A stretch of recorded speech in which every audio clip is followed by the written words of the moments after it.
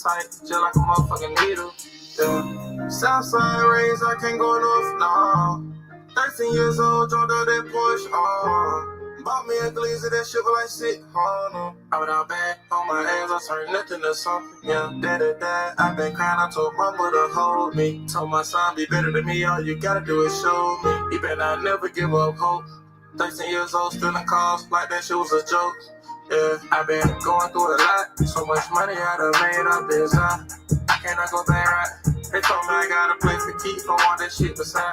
I said that shit like Batman, but my partner don't be right. I can't let nobody change me. I'm seeing demons when I sleep. That's why I gotta stay hydrated off codeine to permit the zone. I ain't been no fan, I'm also used to fan calls and designer things. Ain't got no friend no more, these niggas show fake love, they can't. Smash that like button, man. Promotion. Shout out Southside Boom and Southside Ed promotion. Be trusted too much, not gon' make a rated beat like the FBI. Too much money, I'm colorblind, can't tell me nothing about my life. I'ma ride for my dog, give a damn if he wrong or right. 30 sticks up under the sofa, 30 pistols, 30 spies. Fresh as a peppermint, fly like a pelican, not in a reverend. In my closet got skeletons, she know I put this shit on like a mannequin. I know I'm heavy sin, I got the power like I'm Tommy Edison. No lie, I'm thinking that I know it's that letters young. Smash that like button. Shout out Southside Ed and Southside Boom.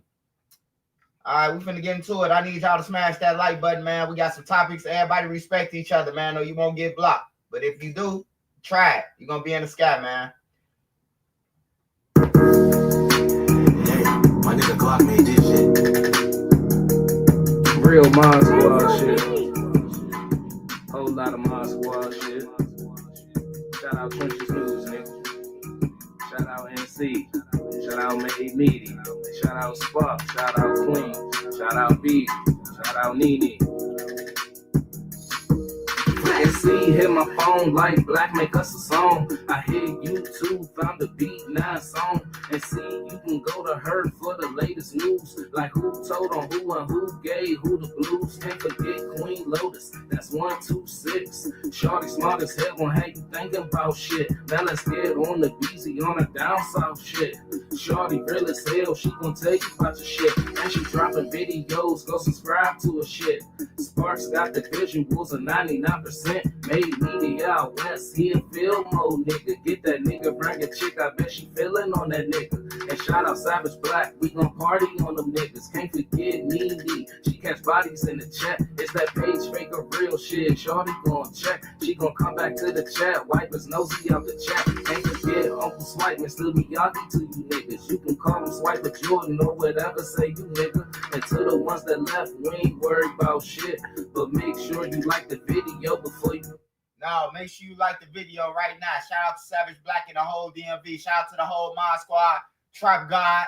Shout out to Joe the Mob. Shout out to all y'all, Anthony Peterson. Shout out to everybody, man. All my riches, man. Shout out to all y'all. Tommy Sherman, shout out to you too, man. Sean Ward. Shout out to all my riches, man. Make sure y'all go and follow all my riches, man. Joe Morton. Hey, pray for Joe Morton too, man. I don't know where he been at, but pray for him, man. Yeah. Real Mod Squad shit, yeah. Real Mod Squad shit, yeah. Real Mod Squad shit, yeah. Make sure you like the video before you dip. Real Mod Squad shit, yeah. Real Mod Squad shit, yeah. Real Mod Squad shit, yeah. Make sure you like the video before you dip. All right, y'all. I'm finna transfer over then. I'm back at y'all.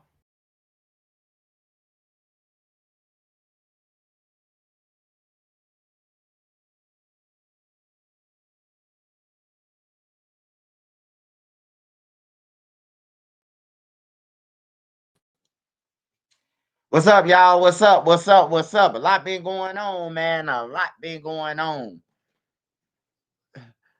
Today we talking about Tory Lanez. He's some rapper, man, who shot some female by the name of Ed the Stallion. They said her name was Ed, and then they added on, the M, the E, they dropped the and put the, y'all know what I'm talking about, right? So he's supposed to shot a lady named Megan Stallion. We're gonna get into all that, man. I don't know who he is. I don't really know him, but I know of him because his songs, his music. That's the only thing I know about him. I ain't in his personal life.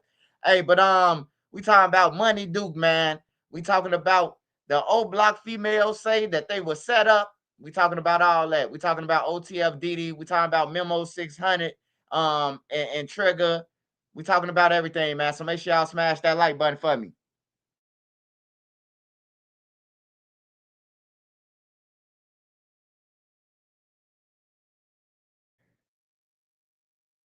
Oh yeah, and we talking about old Block Trey 5. He back over there. So hey, look, they done lost two motherfuckers and they done went to go and get one person that equals 10, man. That's crazy, man. Hey, y'all be careful over there on 63rd, man. On some real shit, man. Y'all be careful. When I told y'all last week, when I just told y'all hypes and everything gonna be getting shot, that's Trey 5 for you, man. He ain't sparing no motherfucker. He ain't getting nobody no pass. Ask them hypes on 63rd. He the reason they ain't up there no more, goddamn it. Hey, nah, but Money Duke, them they got killed. Him and Lil Rel. And I think they case going federal. I really think they case going federal, man. You know the reason why I say that? Because every time when Doug got killed, the first thing they put in there was KI in the newspaper. Something about KI killing 17 people. Doug was a friend of hers. And then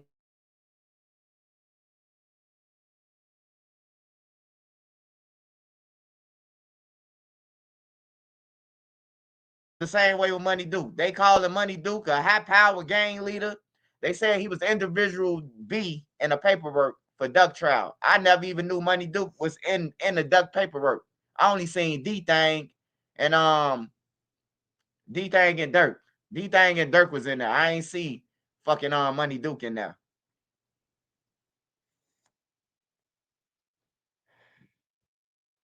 Shout out STL. Shout out to everybody where y'all from. Drop where y'all from. So I'm gonna shout y'all out slowly but surely. So the guys when they it was multiple people, bro. It wasn't no one person. One person ain't just hop out and blick them down, bro. Hey, I had to think about it. I say now if it said gunman with the A, it'll be one person. But when it said man, that means multiple.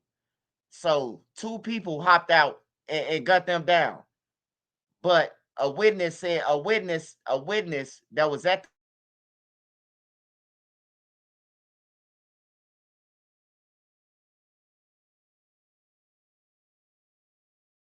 20 minutes before Duke and them came out of there, man. The niggas was outside waiting. So they knew. So somebody called them and told them they was in there. You know, the girls from Oblock, the sisters of them, they blaming the little girl who was on DJU, who talking about she bounced out with choppers and shit. Now I don't know if it's her. I can't blame her because I don't know. Because them niggas got a lot of ops. They had a lot of ops before the Aspen cashing. And trust me, they had a lot of ops. I knew these guys, you know what I'm talking about, way before Ashton Cashman they came, whatever her name is. So, hey, that's one thing I tell people. Watch, hey, look, you gotta be as a friend who watch who you go out with. Cause you could go out with a nigga and he could get killed. And they say, oh man, he set him up. Like, what type of shit is that, man? I just came from Wisconsin, nigga. I ain't been in the city in 12 years. And y'all blaming me for setting him up. And y'all know these niggas got ops. You hear me? Like, they blaming the girl for that shit. Even though somebody called, though. They ain't just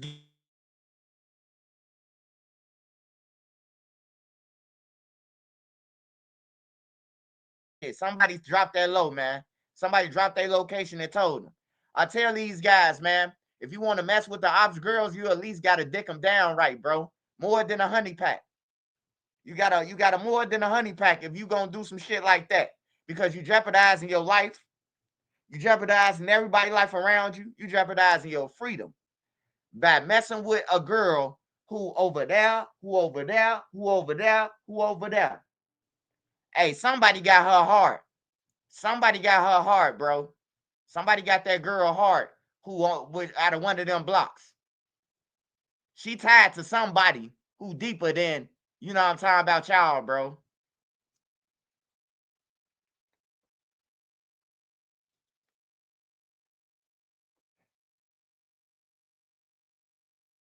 Hey man, I'm tired of hearing y'all say, well, who Money Duke done smoke. God damn, he just killed everybody now. Y'all done turned Money Duke into Vaughn now.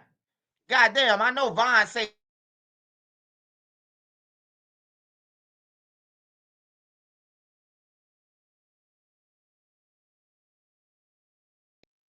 motherfucker say he killed King King, he killed Cash, he killed.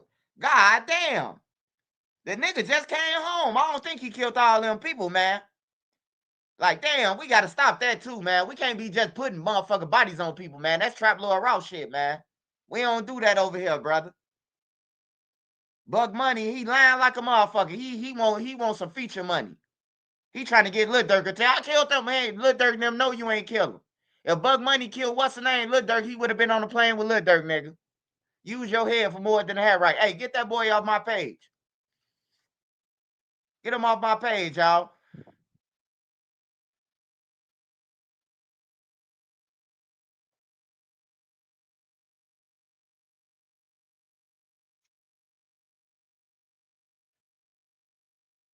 Anyways, like I was saying, man. Now these guys, now it's one thing. It's one thing for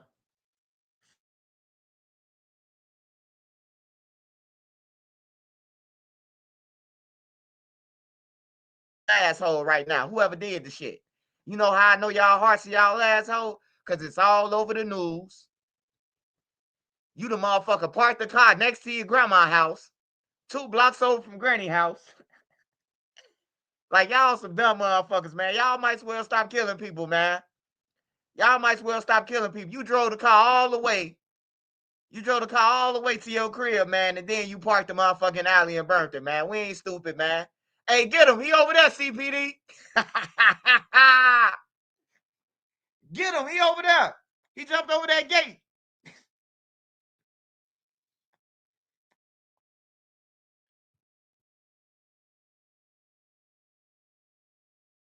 Yeah, niggas arguing over a body, man. And then you got the 2 different blocks now. You got the 2 different blocks, Front Street. You got one nigga who a clown. He showing a chain. He showing a motherfucking chain, bro. He's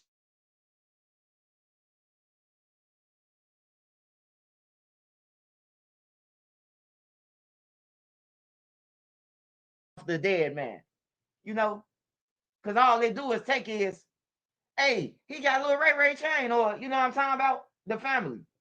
Now you going down for a robbery too. Hey, but they didn't take Money Duke chain, man. And K Smooth good. K Smooth good. He got shot in the back and it came right out his stomach. So he got shot out. He got shot as he got shot in his back. It came right through. It went in, came in, and went out. So he good. He'll walk again. He gonna walk again. As long as he do what he got to do, like he gonna come back healthy. 100%.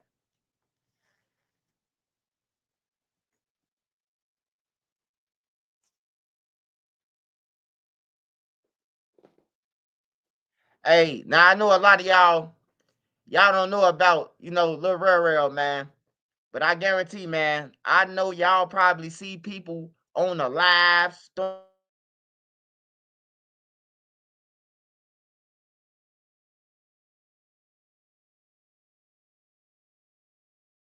money.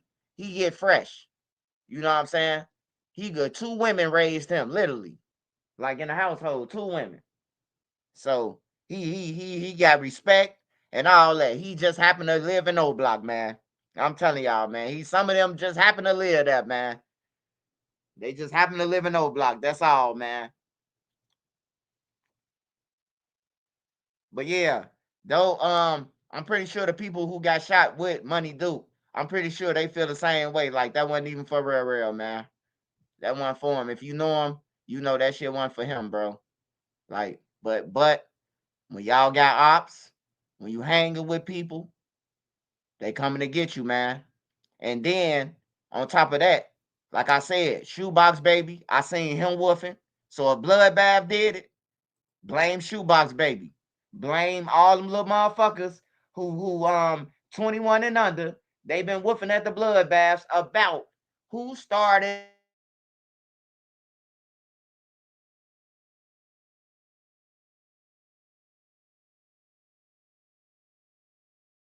rob somebody, man. And then how you rob somebody and they take the gun from you, man? Now that's one thing to get your ass kicked, because anybody could get punched and knocked out. But you let a motherfucker, you up the gun on the motherfucker who took it from you, and dude only, man, hey, my audio keeps going in and out.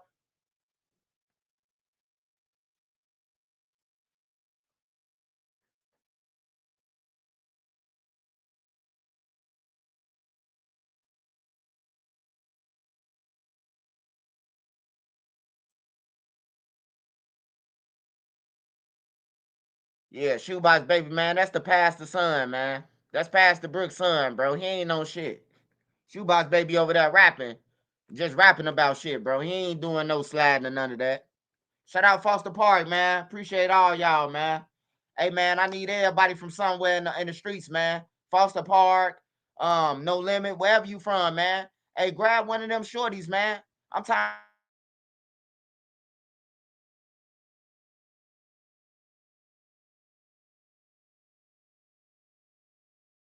And then look, if you take the nigga who causing all the trouble on the block, right? They saying, yeah, it's my audio.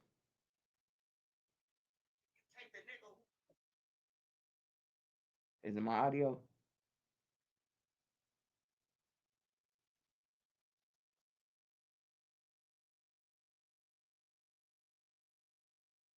I hate this computer. Audio tripping out, bro. All right, hold on.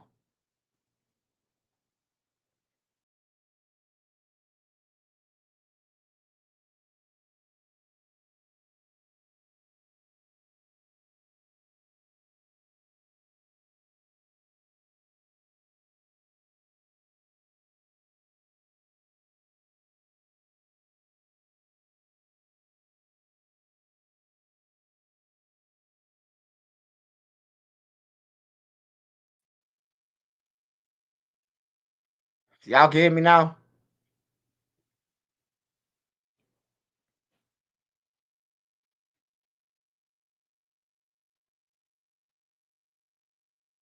Is it going in and out? Tell me. I don't know what the hell going on, man.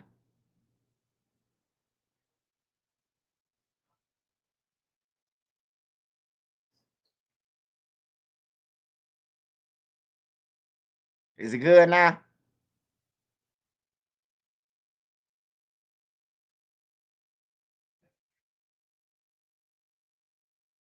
It's like it's lagging. No, Sparks saying everybody's saying it, Nene.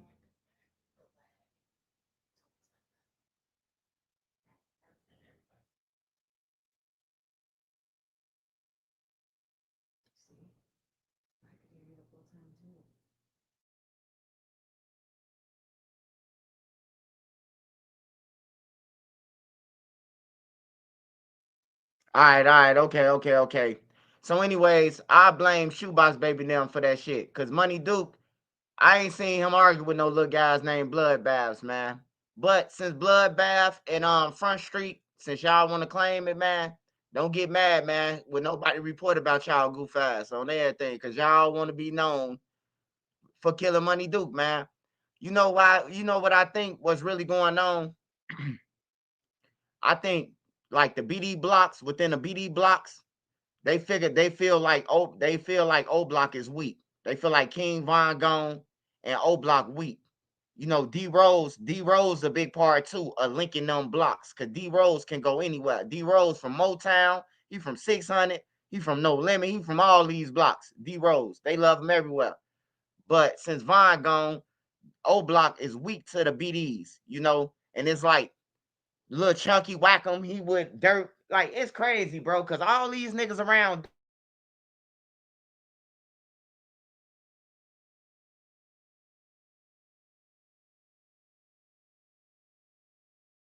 dirt in a BD world. So, hey, look, tell your people don't disrespect them.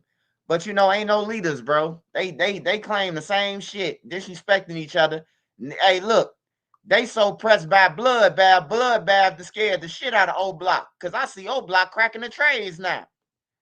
I see Oblock doing what motherfucker Lil J and them started doing once they got into it with the BDs. They started cracking trays, and that's what Oblock doing. I seen all them little niggas cracking trays. Even if D Rose was free, he couldn't stop what is happening. No, man. Hey, look, if King Von was here right now, bro, they wouldn't be into it. I guarantee, nigga, you ain't heard nobody say nothing about no FOD or none of that while King Von was here. Stop playing, dude. On everything. Stop playing. You ain't heard no, you ain't hear. Hey, look, you ain't hear Memo 600 saying nothing about Oblock. You ain't heard none of that shit. He said still going out.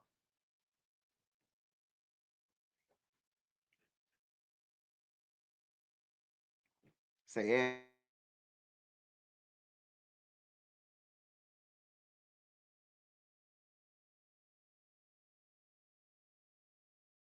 All right, okay. All right. They said I'm good again.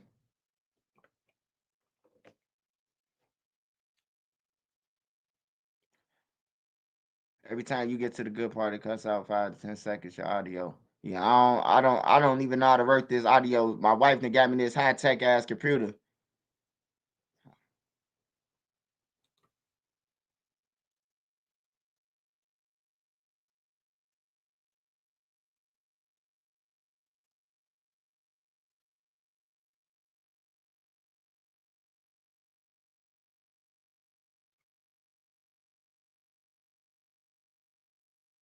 All right, so anyway, hey, does it sound better now? I gotta push this shit back. It's probably too loud. The speaker is so fucking good that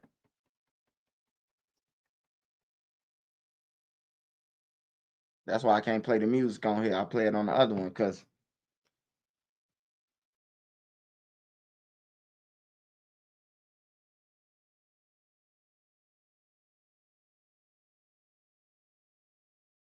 it's they trying to take power. Like everybody want to be the top BD block. Like everybody like O Block ain't the headquarters no more. That's how they looking at it. And motherfuckers trying to take over, man. And they want that O Block light. They want that light. And you know, when you just do evil shit and do shit, the more shit that your block do, the more recognition that you think they get. So that's what I'm kind of looking at. But yeah, hey kids, get out the street, man. All them niggas was just hanging with each other, man. Bloodbath and all them. Just a year. It was all good just a year ago, man. I'm telling you, would tell the nigga you love him today, and then you would be shooting at each other tomorrow, man. Pick your crowds wisely.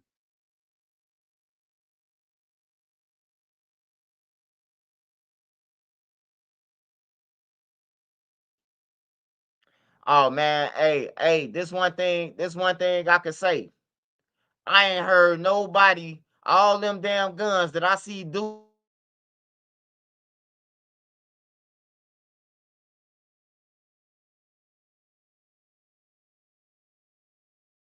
three weapons or none of that, man. See, that's what I'm talking about. And then the kids believe that, oh, I got my pipe on me 24/7. Nah, them niggas don't, man. Just look at the niggas who get folded up like lawn chairs every day, man. Niggas be showing their guns on videos and shit, and then get caught without it, bro. Like if you in the street and you got ops, you supposed to have them motherfucker glued to you, like, you know what I'm talking about, like your like your draws, your ID, whatever you want to compare to it. It blanked out.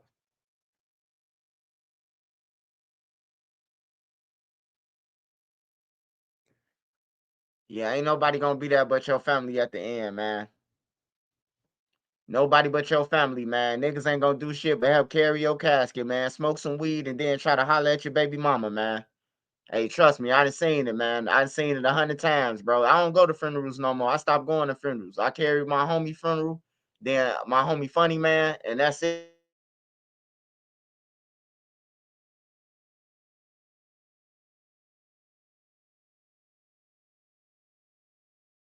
It's in no casket anyway. They already know I ain't going to no funeral. Like I ain't finna. I remember my siblings how I remember them. I ain't going to see them in no casket though. You know, a funeral is a fashion show now. People show up to see who balling, who doing good, hating shit.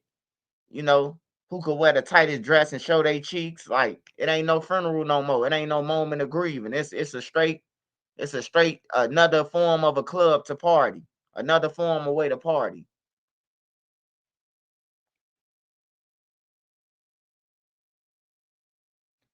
Hey, but to everybody over there in that area, 63rd and all that, FBG Young them, they claiming it. I seen a lot of people from over there on 63rd saying that basically like they had something to do with it or bragging about. Just be safe out there, man. Oblock then called Trey 5 up. If y'all don't know who Trey 5 is, you'll find out if you stay around long enough. If you don't know who he is. But if you know who he is, then you know that what I'm saying is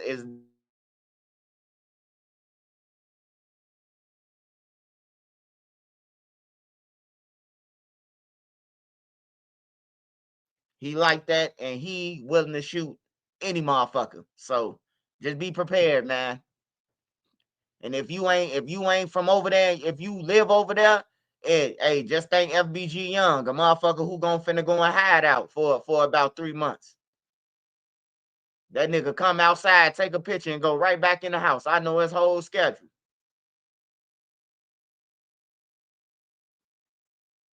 Hey, yeah, some people just the devil though. Trey 5, he the devil, man. I'm telling y'all, man. This is just some people the devil. He the devil, bro. Like everybody know that. Everybody from the other side. That nigga walking through alleys with choppers, bro. Like for real. In the middle of winter, why is his ice on the ground? Like he got on skis and everything, bro. Like he a different breed, man. So just be careful, man. I seen him over there in Oblock smoking weed and chilling. Hey, just be careful, man. I ain't gotta be over there. But I'm just warning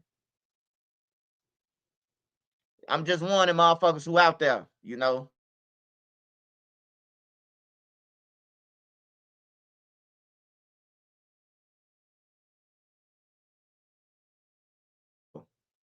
He ain't no joke when it come to his homies, man. And Duke one of his homies. So just be careful, man. I don't like nobody to die, bro. I think all of it's bullshit. I think, motherfuckers, we killing each other for nothing, bro. Like, can't nobody tell me the reason why nobody into it. Hey, I done seen everybody go on the platform and be like, hey, why y'all into it? Can't nobody tell y'all that. Can't, because the people who got them into it is dead. They've been dead for 14 years. So the new motherfuckers can't even tell you why they into it. They just want to be into it with a motherfucker. You know?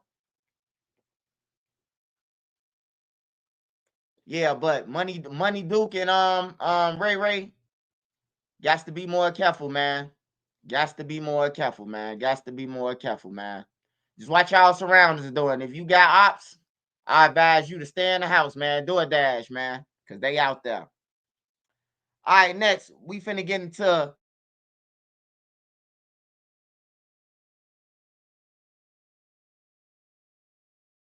race riot. And they said that he was stabbed 14 times, man.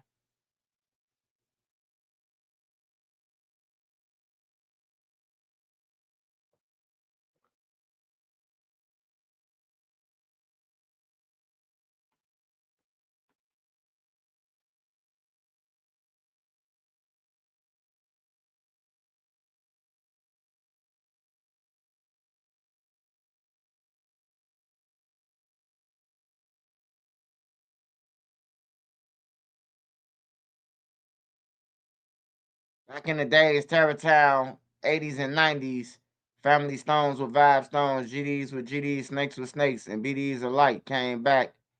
Desert Storm and shit changed. Oh, yeah.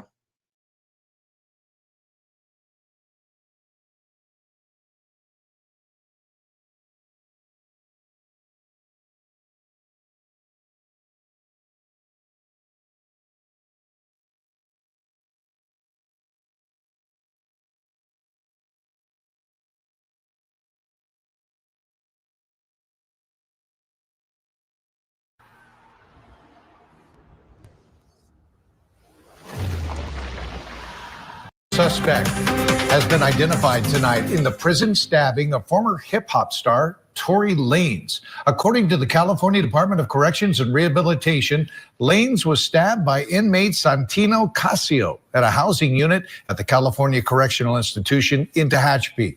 That attack happened early yesterday morning. An Instagram post from Lanez's account says he was stabbed 14 times in that attack, causing both of his lungs to collapse.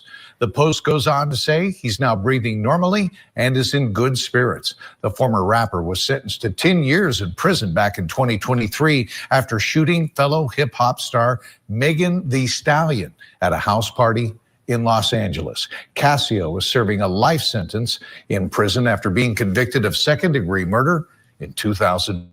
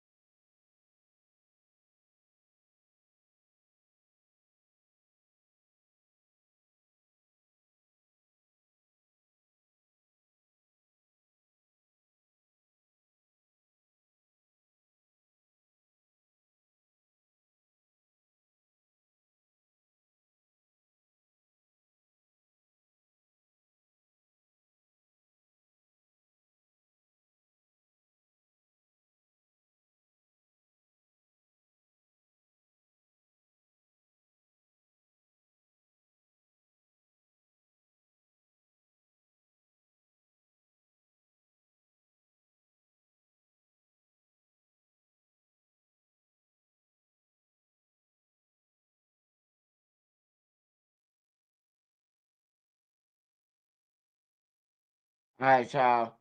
That StreamYard fucking up, man. Something wrong with the StreamYard.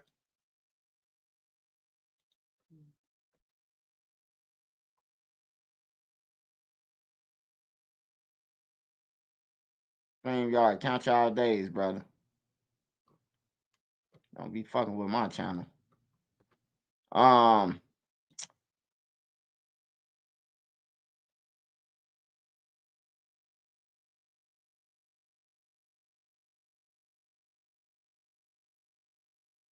Hey, Curves, and what's the name? Go on here and find you some business, man. Hey, knock him out the sky. Knock him out the box. Knock him out the box. Knock him out the box. Gonna say some dumb shit like that. I get off here, I ain't gonna restart shit. Get off my live, man. You just pissed me off. Come back tomorrow. I promise you.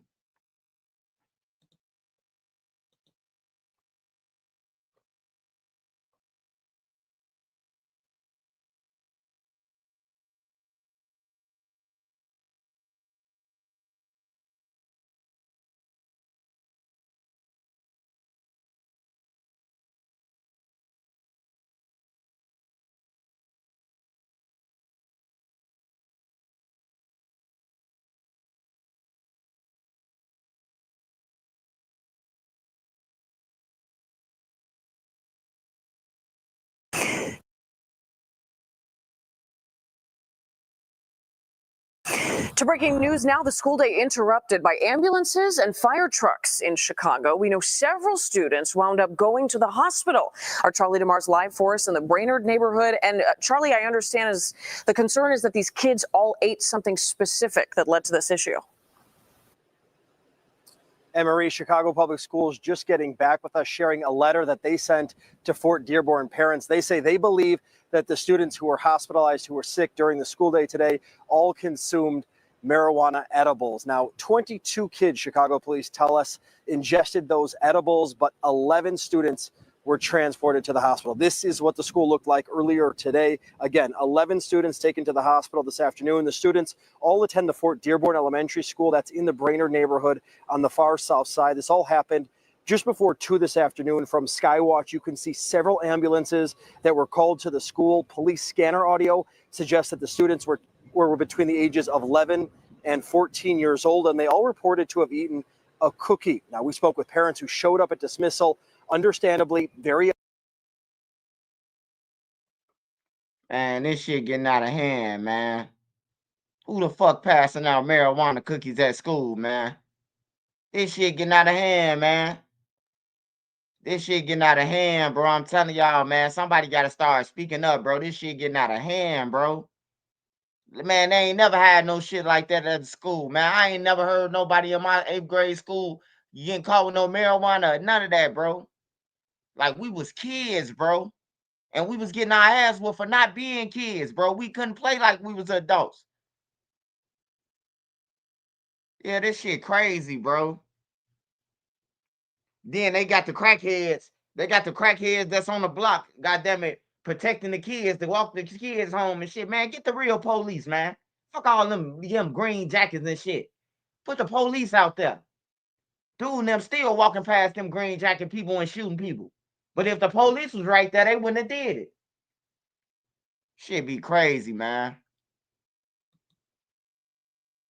Upset and left with a whole bunch of questions. I feel sorry. Yeah. More concerned. Because why do children feel the need to ingest anything they shouldn't have? What's going on? What's going on? No. It probably was a mistake. Yeah. But you have to be careful what you leave out and have around your children. Parents, please pay attention. That's all I have to say. And those 11 students who were transported to the hospital, again, believed to have ingested some kind of marijuana edible. They are all listed in good condition. We, of course, will continue to follow up on this story, but that is the latest from the Brainerd neighborhood. Charlie DeMar, CBS News, Chicago. Marie? Hey, yeah, they better sue their ass, man. It's time to start suing them schools, bro. Some of them edibles are strong as fuck. I'd rather just smoke. Yeah, I don't like no edibles, bro. Like, I don't like that shit. I'd rather just smoke me a little marijuana and drink me a motherfucking a Fiji water, bro. That's all I need. Marijuana and Fiji, bro. A toothbrush and some toothpaste. Because if you smoke as much I smoke, you're going to need that toothbrush. I know them niggas in the hood, they breath be fucked up. They smoking blackjacks all day, ain't brushed their teeth, and just sitting around each other just lying. On woo woo woo, on Mighty Duck, on King Kong, on woo woo woo. Shit hot.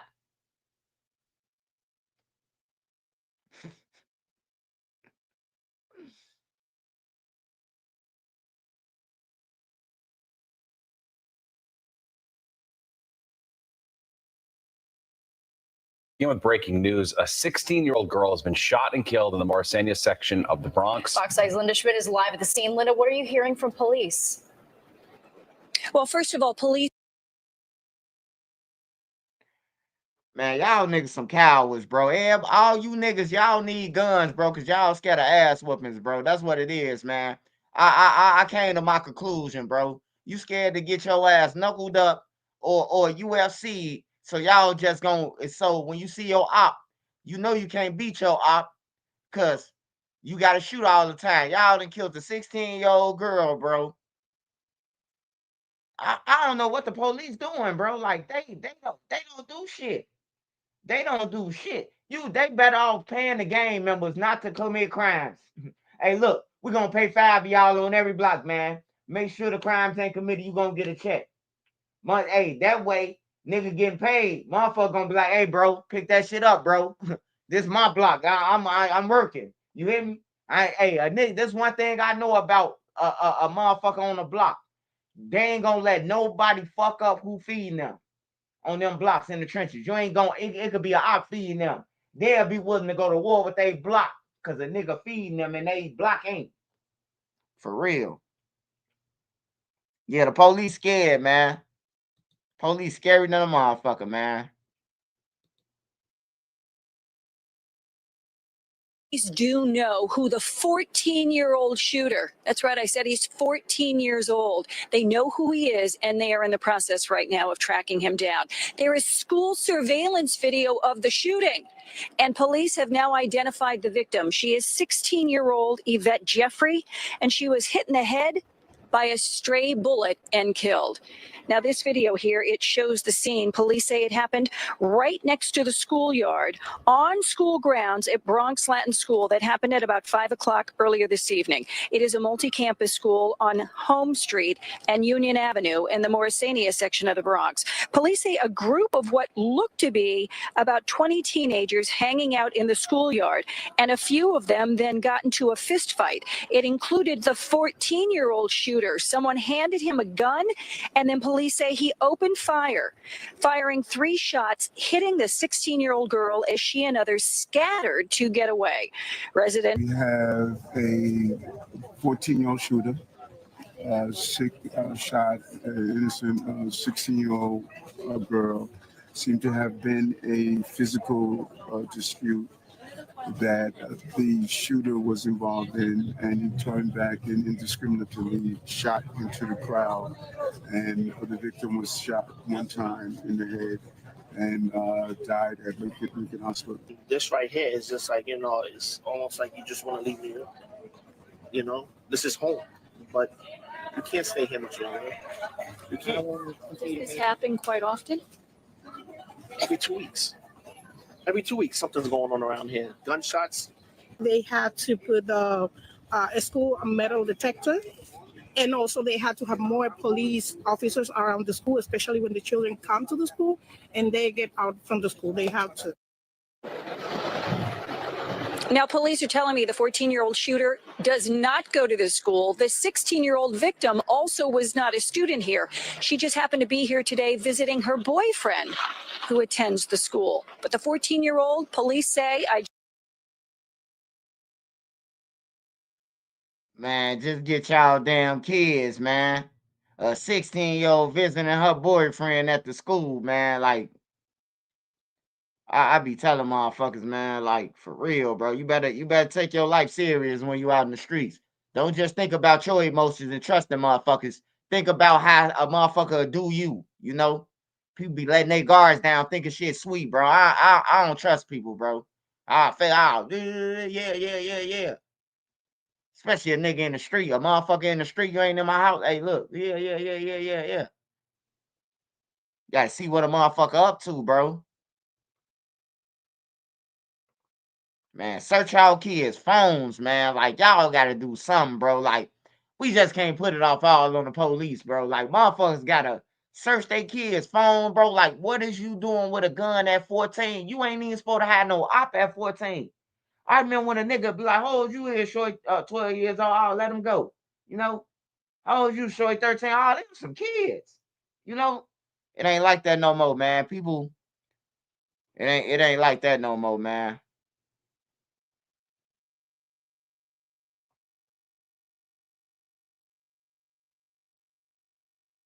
Yeah. Hey, yeah, you ain't at your school, but you went to the other school to chill. That shit fucked up, man.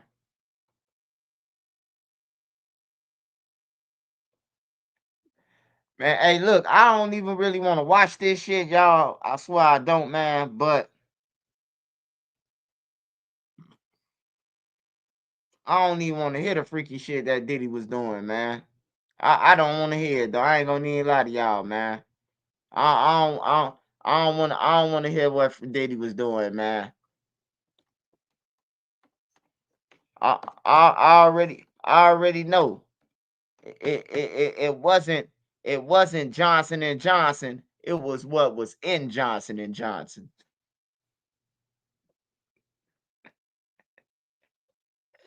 Johnson, like, y'all can't blame us. We gave him to him raw, and he added some shit. Johnson and Johnson got up out of there on Diddy ass like, hell no, we ain't got shit to do with you. We sold you 30 cases of regular shit, nigga. We ain't sell you shit with no drugs in. Diddy and laced them with drugs and all type of shit, man. Niggas can't live with the fact that they could just get a woman and have their way with a woman. They gotta drug them and all type of weird shit, man. With motion arrays, easy to use motion graphics, you can enjoy the creative process instead of racing toward the finish. The longest freak off was 4 days. Man, a nigga can't even last 3 minutes, man. 10. Man, I get an average motherfucker goddamn an hour, 2 nuts, and you done, man. Ain't no motherfucker doing no freak offs, bro. Like, I mean, what's going on? I mean, I know you off drugs and all this shit, right? But man, come on, man, knock it off, man. Knock it off, man. Knock it off, man. 4 days straight. I know crackheads who stay up for 4 days straight and looking out the blinds and shit every 20 seconds. But I don't know no motherfucker who she say she was dehydrated, sore, and filled with drugs.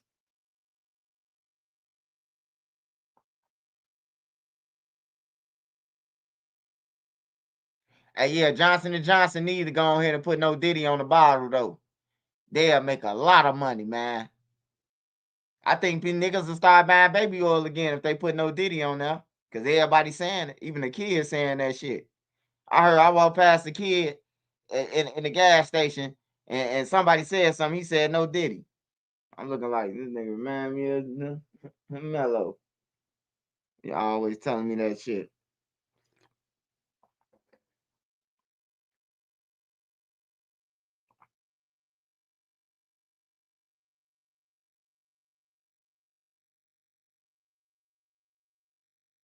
Hey, at Swipe, did you used to stay in Madison, Wisconsin? Hell no, man. Man, I lived in Chicago all my life, man. I've been to Wisconsin. I've been to Minnesota, but I ain't never been to no Madison. I've been to Racine, Milwaukee, and Eagle River, Wisconsin. That's it.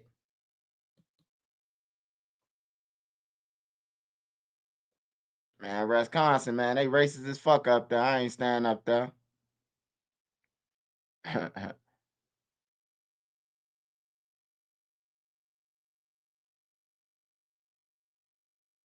He had a gargle. Oh man, that's crazy, man. That's why I don't even want to watch that shit, man. Diddy on some other shit. All right, let's watch this. Murray, really disturbing case here. And it's a case that got a lot of attention from domestic violence advocates. You guys may remember the woman involved here had a long history of calls to police and orders of protection against Crissetti Brand. And again, we want to warn you, this is a disturbing case in nature, disturbing details shared in court. So you just may want to pay attention to this. Some of this may be hard to hear at home. On March 13th, 2024, 11-year-old Jaden Perkins was killed trying to protect his pregnant mother, Lateria Smith. Prosecutors said in court, Perkins was trying to pull Crissetti Brand off of his mother, who he was stabbing, and Brand stabbed him once in the chest. Police say Crissetti Brand had a long history of domestic violence, and he was in and out of jail. Man, we ain't heard he got his ass whooped yet. The gang members kicking it with him. You see what I'm saying? You see what I'm saying, man? He in there with the gang members. He in there with all the YNs. They ain't touch him. They call him old school. He done killed the kid, though. They call him old school on the day. What up, old school? He done killed the motherfucking kid. We ain't heard nothing about him getting his neck broke. I told y'all. Hey, look. You will kill somebody or take your chances of jeopardizing your freedom to go and search and kill for somebody, right? But you won't go, you won't take that desperate measure to go and get a job.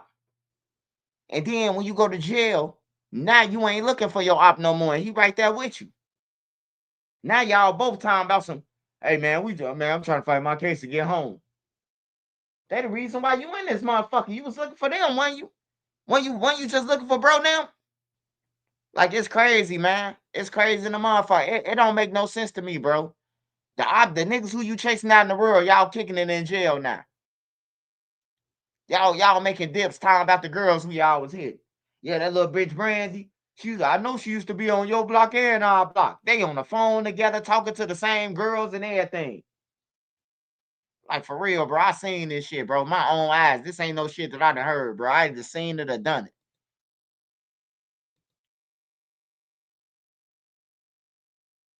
jail. Prosecutors say he broke into Smith's home in Edgewater just one day after he was released from prison on parole. Smith, Jaden's mother, had filed an order of protection against Brand, with whom she'd had a previous relationship.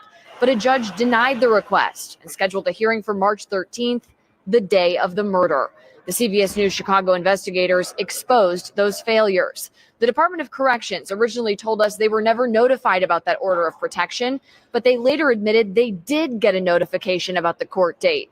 A few days later, the head of the Illinois Prisoner Review Board resigned. In opening statements in court, prosecutors said Brand stabbed Smith, who was pregnant, 11 times. She was rushed to emergency surgery. Crissetti Brand is representing himself in this trial, a trial he demanded, facing 17 charges. If he's convicted, he's going to spend the rest of his life in jail. Normally, you should have somebody who knows what they're doing, appearing in front of a jury, appearing in front of a judge when the stakes are so high.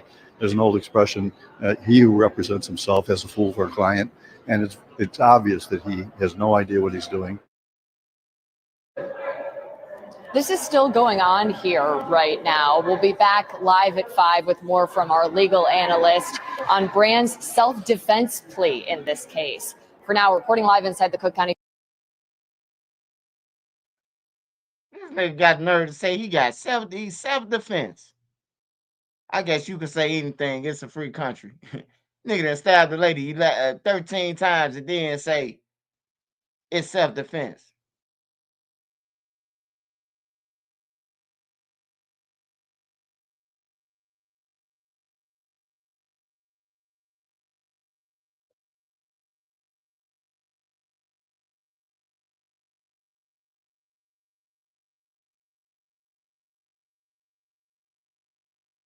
Yeah, there's some sick ass motherfuckers out here.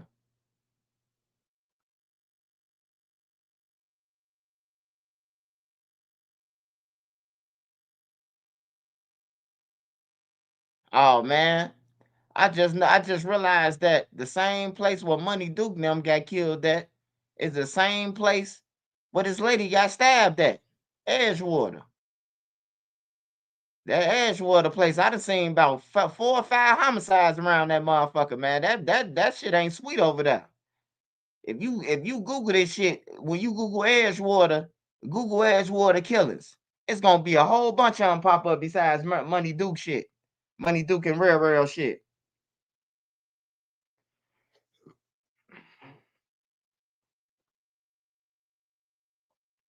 Hey, Memo 600, man. I just want to say something to Memo real quick, man. This for Memo 600, man. Hey, Memo 600, I fuck with your music. Oh, yeah. Hey, I'm about to watch that next, Famous Amos. I'm about to watch that next. I want to say this to Memo 600. Hey, Memo 600, man. I know that Duke, I know that you and Duke had a problem with each other, right? I know y'all had a problem. Y'all was dissing each other right here. Duke dead now, right? Duke dead, just like your little brother dead, right? And all you doing is making yourself a target. And then by you going at your homies about the shit, right? You gonna have your homies them backdoor your ass or get on you too. Now you running from Oblock and 600. Gotta think smart sometimes, man. Just leave that shit alone, bro. Just leave the shit alone. Duke dead, bro. Like, for real. Duke gone now, bro. He can't harm you no more. He can't come in your dreams. Just leave it alone, bro. That's all Trigger trying to tell you. That's all 600 Trigger trying to tell you, bro. Leave the shit alone, bro. Y'all don't need no unnecessary ops, bro. Too much shit going on, bro. To have some niggas y'all was kicking it with for the last 20 years. Now y'all into it, bro. Like, for real, bro. But you could keep being the tough guy you is, Memo.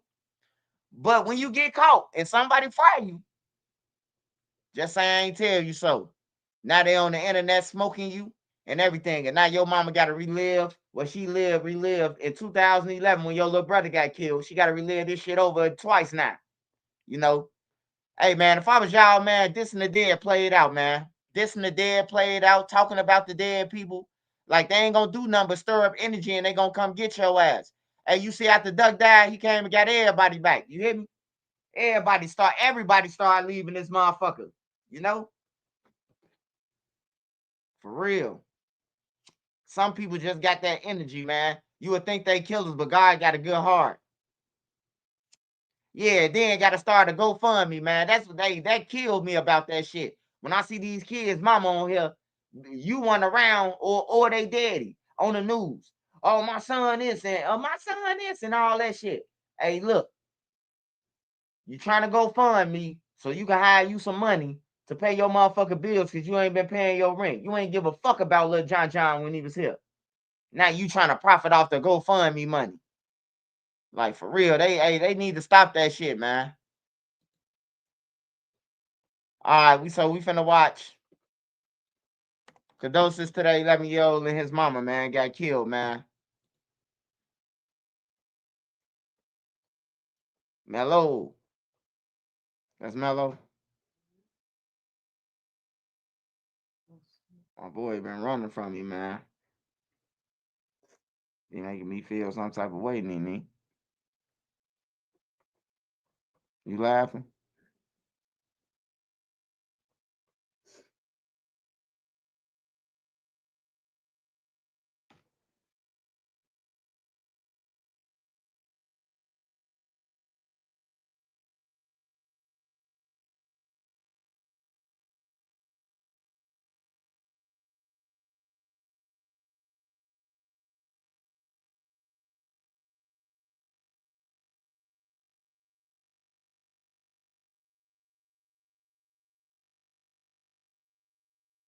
All right. So look, this what we gonna do.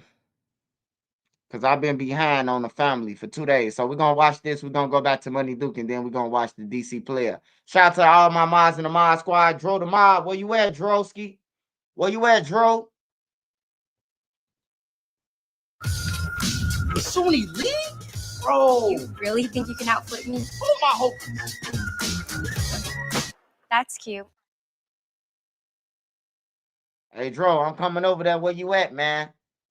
Hey, I need about 30 man, with rocket launchers to protect me, man. Dro like, man, I don't live in that bullshit. Nobody wins when the family feels. Make you think. This CEO Philly Trenches Hockey Raw coming at you live and direct down Center City. Before the sun comes up, I'm downtown. 3 teenagers and an Hey, bro, I did promotion from him, bro. Hey, I shared his video before, bro. On everything, bro. He hit me up, bro. I think I charged him like $40 to promote on my Instagram, bro. This Philly Trenches or whatever the fuck his name is. Hey, this dude named Philly Trenches or some shit like that, right? Trenches Philly. I remember him, man. He was like, man, I'm in the Philly with the Trenches News, bro. And he gave me $40, bro. I shared this shit, bro. He killed somebody, huh? That's crazy, man. Philadelphia's dark YouTuber shot up bus. Rapper killed on Mother's Day. Damn. Yeah. I had shared some shit for him, bro. That's crazy. He said he didn't do it. Well, shit, they got him on the news saying he did. Good luck with that one. Adult woman were hurt when gunfire erupted. You ain't nice to me. I'm hoping you can see. I'm praying you can see. Leave my mark in this game, and I call that rare timing. I'm from a place where the bullet holes or the tears dropping. Man, my life is like a nigga walking down the street of glass with no shoes. That's the closest I came to red bottom. See, this the realest shit I never wrote. He had a scholarship, but he ain't go, cause his op was about to make parole. He want this nigga dead, he want this nigga soul. I know what mom and daughter that stopped speaking, cause she stopped taking her birth control. My city died. God is everywhere. This shit can't be before. She traumatized. She seen her grandma die. They take her final call. I know the feeling. But I can see my stomach ain't got nothing, dog. I'm calling God. But he didn't get my message because my phone was off. I know you proud of me, but I'm from North. You never hear that shit. If 4 niggas catch one body, they gonna share that shit. Hand me down. You couldn't fit it, I'll be weird that shit. He shot the block but killed the little girl that's making a TikTok vid. Hey, man, the bloggers ain't saying shit, man. I seen the news say it, bro. You ain't just see the news report, man, saying that he did it, bro. He won it. Hey, Michael, man. Hey, stop spreading false information, man. The bloggers ain't said shit, man. The news report said it, man. Hey, get Michael off my page, y'all. Spreading false information on Trenches News, man. Get off my page, brother. If a news report come on here and say that he did it, get off my page, bro. Y'all some broke people, man. Go on ahead on, bro. Go find you a job or something. Stop coming on my page trying to cause mischief, man.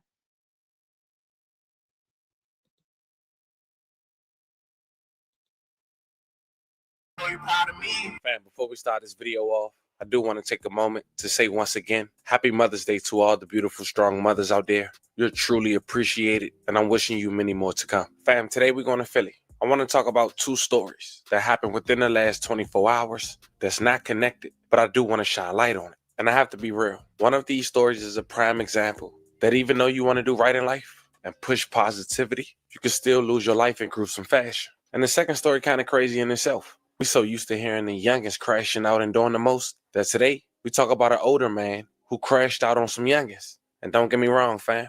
Some people say it's best to avoid public transportation in this day and age. And some would agree, assuming that being next to the unknown is becoming more and more tricky. And the first story happened the night before Mother's Day. A man had ruined Mother's Day for 4 families, 3 teenagers and 1 woman. And the perpetrator, he was an older man in his late 40s. That was also a YouTuber, which we'll later check out, but it's not what you expect in 2025. At least that's what some would say. And honestly, according to the facts, this man allegedly did this because he couldn't control his emotions, letting a teenager get the best of him, and feeling like Superman wanting to prove a point because he had a loaded firearm, all while on a bus, public transportation with 30 passengers. Today we go over the details in that story. And we also talk about a story that happened on Mother's Day. A rapper who was known for doing his freestyles and even had sponsors as early as 2018. Man, don't tell me they killed him too, bro. Dude, cold as hell with the rapping, bro. He be rapping about positive shit, bro. Man, they just taking out everybody, bro. I know exactly who he is. I be watching him on Instagram, bro. He cold than a motherfucker, bro. That's crazy, bro. They didn't kill the other rapper, bro. He don't even rap about sliding, bro.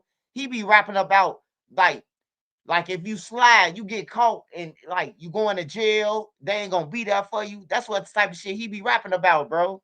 That's crazy, man. Rest in peace, brother. It's crazy, man.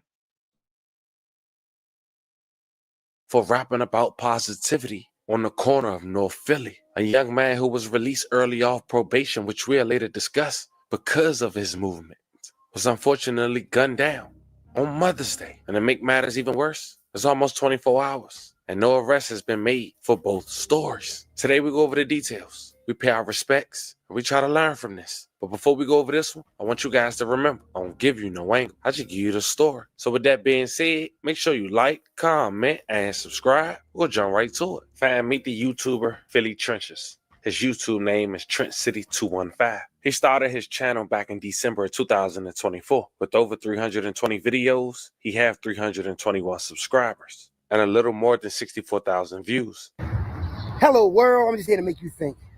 This CEO of Philly Trenches Hockey Raw coming to you live and direct. The Bone exclusive video. The other day, I made the video. Y'all really couldn't see it that clear, but the quality of the picture, you can see a little bit, to me is amazing, right? But just, I think the Wi-Fi, the frequency, I couldn't get the good service in. But my phone was acting up yesterday, for a whole hour. Hey, nah, he look like a better version of Truth Teller. Boom, boom, boom, boom, boom, boom, boom. Shots fired. Shots fired. Blah, blah, blah, blah, blah, blah, blah, blah, blah, blah, blah, blah, blah, blah, blah, blah, blah. I had a lot of stuff that I was trying to do, had to get delayed. Things happen for a reason, but I'm just letting y'all know that Philly Trenches with the global monstrosity. In a landmark move toward accountability and justice, the state of Illinois is now offering compensation. I was saying monster monstrosity because it is a monster monstrosity to me, as far as it being like monsters, because it's the monster. But it's global monstrosity by one of my closest friends, like my brother, Donnie Warzone _22 on Instagram. He got the, his merch. It's not just the merch, it's his craftsmanship that can captivate, what word I'm trying to say? Captivate as far as the eye, the clothes. See, we used to be boosters. We used to be in the malls and taking the flies' clothes, the Felix sweatshirts and all that. So he one of them low life niggas. So his clothing line for the colors is, we don't want to come out with the crazy colors and Felix sweatsuits and polo shirts and all that. So Donnie Warzone get with the. Hey, do anybody understand what the fuck he talking about? He talking about Donnie Warzone and all. Who the fuck is Donnie Warzone? Is anybody on here from Philly could translate this John for me? How y'all saying Philly John? Can anybody translate this shit for me? This John for me? Cause this nigga talking about some motherfucking Harry Potter and all type of shit. He's on some crackhead shit. I was just playing when I said truth teller brother, but shit. Tell me something good. He might be high.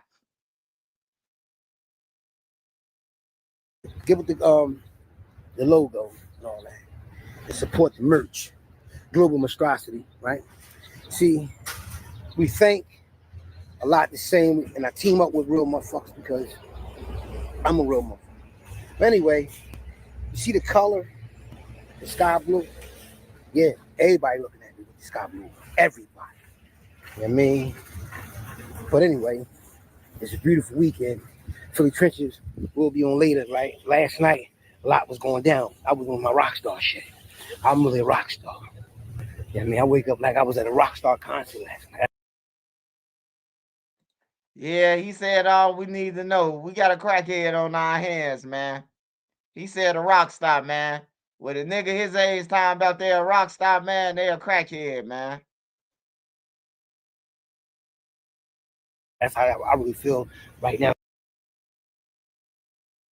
That video was posted to Philly Trench's page just 9 days ago for me doing this video. But 8 days after that video, on May 10th, 2025, the day before Mother's Day, he would get on the bus. A bus that had 30 passengers on it. The bus was located on Girard Avenue and 33rd Street. It was just before 6:15 p.m. And on that bus was some teenagers who allegedly got into a verbal altercation with Philly Trenches. But he was losing the verbal altercation and resulted in pulling out his firearm and shooting up the bus, striking 3 teenagers and 1 woman. When police arrived on the scene, they realized that the Route 15 bus had people shot on it and was in total chaos. Now, thank God, as of now, it's being reported that the 4 victims, including a 16-year-old boy and 14-year-old boy, all whom were taken to the hospital, and a 39-year-old woman was treated for a graze wound on the scene. All of the victims are in stable condition. In an update Sunday morning on Mother's Day, police said the 14-year-old was shot in the left hand and the 16-year-old was shot in the right foot. The other 16-year-old suffered a graze wound on his back and a Hey, y'all. Hey, y'all. The man ain't even monetized, man. We can't be calling everybody no bloggers, man. You got to be monetized with ads on your shit, man. He ain't even monetized yet, man. He smoking motherfuckers on the bus after he had a night of crack, man. This shit crazy. Hey, man, live y'all life, man. For real though. I'm just telling y'all the truth, man. Try to live your life, bro.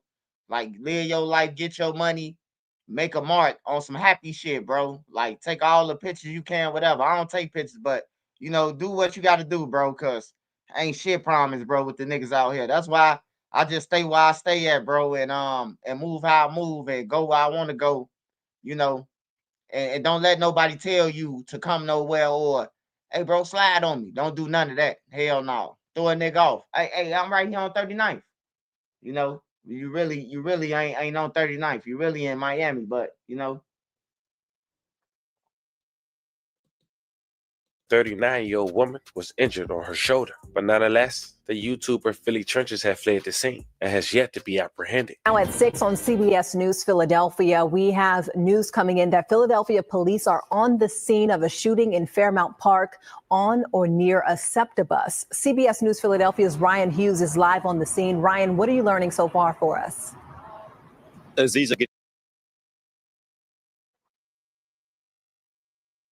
I ain't gonna lie, I thought that was Amber Rose at first. I was gonna say, what the fuck in the Philly news is this? But this is a real news report, though. And that ain't Amber Rose.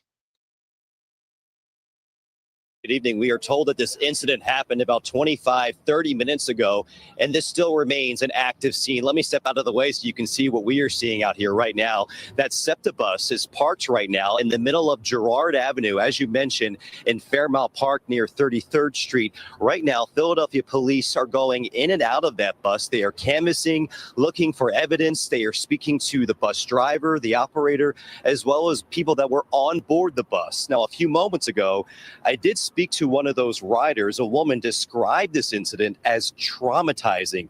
According to her, she tells me at least a dozen people or so were on the bus at the time when this happened.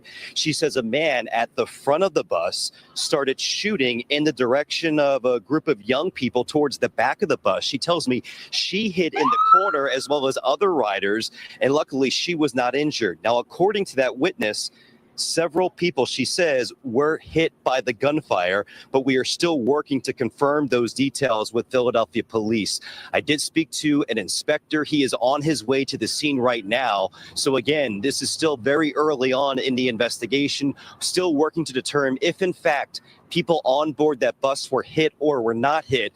This is 33rd Street and Girard Avenue, a very busy intersection in Fairmount Park, not far from Brewery Town. You have several police officers, again, on the scene. They've been going in and out of that bus looking for evidence.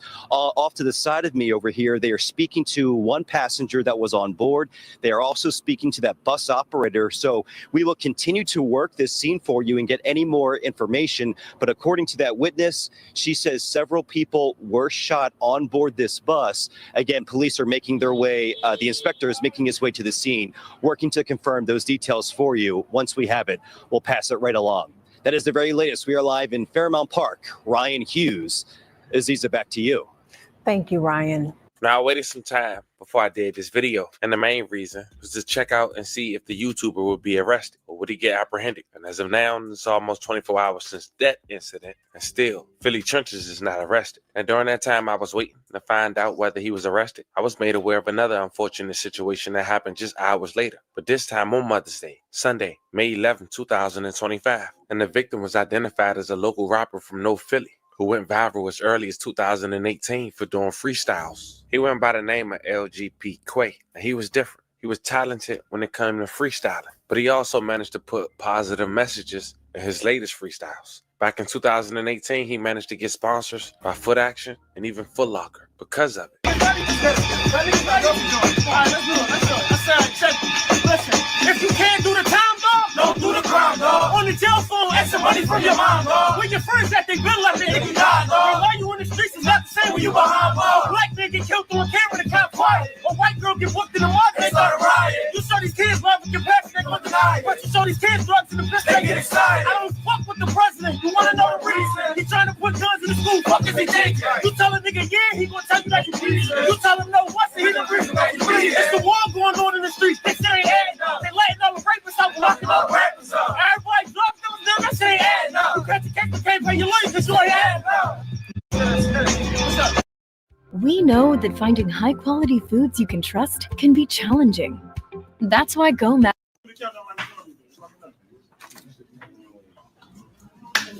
Everybody doing out there, it's LGBTQIA, the voice of the youth. Out here in Edward still right now, giving back to the kids.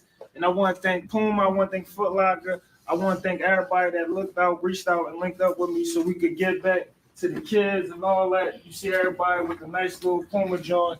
And we ain't just talking, we actually out here. Listen, we still coming, we coming in. My first ever dressing room, busting all that. But let me take y'all in here though, man. This is crazy. We come from nothing, let's go. Man, got us in here looking good. You already know how I'm carrying it. Got my guys saying? How we mobbing? You mean? These niggas used to be on the block, now they eat good fruit and all that. I don't understand it. Like, man, Youngin doing it. Let me take y'all back here. Come on, let me real fast. When we come back here, like, got it set up with the dressing room and all that little bit. You mean? What we doing it, man? Stay tuned. LGP, man. 2018. Powerhouse. Go out there and vote for the kid. I'm out. But at just 30 years old, he was shot and killed in the Janita Park neighborhood in North Philadelphia Sunday evening. The shooting occurred at the intersection of M Street at around 4:40 p.m. Now, apparently, it was a Mother's Day barbecue on the block. He was there. He was approached, allegedly, to be robbed for his chain broad daylight. He said no, and they shot him instantly. Before officers responding to the scene, learned that the victim had been taken to the hospital by private vehicle, where he was pronounced deceased at 4:56 p.m. on Mother's Day. Hey man, I know them niggas weren't trying to take that chain that we just seen. That VTOLY. Like niggas just thirsty out here, man. You gonna take a nigga with a chain that say Michelle on it, or a chain that say Johnny Appleseed on that motherfucker. Like, come on, man. Come on now. Hey, look. You can't even bring your diamond tester along and take a nigga chain, because the diamond tester a lot for the nigga. You would take that motherfucker to the pawn shop after you done kill somebody, and then they'll be like, oh, this ain't even worth shit. Now you done killed the motherfucker, bro, and the chain ain't even worth nothing. Hey, you know how I know this? You know how I know? Bloodhound Lil Jeff. Bloodhound Lil Jeff, bro. Hey, look, I know the chains was fake for sure. Cause during the interview, Bloodhound Lil Jeff, they called Bloodhound Lil Jeff, and Shorty, Lil Rob and Monty say, man, you still mad about them chains? We took them motherfuckers to get appraised, man, and they said they ain't worth shit. I knew they weren't lying when they said appraised. They took it to get appraised. These little motherfuckers don't know what appraised is. So when he said appraised, Lil Rob said that, I said, yeah, he took it to the diamond place, and they told his ass that shit was fake. And Lil Jeff was sick. Lil Jeff was sick as hell that they exposed the fake chain. So now what I got to do? Not only did they take my chain, but they said they was fake. I got to kill them. That's what Lil Jeff did. Over some T-Move chains, man. Lil Jeff crashed out.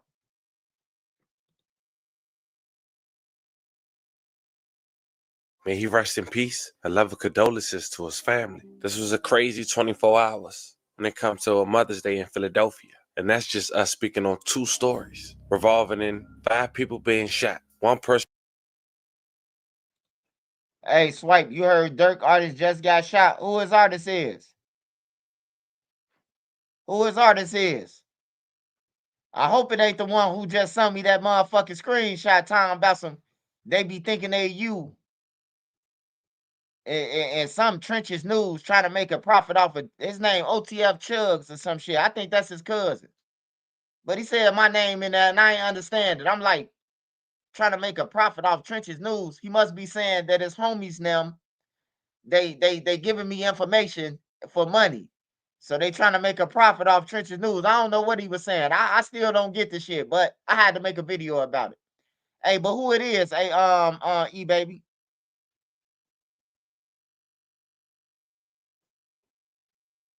D-Lo. D-Lo. Doodie Lo? Who the fuck is D-Lo? D-Lo. Damn, Doodie Lo just got shot. Damn. Doodie Lo? I ain't see that. I ain't see that. Hold on though. Shit. Man, I'll get that shit up, man. If I had on the real watching a nigga coming up a gun on me, you can have it. You know? Thank you for not taking my life. I could get that shit back. I can't get my life back. I can't come back from this watch. You know? That's why I don't buy no jewelry. I ain't wearing no jewelry, bro. Why I'm gonna wear some jewelry and I used to look for it. That's crazy. Hey, yeah, they tried on one smirk gone. The voice of the streets gone, man. They like sore thumbs now. You niggas some hoe ass niggas. The only reason why we respect y'all because of Smirk.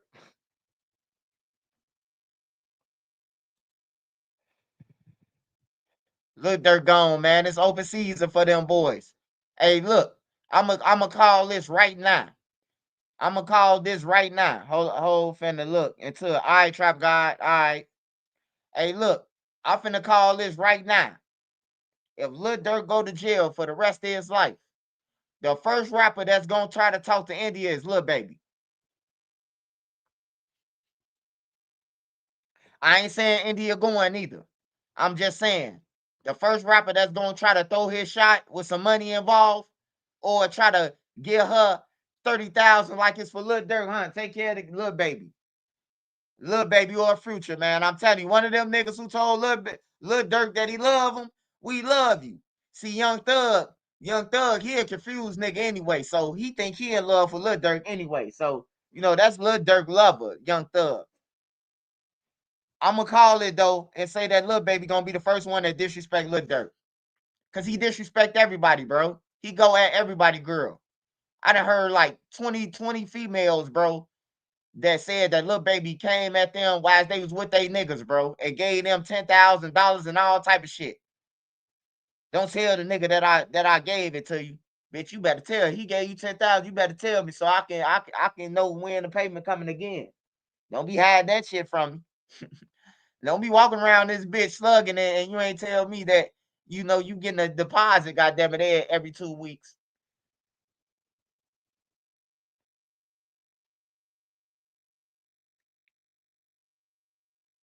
Doodie got robbed and shot.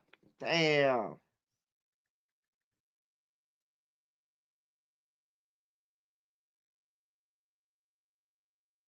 Hold on.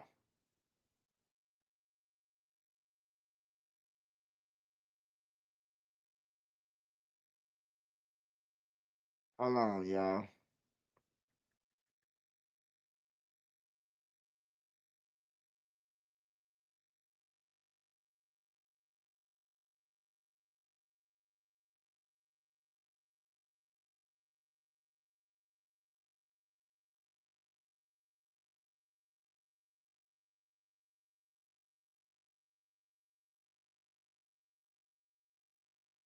Hey, I ain't seen nothing. I ain't seen nothing in 23 hours either. I'm on it right now, Nisha. Hey, shout out to Renisha, man. I'm on it right now. I'm doing the research right now. I'm finna look it up with y'all, man. I'm trying to find out anything I can, man. Now I know they ain't. I know they ain't hit. I know they ain't take down the Doodie Low, man. That's the richest babysitter, man. You can't be robbing a babysitter, man. We ain't going like that. Hey, Doodie Low. Out of everybody off OTF, hey, I fuck with you, man. You know why I fuck with you? Cause you played your part with Lil Durk now. You know, it's niggas around Lil Durk that know him that's from the city. That's supposed to be in your spot. But you played your role like Ben Stiller. And from Kankakee. You hear me? He from Kankakee, bro. And he got in with Durk more than the niggas who they probably killed some for Durk. Like for real, man. I respect that. The babysitter. That nigga was willing. That nigga was willing to babysit. He was willing to. He was willing to fucking He willing to do whatever, bro. Like I respect Doodie Low for real. I respect that nigga, bro. Like man, like I said, if I was around Lil Durk ain't got to give me no money. I'm around Lil Durk. People need haircuts. I'm gonna learn how to cut hair. You need them cars, watch them track hawks. I'm doing all that shit, and I'm charging like you Lil Durk on everything. Well, look up detail shop. Hey, what they cost the detail? Oh, Lil Durk could pay 3,000 up here. I'm gonna charge him 2. On some real shit, bro. Like you ain't got to give me no money. I could take a picture with Lil Durk, and I'm gonna make $1 million off that motherfucker picture. I'm gonna act like I'm gonna chop it up.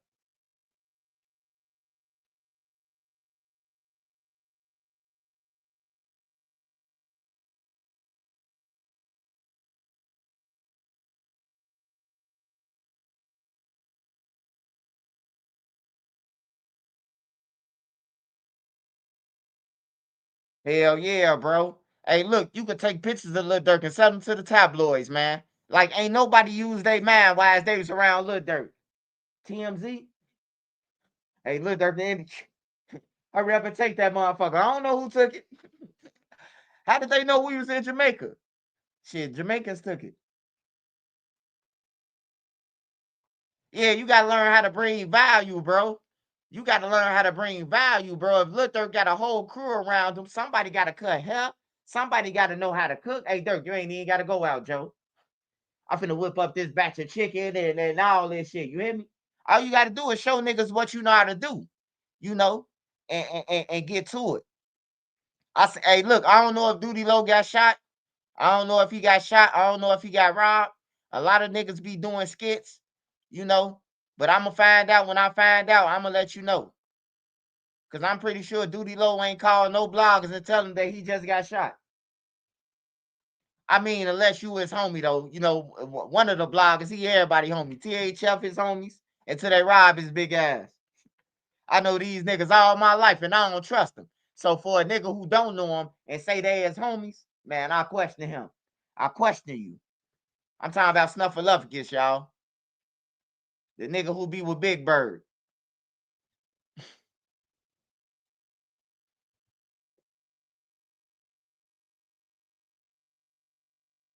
The tapes are out. The tapes are out. The lady lie on Tory Lanez. Megan said she cut her toe. A piece of glass. They said release him ASAP. She needs to go to jail for lying. Yeah, she needs to go to jail, man. Hey, I agree with you. I agree with you. If she lied, she need to go to jail. She need to go to jail just like everybody else, man. I went to jail for lying about my name. I did 9 months for that's called obstruction of justice. So if I did 9 months for that, I did 8 months for a cigarette, 8.5 months. If I did 8.5 months for cigarettes, I think everybody entitled to go to jail if they fuck up. Once I did the 8 months for the cigarette, and then they gave me a no bond, the TB judge, as if I was a threat because I threw a fucking cigarette on the train track. You hear me? I done been fucked over too. I done been fucked over a lot in the jail system. People want to cry about the jail system. You ain't never did 8 months for a cigarette. I got a lawsuit though, because I wasn't complaining. I stopped complaining. After the first time when I went to court and they told me a continuance for 2 months, I said, oh, I ain't even complaining no more. I ain't complaining no more. I'm finna get a lawsuit. I'm finna sue they ass. You hear me? I'm finna sue the fuck out them. A cigarette, bro. Was Kobe from No Limit really original from 63rd? Hey, man, Kobe mama had hit me up. Kobe OG had hit me up on Facebook, man. I ain't even see it. I ain't even see it until like after the duck trial. I seen it, bro. I went through my Facebook because I don't be on Facebook. Don't nobody be on Facebook really. So I had went to look at my messages and I seen Kobe mama had text me, you know. So yeah. Rest in peace to him, man. Rest in peace to Kobe, man.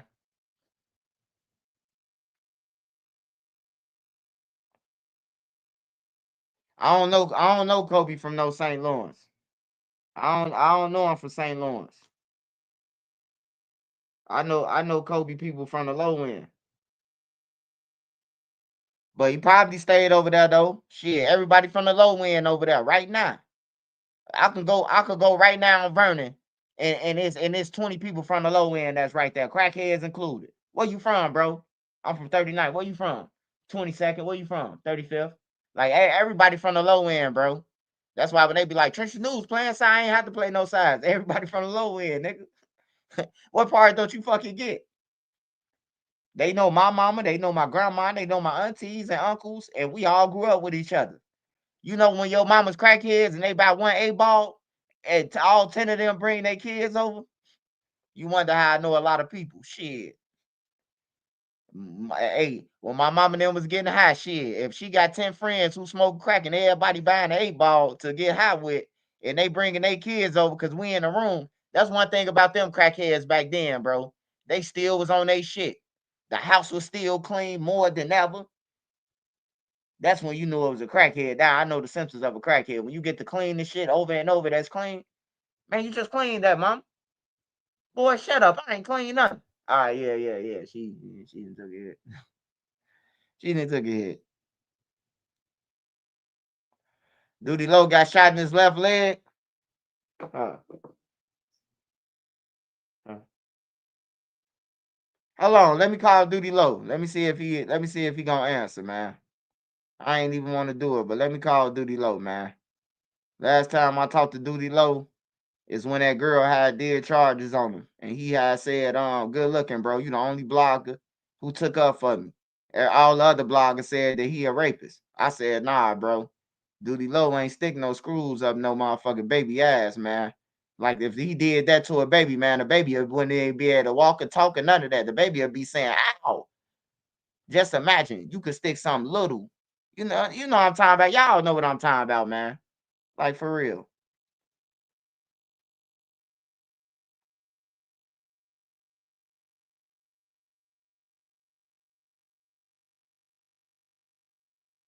Yeah, I think something wrong with the babysitter. I see. Hold on. Hold on, y'all. Damn, Doodie Low.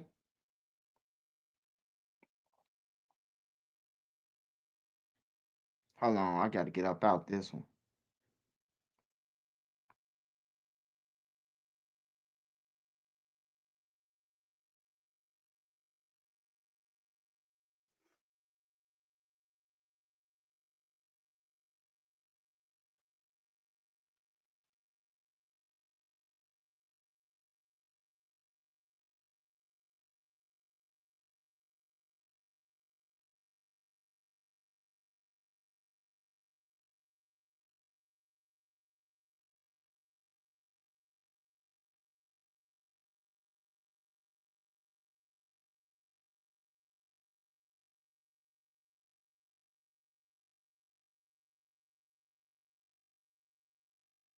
Man, I just seen somebody say THF Muda did something. Man, hell no.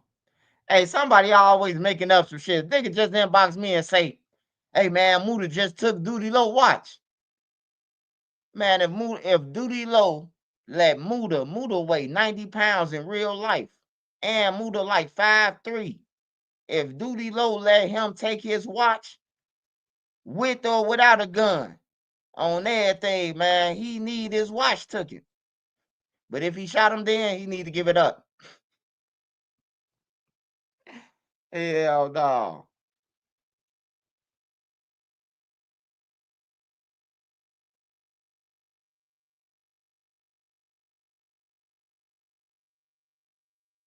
What's going on with Oblock and OTF? Hey, Oblock is OTF, man. I thought y'all knew that, man. See, that's what I'm saying, bro. Like y'all don't even know. Oblock is OTF. You don't see niggas in, you don't see certain people in Oblock got OTF chains. Oblock is OTF, man. They been OTF way before Lil Durk. Lil Durk ain't starting OTF, brother. I keep on telling y'all, man. OTF came from the niggas from the Calumet building, bro. Calumet building. And if you want to say TYB, they from the Calumet building too. But that's where it came from, bro. THF. I mean, not THF, OTF. Only the family, man. Hey, look, Lil Durk was just smart enough. No, D-Thing was smart enough to take, when he heard that shit and he seen how big it was in the streets, D-Thing copyrighted it, mastered it, and turned it into a record label. You hear me? D-Thing was smart, man. D-Thing was smart than a motherfucker on everything, bro. But hey, but look though, really, Lil Vernie should be getting paid off the OTF, off the Only the Family. Lil Vernie should definitely be getting paid. You know, he should be getting paid. I ain't gonna even lie, bro. But you know, like I said, Dirk beat them to it. Dirk took their shit and turned it into a gold mine, man. Him and D-Thing.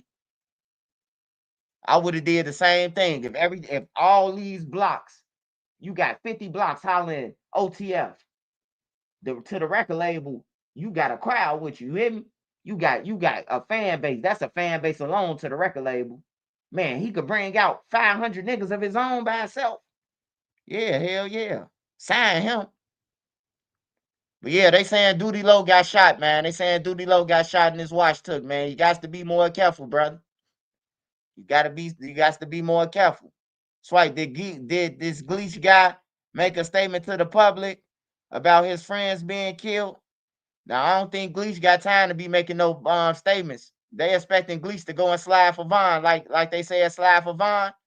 I know how Oblock get down already. Man, what made you go to that club, Scud? You know, this Money Duke who got killed and Lil Real. So real members in Oblock, man, they ain't trying to hit no motherfucking loss like that, nigga. Man, what happened? Gleesh get interrogated right now. I know this for a fact. They got Gleesh ass in a vacant apartment right now asking them questions. Hey, man, tell us that story again, what you say. What happened? Start from when y'all first went in there. Yeah, Doodie Low, bald head. That's the babysitter. That's Lil Durk babysitter. Always watching Lil Durk kids at the concerts. Him and Bay Zoo. I've been calling him the babysitter for 3 years, brother. Oh, everything. I talked to Doodie Low twice though since I've been on YouTube. I talked to him the second time I talked to him is when he got found not guilty by the girl lied on him, bro. And he had told me, good looking, bro. He was like, you weren't biased. Everybody else. I said, man, that bitch lying, man. Everybody else was like, he guilty. He did it. Why would the girl make it up? You say I saw him with J Main and Sexy Red video. Does OTF have security? Hell no. Hell no. OTF Lil Durk got security. Lil Durk got security. Lil Durk the only one got security. Sparks Visual asked that shit. I know it's something funny behind that shit, Sparks. Sparks so bullshit. Sparks, you know damn well them niggas ain't got no damn security. If Doodie Low has security, he might have his watch right now. Because if the security guards let you get robbed, they fired.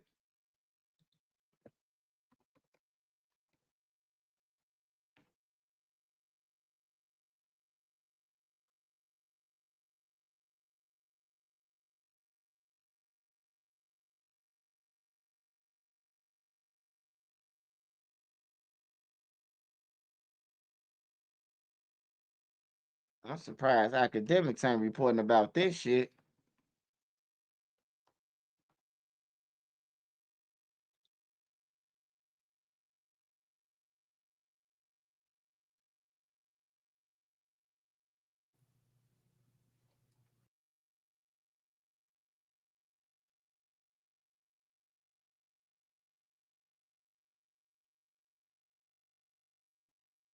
Man, I don't even watch Dude page, man. I ain't gonna lie to y'all. I don't even fuck with him. He always got my name in his mouth like a Enos. You hear me? I don't even be fucking with him. When nigga think he from your city more than you like he fanned out now. I was bored at Michael Reese Hospital. I was bored on the low end. Literally.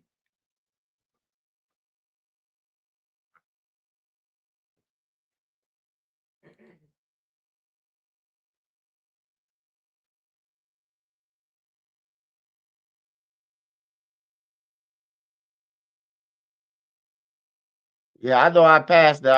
I'll watch his page. I'm trying to look and see if somebody else come out with it. I'll watch Dude page. His ass a fan.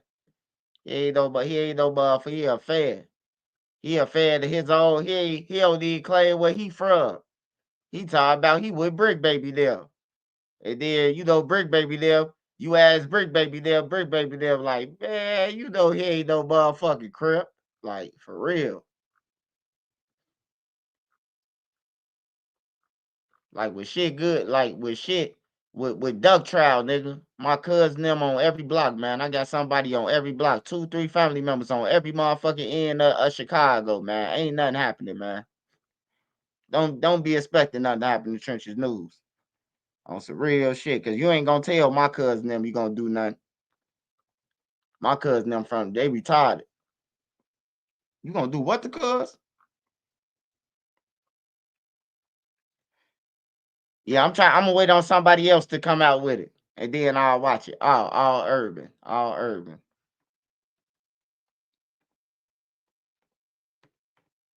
What if Doodie Low be like, man, that was a video shoot? That'd be some crazy ass shit, won't it? If Doodie Low say that was a video shoot, that was a skit.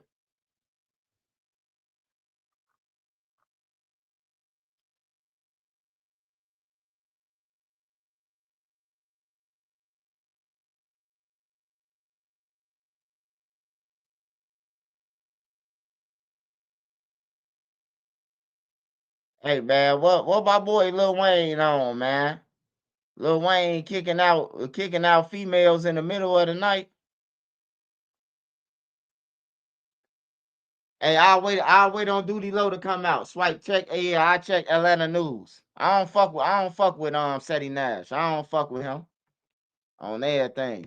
That nigga a straight eater, a straight fan ass motherfucker. Always saying my name in interviews and there. News.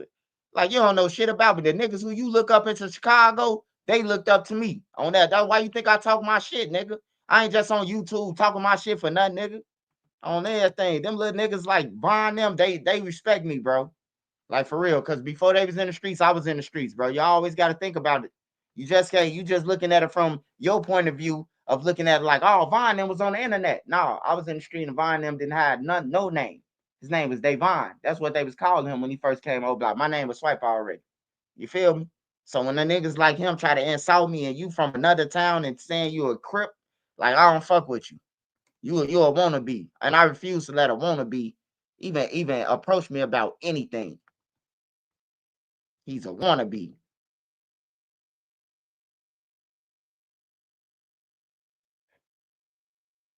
Made Media got it. All right, Made Media got it. We finna go to Made Media magazine. Yeah, I don't fuck with dude, man. I be just chilling, bro, and then it'll come. Say done said something about you. Like, get off my dick, dude. Like, ain't nothing gonna happen to me, bro. You could go in front of 10 buildings. You can call all the gang members up in Chicago and say slide on Trenches News, bro. Ain't nobody listen to your goof ass on everything. You might be talking about one of my cousins to slide on me. You don't know who I'm some kin to. You don't know who the fuck I'm some kin to. My cousin be around, my cousin them with Dirk now. On everything. My nephew with Dirk now. You don't know who the fuck is who. You just be talking, dude. For real. You just be running this. Let me look at what I'm looking at. Doodie Low. Oh, Atlanta News. Atlanta News. Yeah, I hate I'm even talking about that fake ass crip. 5-5, cuz.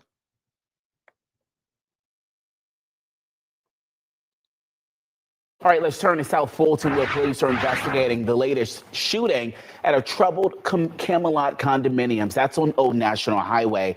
We've reported on a number of shootings over the years as South Fulton city leaders say something just has to be done.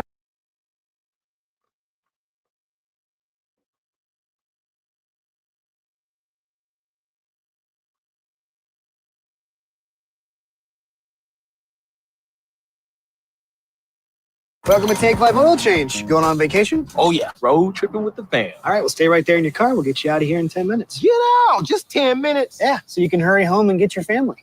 We begin tonight with breaking news out of Atlanta. A 10-year-old Happened shot on in the Martin head Luther King at Drive. the apartment All right. complex about a block away from Georgia State University's Park Stadium. That's right. Let's get straight over to 11 Alive's Angelina Salcido, live at the square at People's Town on Hank Aaron Drive. So, Angelina, what can you tell us so far?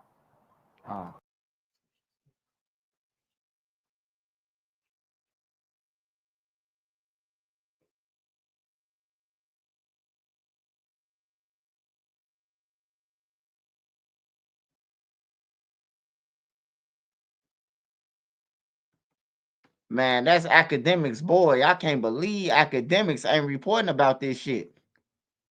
Academics pissing me off. Hold on, man. Let me call academics. Fuck that. Damn.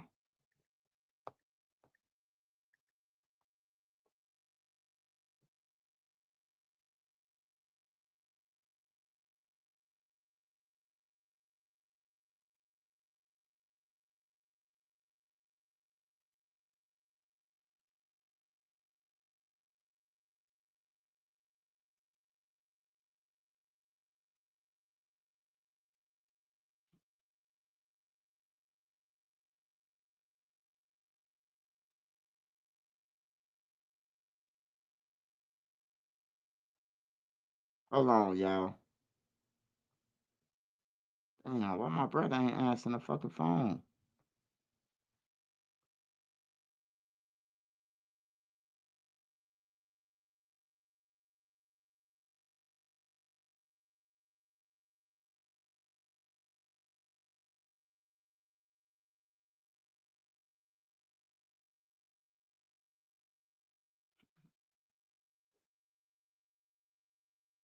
Want to call it. So watch the video though, and if you want to holler, we can do that. So I don't mean nothing like on some violent shit, but like he didn't even watch the video. He'll see I wasn't being. Watch the video though, and if you want to holler, we can do that. So I don't mean nothing like on. Hey, man, Media Magazine. He funny as hell.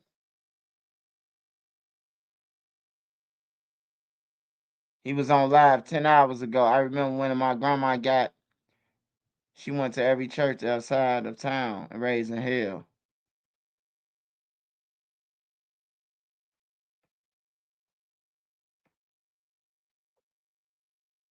Yeah, that's the only person I seen that reported about that shit. I ain't seen nobody else report about it. So I can't confirm that right now, y'all. We'll find out soon if they happen to do the low. I'm pretty sure. BD's got inner circle. Yeah, they won with each other, man. Ain't no GD. Hey, look, the GD's just happy, man. That money do gone, bro. Hey, look, I'm gonna keep it 1,000 with you. Now I ain't saying that the GDs, the G. Oh no, AK was streaming. All right, I ain't saying that the GD's weak or none of that, cause everybody put belt. Everybody got a side that put belt. Like the Stones, they no limit. EBK, they putting belt. It's different blocks that's putting belt, bro. The GDs off 79th to Evans, they giving motherfuckers the flux. So I ain't gonna say like the GDs just weak or none of that. But what I'm saying is, ain't no GD did that shit to Duke, man. Them little I bet you it's an unknown creative player who killed Duke. A nigga we don't know. Don't none of us know. We ain't never seen the nigga. Somebody got a call and said Duke, and he, hey, go ahead, handle that. However it happened, man. But they just happy Duke gone, bro. Duke then took their homies. I understand it, bro. I know Vaughn ain't say he jumping out the car like King Kong for shit. Cause I know Vaughn personally. And whatever Vaughn say, he mean it. I told y'all that when I first got on YouTube. That's one motherfucker. He looked me in my face, bro, after he got jumped on the bus. I walked him to the corner, bro. That man say, man, I'm killing all they ass, bro.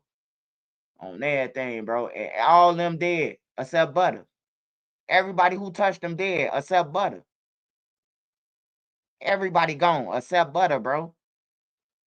Y'all get what I'm saying? On some real shit. That nigga mean what he say. So when I say Vaughn evil, I ain't saying it out of despite. I ain't saying it because I hate Vaughn, bro. Because I love Vaughn. But I just keep it real, bro. And if Vaughn was here and I call Vaughn a lame, man, Vaughn to be on my head, man, you better get your goof ass home, Swipe. If I call him a lame. If I say Vaughn ain't got no motherfucking bodies, his ass cap, he'll be like, who you talking about? Meet me outside. I bet you won't pop outside. He'll start threatening me. Y'all know how Vaughn is, man. You can't call Vaughn no lame or none of that shit, bro. That nigga gonna tell you whenever he see what's up. That's how he got killed. Cause when he seen Quando Rondo, it was up. He ain't know that he ain't know that Lil Tim then was capable. He underestimated the whole crime scene, bro.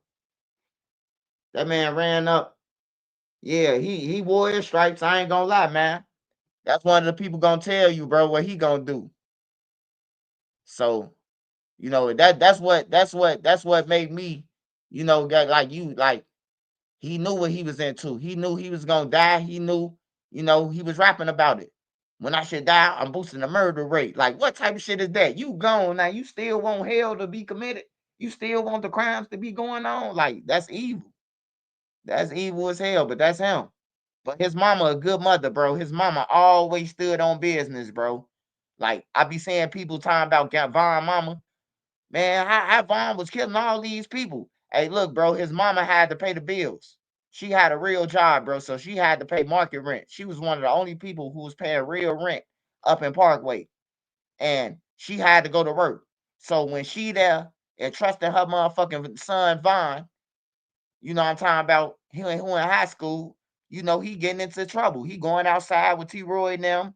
They getting into trouble. His mama get a call. She at work. Vaughn in the back of a police car, you know, from doing little petty shit. And then they graduated.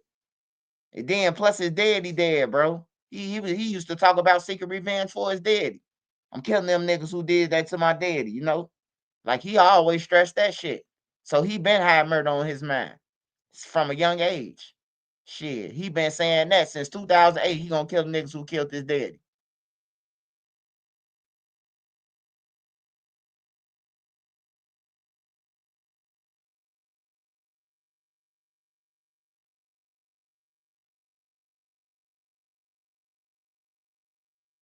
I feel like everything we heard about King Von's murder has yet to be told.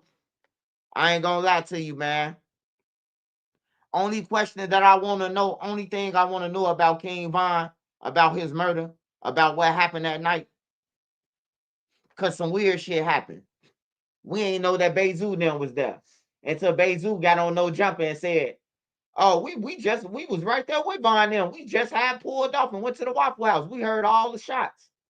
You know, I just want to know, why was Quando Rondo there? Why was him and Lil Tim there? How did they end up being in the same spot? And then Boosie saying, like he said with Duke the Drooler, "I don't know Duke the Drooler." And then when the police went to him, "Oh yeah, I know the dude who do the chains." You know, Boosie said, "I was supposed to get up with King Von that night, but I told him I had to do something." So I don't know. I don't know what was Quando Rondo and them doing in the same parking lot. Like, you know how coincidence happen? Like, what's the chances that you are really running to these motherfuckers right here? And they ain't got nothing going on. Now I heard one person say they was in that partying with Von. I can't believe that. I don't believe that shit. Not to this. I don't believe that. You know, motherfucker, he was in the club, the same club with Von them. Von them must have missed him, because they would have whooped his ass in that club.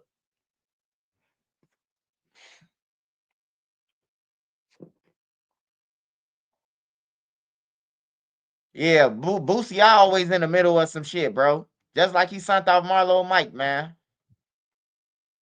I feel bad for Marlo Mike, man. He was a kid. Now his life gone, bro. Cause he was getting sent off by a grown ass nigga, bro. Like for real. He ain't even got no chance to come back home, bro. It's over with for him. I just hope Boosie sending that boy some money, man. Cause he could have said you did it and you would be in jail right now. Yeah, I don't see nothing else on Doodie Low except that. I can't confirm it. I gotta have somebody from the rack or somebody, one of them. Ain't nobody from the Lamb, ain't nobody from Tay-Tay, ain't nobody hit me up. Ain't nobody from no BD blocks hit me up and said that Doodie Low is shot. No BDs. Not yet. Hello, y'all. Hello.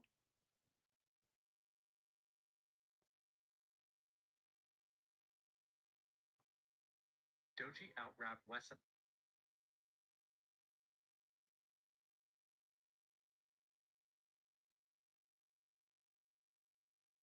Yeah, it's still dry on that Doodie Low situation. Hey, what if it was a clone and not Doodie Low though?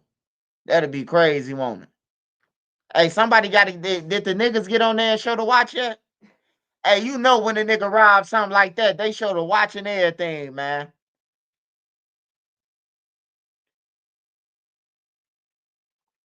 Now, what if Doodie Low think dude set him up now? Because he the only one who knew about it. You know, I'm just confused. CPD can't save you. New NYPD don't give a fuck. Shout out to Crown. Hey, the Crown, I seen you say that the other day, man. I'm gonna make me a shirt. I'm gonna make me a shirt that say that CPD can't save you, because they ain't trying to save you. Every day that I say that, man, they prove me right, man. 2 homicides over here with Duke and them. It was 2 people, 2 girls got killed on 87. Ain't nobody report about. I ain't even know 2 females got killed. A double homicide, bro, this month. No, this month or last month, a double hump. No, a couple days ago, 2 girls got killed on everything, bro. Like for real, this shit is wild. It's all on Reddit, bro.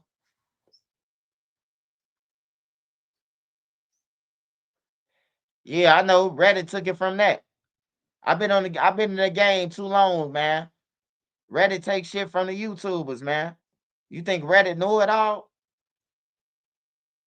Reddit, they piece shit together on Reddit, man. They use everything. They make it make sense on Reddit. If that makes sense to you.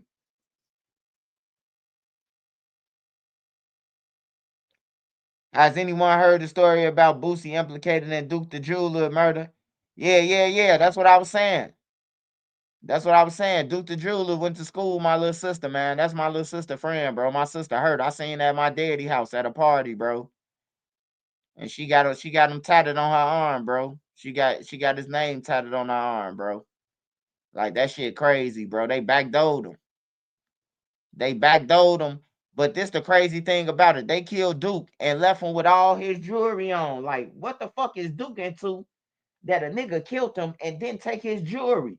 Man, he had like 3.5 million. He had like 5 million in jewelry on, bro. They left him with all his jewelry on. They ain't take none of his jewelry. Like, what type of robbery is that? Like, I don't know. They making you millions.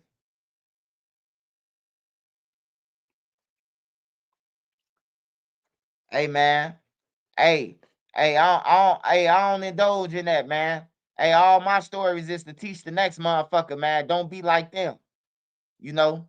Don't be like them. Don't be like me. Don't be like none of us. Be better than us, bro. On everything, bro. You supposed to enjoy life, bro. You ain't supposed to be going through life with stressed out. None of that shit, bro. You supposed to enjoy life because it's short. Man, I'm starting to realize, man, life is so fucking short, bro. Like for real, bro. Y'all don't sit back and think about like, damn, bro, I was just 10. Yesterday I was just a teenager. Y'all don't sit back and think like that, bro. Like for real, I just be sitting back like, damn, bro. We was just going to school, bro, every day. Waking up, going to school, and then it just got to going fast. Now you in high school. Now you in college. Before you know it, bro, it's like, for real. Duke the Jeweler got killed shooting dice with Boosie. Yeah. We know who he got killed with. They backdoored him. We seen all them niggas looking over their shoulder at Duke when Duke was shooting dice, man. Boosie and all his henchmen, bro. I seen the video. And what happened to the nigga who was with Duke? It was a dude with Duke. What happened to him? Then nobody ever say what happened to that dude. It was a dude with Duke before he got killed, bro. Like hanging with him. Like Duke laughing with the nigga and everything. We ain't heard nothing about the nigga. Just like the Prince had something to do with the takeoff. Oh yeah, the Prince and them dirty, man. The Prince and them robbed NBA Youngboy, man, and then try to sell him his own car keys back. Hey, that boy, Youngboy. Hey, I ain't gonna lie, man. I know I love Youngboy, bro. He say, man, I ain't paying for nothing. You old punk ass pussy. On everything. And he went crazy. Youngboy went crazy. Youngboy went crazy, man. Oh yeah, Made Media Magazine. Let me go to Made Media real quick. I'm gonna keep y'all updated on Doodie Low, man. If Doodie Low was from Chicago, I know that he got shot. But by him being from Kankakee, I wouldn't know, man. I wouldn't know. I wouldn't know it's faster. Oh, Made Media. Oh yeah, I seen it. Made Media funny as hell. Made Media said motherfucker Ike Munna body built like motherfucking Dr. Robotic.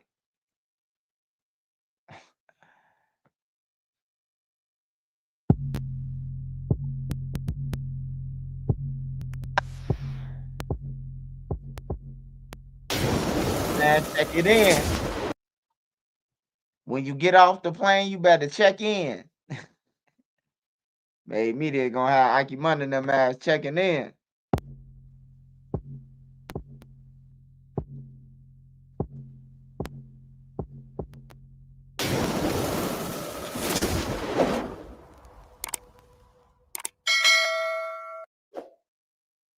It's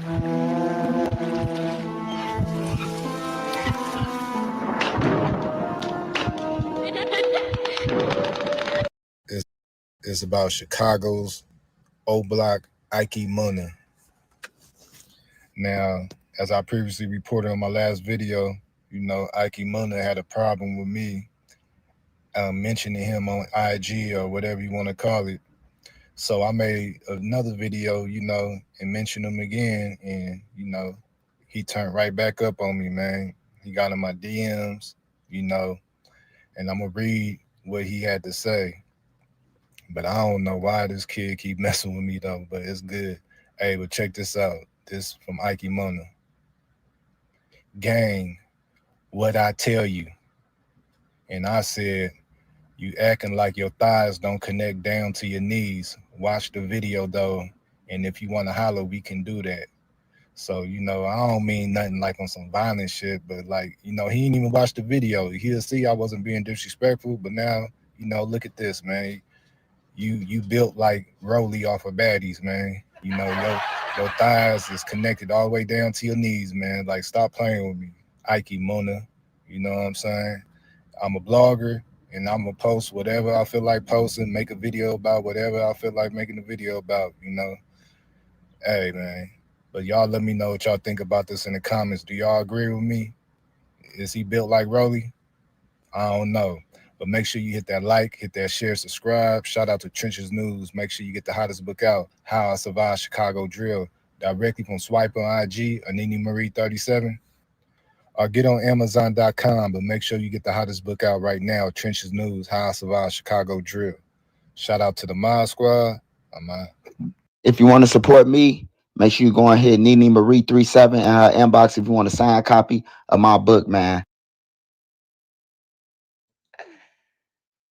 Hey, that nigga made Media Magazine crazy. He crazy for this, bro. Hey, Made Media, man, you wild, bro.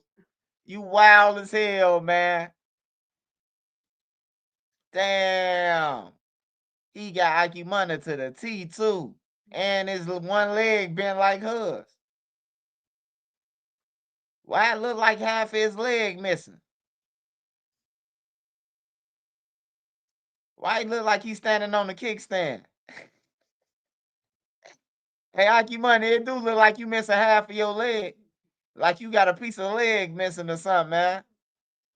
I don't know, man. I'm just saying, I don't want no smoke with the old blockers. I don't want no smoke with the blood baths or the or the front streets or none of that shit. Y'all can hide Chicago. On everything, it's a bunch of broke niggas riding around looking for each other. I don't want no parts in the shit. I don't want no parts.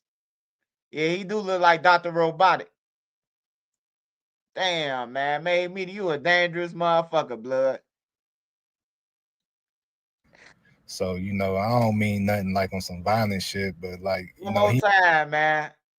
One and more I time. said, you acting like your thighs don't connect down to your knees. Watch the video though, and if you want to holler, we can do that. So, you know, I don't mean nothing like on some violent shit, but like, you know, he didn't even watch the video. He'll see I wasn't being disrespectful, but now, you know, look at this, man.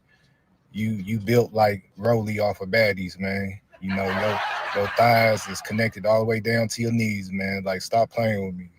Munna, you know what I'm saying? I'm a blogger, and I'm gonna post whatever I feel like posting, make a video about whatever I feel like making a video about, you know. Damn. Hey, Made Media, man. Shots fired, man. Down, man. Made Media, you just ripped on one, man. Hey, Ike Munna, you got to come back and say how your leg missing like that, man.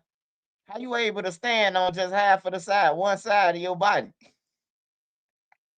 I guess your leg even in the middle though, so that makes sense. It look like his other leg normal though, but it look like he missing a chunk, or he got a bankroll in his pocket. Is that the money? Must be the money.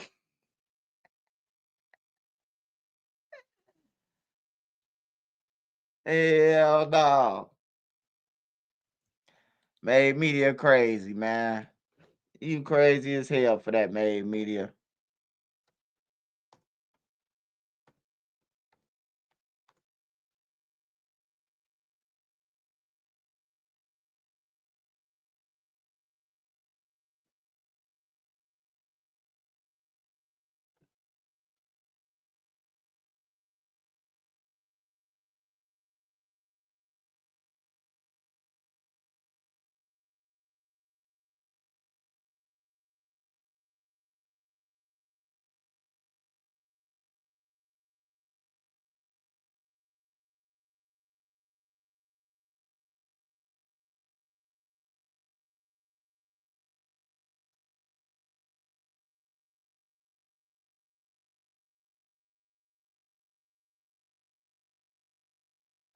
Nobody wins when the family feels. Pop outside, we outside, man. It's been around since. Munna is from Oblock, for those who don't know. And one of the many neighborhoods that Oblock was beefing with, a neighborhood called Front Street, which is a set of black disciples located at around the area of 61st and Indiana. Their turf ranges from the 61st to 63rd block. Front Street is a set that has been around since at least the early 2000s and is known for being one of the realest BD sets. Some of the most known figures from Front Street from the outside looking in that was rapping was artists like Fredo Santana, may he rest in peace, and also Blood Money, may he rest in peace, who all happens to be either related or close friends with Chief Keef. I'm Blood Money from Front Street and I run shit. I run shit. I burn. You owe me, I come for your son. Don't play with this every day, transporting cabbage.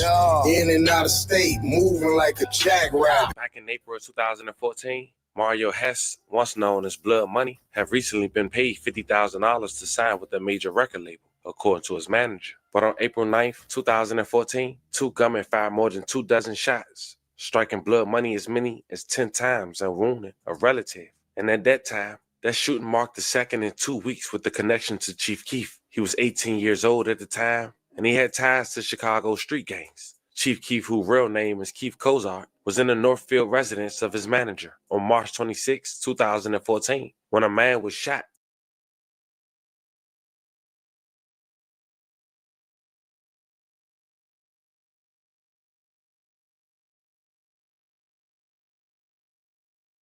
And seriously wounded. And some say that man was Blood Money. And this how really people assume that King Von was allegedly connected to Blood Money losing his life. You see, Boss Top, a guy named Sean, and C Murder, and also King Von had robbed Chief Keef when he was at court or rehab. Later that day, Top and C Murder got on FaceTime with Sosa, acting like nothing happened. Nah. They've been beefing with Front Street. I got a homie right now who in jail for a body, man. I did a story on him. His name Reese. BD Reese, man. He from Front Street, bro. He from Front Street. He a real member, bro. Like a real chaser. You hear me? He got paralyzed in a wheelchair, man. They been into it with Front Street before that shit, bro. They paralyzed Reese after Blood Money. They paralyzed Reese after Blood Money, and then he killed somebody in 2015. He been in the county since then, since 2015. I did a what happened to BD Reese. BD Reese. He from Front Street on everything, man. So they been into it. They been into it, but it's crazy, man, that it's crazy that all these guys will be claiming some shit, bro. If you ain't had nothing to do with nothing, bro. And then they say the police. That's some police shit right there. For you to want your block to be a target. Because if you claiming it, they looking at everybody in your video now. And then if it's somebody in your video who really did it, thanks to you, that they in jail now. And that's how it always happens. These guys get on the videos. My homie Steph Curry, he splashed shit. He put 20 in the nigga head. And then that really happened. And then they wonder why they're in jail. But got called out on it, and Tato upped the fake tech on FaceTime. Now it was fake because the money was 30 years old when he lost his life. War was no different. Just last year, the Front Street Youngins was seen dropping the O's, basically dissing Oblock. Now it also would make sense on why Chief Keef decided to keep his distance from Oblock, especially King Von. Even the subliminal disses that he made in his music with Lil Durk, Chief Keef decided to ignore it. Fast forward May 10th, 2025, and allegedly Front Street members, he got the location of Oblock Youngin and Munna, and a little after midnight, all standing outside on the sidewalk, 1:30 a.m. in the 6300 block of North Broadway, police scanning radio say 2 men have been shot outside Pork Chop Barbecue restaurant. Now, someone close to the situation who allowed their daughter to go to this bar has said the following via social media. Thanking God for protecting my baby and her friends. Last night, they were at this bar and had just got to their vehicle. Could give them any aim for low. So he might have gave his location. Hey, man, he made 2 videos of the same video. I don't know if he aware of that shit. but he ain't put no new information that he had in this video and this video. Like, what's the difference between this video? Nobody right wins when the family. He just finessed the shit out of us, man.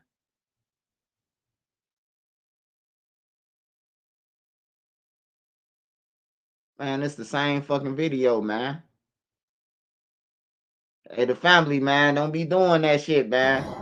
I be asking everybody shit, man. Don't be having 2 videos in a row, my boy. Don't be doing that shit, man.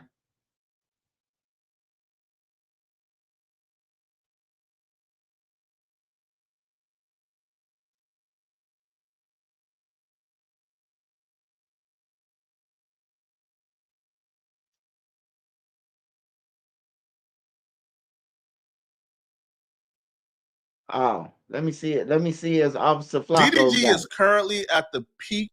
Flacco reported about everything. Let's see if he got it. No, Flacco ain't even got that Doodie Low got shot. Who else thirsty ass have it? Oh, I know who'll have it. I know for sure he'll have it.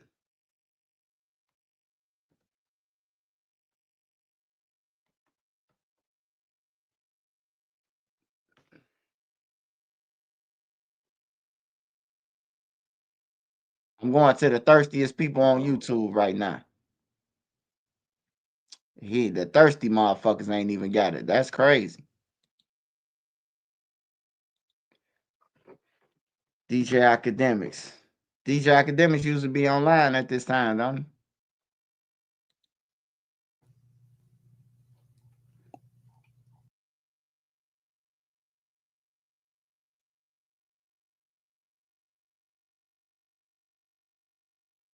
Hell no, swipe. Smash that like button. Shout out SD. What's up, SD? How you doing? You good? Healthy? 8? K Shine, what's up, my boy? Pretty Polish. What's up, Pretty Polish?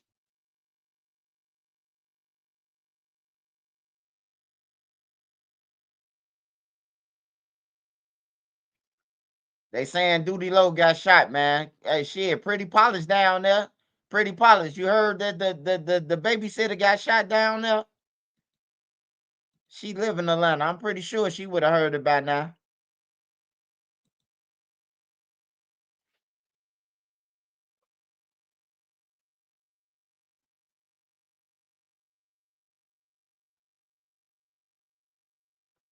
Yeah, them niggas look dirt now. They on some weird shit with me. They won't Trencher News to report about it so they can be like, I told you he was cap. I don't be. Hey, look, I know they games. One nigga that DD then came out with a post. This other nigga that Lil Durk cousin come out with a post and put me in a post. Like, it's just some weird shit they on. I don't know what they on, but they try to get me to keep talking about them. They want me to talk about them. So I don't know. But man, I hope the babysitter's still good, man. I hope my boy Doodie Low. I fuck with Doodie Low, man. Cause Doodie Low ain't bag Lil Durk for shit. He went out there and grind. He earned his shit, bro. Even with Lil Durk now, everybody else complaining, everybody else killing each other. Doodie Low still got money. He's still showing racks. Well, if he got robbed, he ain't finna be showing no racks no more. Probably finna move back to Kankakee. Shit, if he stayed in Kankakee, he got him a mansion for what he paying in Atlanta.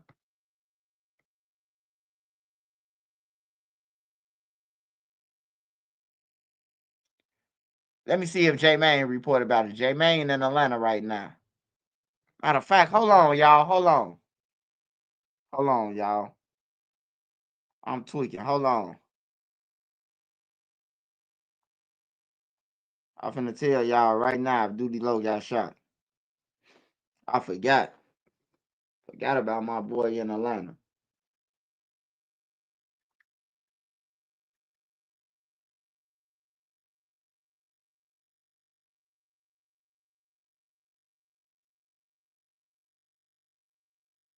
Hold on, y'all. I finna tell y'all right now.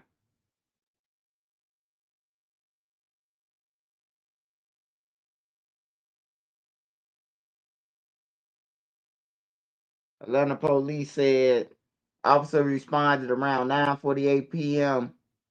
to the 500 block of East English Avenue Northwest. When officer arrived, they found the victim suffering from a gunshot wound to his left leg.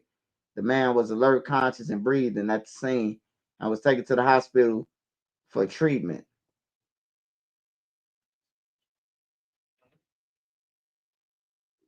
We don't know. Investigators in the Department Aggravated Assault Unit responded to determine the circumstances.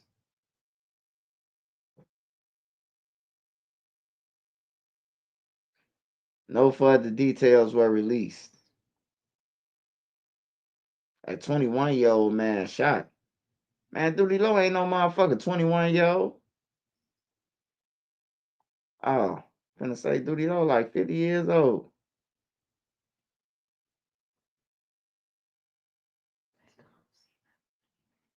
Officer responded around 9:25 p.m. to report of shooting at 2423 Martin Luther King Drive. I told y'all, anywhere that say Martin Luther King is fucking dangerous. Anywhere. I don't give a fuck what state you in, bro. If it got Martin Luther King, it's some danger around that motherfucker. When they arrived, they found 33-year-old man that had apparent gun with an apparent gunshot wound to his left leg. He was alert, conscious, breathing, and was transported to the hospital for treatment.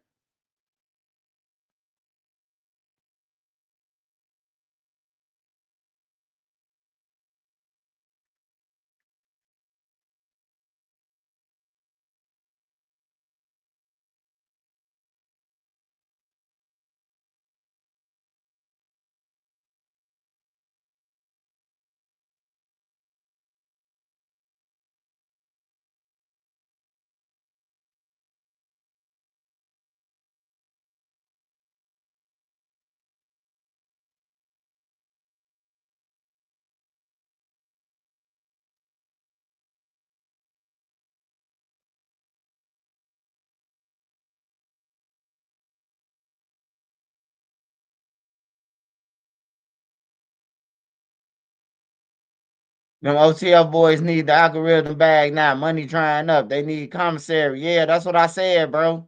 Cause I see a nigga at me in a name, at my name in his shit, like, and then his next, he added me and he said Lil Durk verse on conspiracy.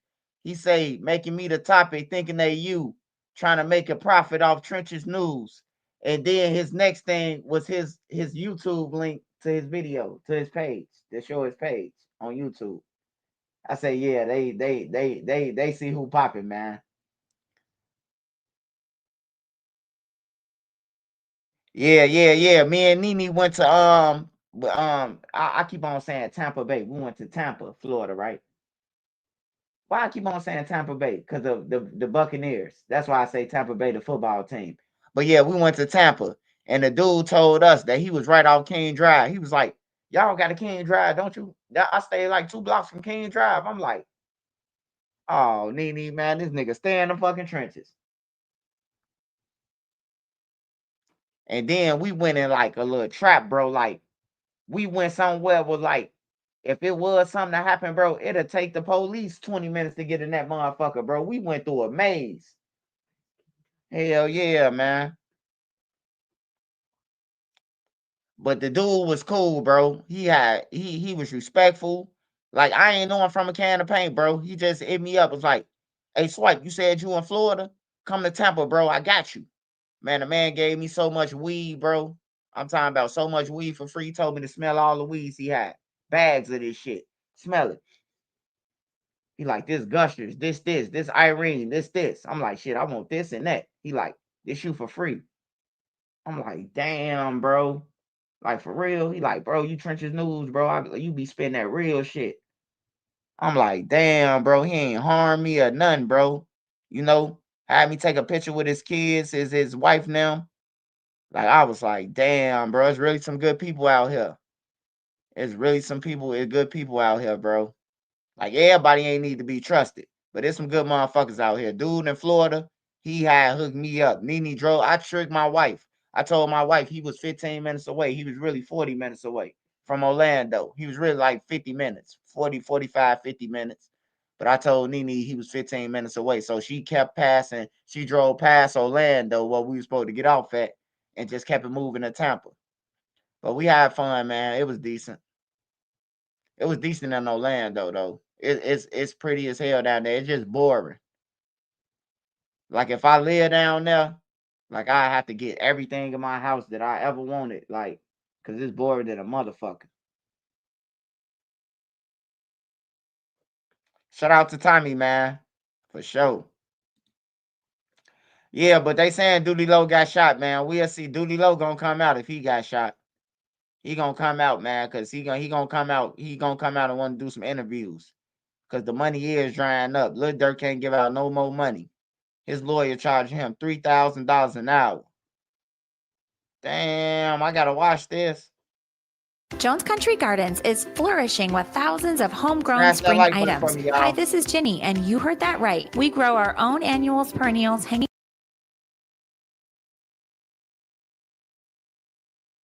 Illinois exposed camps. All right.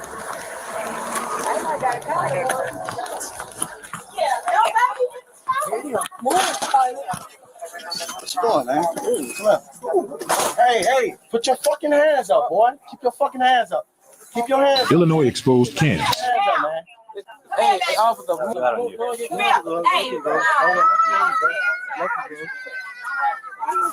Hey, security. That's not mad, bro. Please, bro. Illinois exposed camps.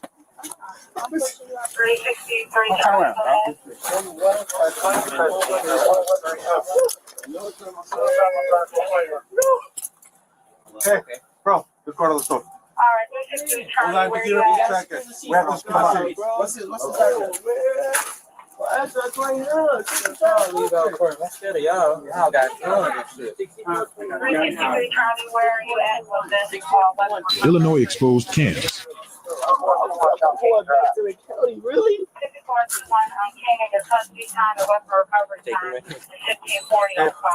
Hay que agarrar el carro, no. Vete tu carro. Moreno, get the car. No, que lo traiga ella. Tú tienes eso. I got you. Franklin? Oh, never mind. They have it. Illinois exposed camps. You got a fire on your person. What do you know what you did? How you doing? You got anything else on you, man?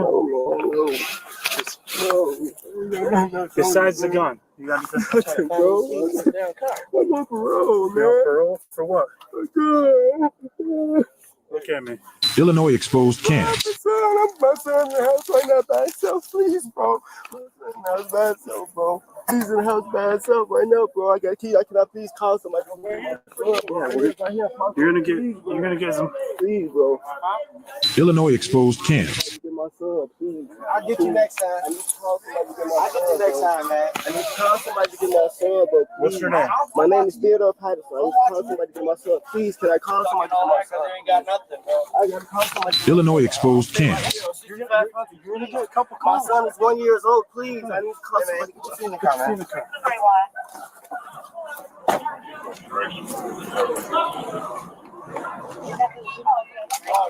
We're here all day.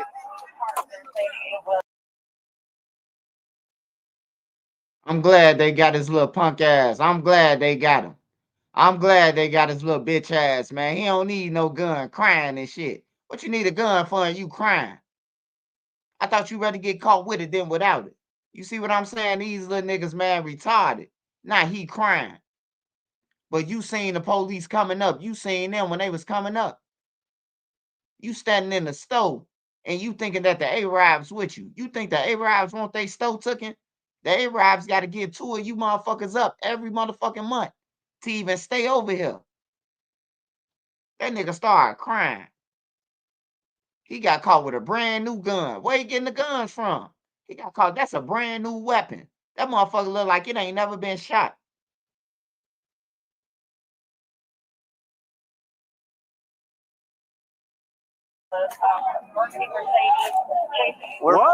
Illinois exposed camps. You're welcome. Bell Black no direction. Just at eastbound.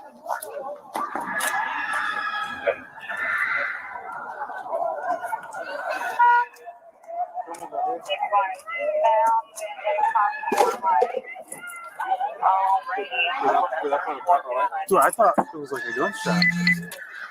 Yeah, we have to get the fuck out of here. Where's some? Illinois exposed cams. Look that up. All right.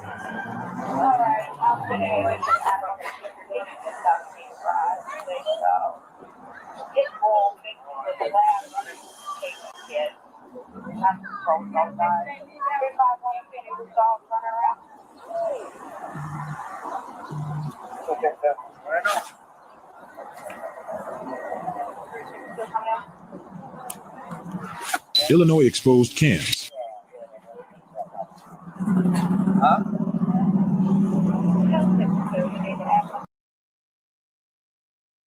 Yeah. They say Doodie Low shot in Atlanta.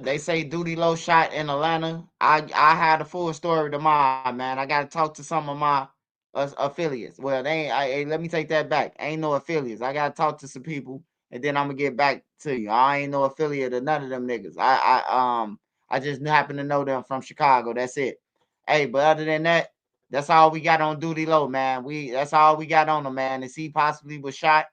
You know, there ain't nobody else reported about it but one person. But we gonna see tomorrow. I'm gonna have a full story of what happened and how he got and who tricked him, who tried to trick him off the streets. I'm gonna let y'all know everything. So make sure y'all looking out for that Doodie Low video tomorrow. All right,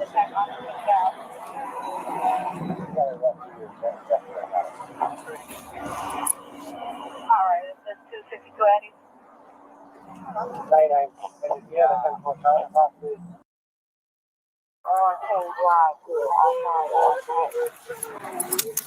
didn't say it's a state 6352 South King. That's what I was asking if you saw any loose dogs running around. 86.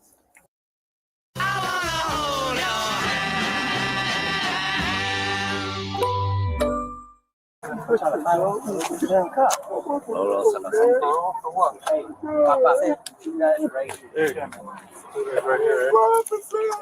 son in the house right now by himself, please, bro. My son in the house by himself, bro. He's in the house by himself right now, bro. I got a key. I cannot please call somebody. You're gonna get some. Please, bro. I need to call somebody to get my son, please. I'll get you next time. I need to call somebody to get my son. I'll get you next time, man. I need to call somebody to get my son. Nigga said he gotta call his son. He gotta call to somebody to get his son. Nigga, do you know your son finna go to DCFS? Cause it sounds like you left your son in the crib to stand in a fucking store with a gun. Like, that's crazy, man. Using his son as a fucking excuse. What's your name? My name is Theodore Patterson. I need to call somebody to get my son. Please, can I call somebody to get my son? You ain't got nothing. Illinois exposed cams. I stay right here. Hey, he try to say that shit low as hell. His name Theodore. Alvin, Simon, Theodore. Whoop, whoop, whoop, whoop, whoop. Little chipmunk. Yeah, little chipmunk. His name Alvin, y'all. Alvin, his name Theodore. Alvin, Simon, Theodore. He said it fast as hell. My name Theodore. He ain't want nobody to know his name Theodore. We know you a third. You're gonna get a couple calls. My son is 1 year old. Please, I need to call somebody to get you in the car, man.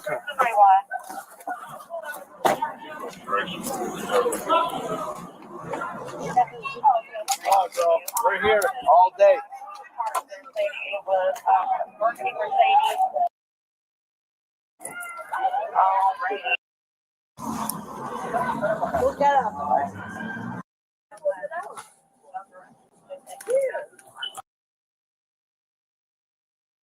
Drive through the park. They're stating it was Burgundy Mercedes chasing a blue Impala, and the blue Impala. You ready? Come here, man.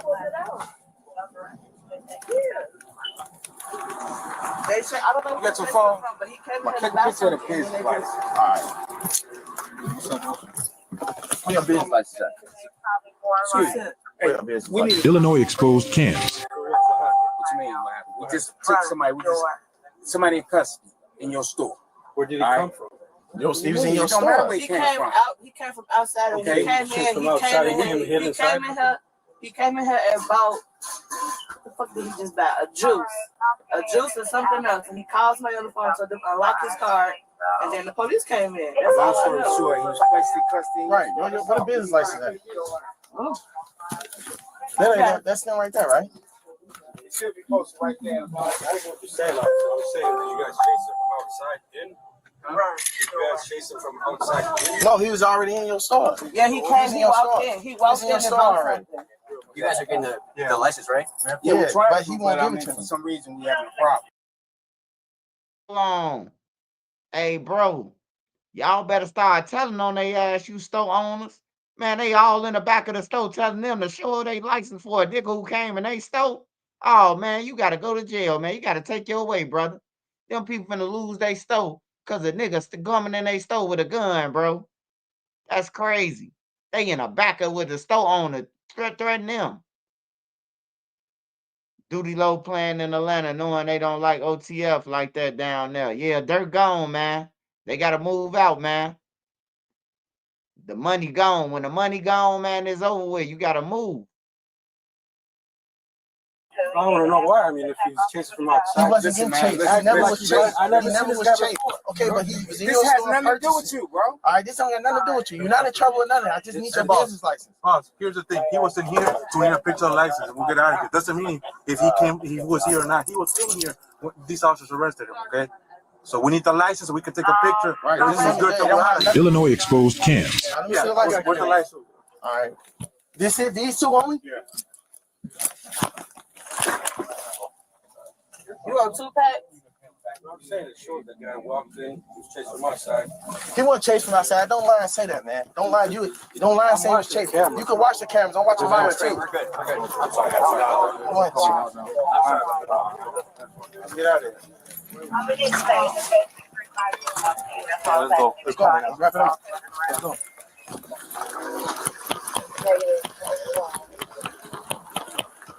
I don't know.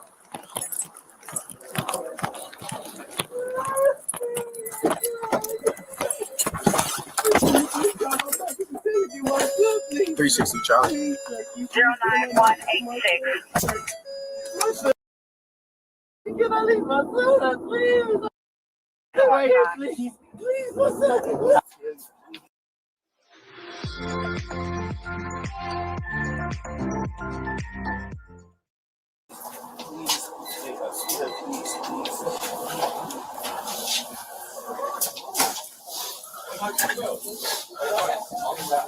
Illinois exposed cams.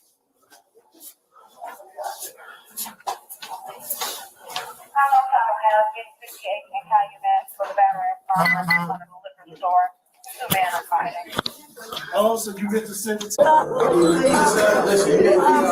man, stop it. Relax. Stop lying. You know what I'm saying? Is it? Man, you got your address instead, so I go check on it. Illinois exposed cams. Oh my God.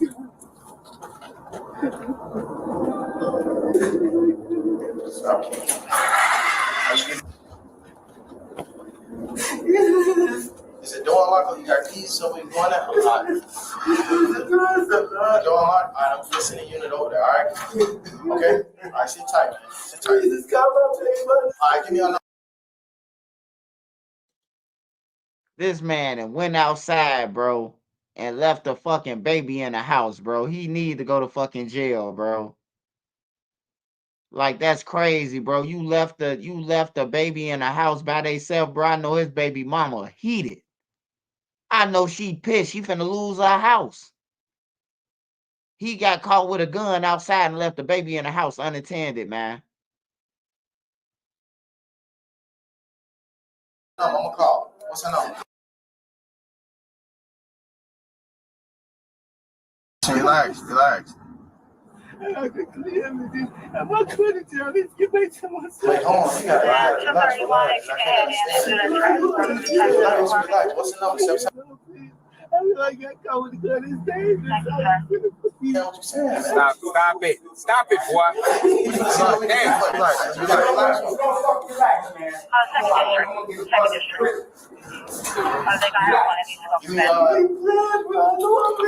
No, I'm saying, what you talking about? I'm trying to get that. 215. Illinois exposed cams. Hey, he looked just like TTE Ted, man. He looked just like TTE. I was just finna say that, man. Doodie little brother, man. He looked just like him, bro. If he wasn't a little older, bro, I would have said that looked just like him, bro. That's just him. Coming back around in the silver Jeep. What's her name?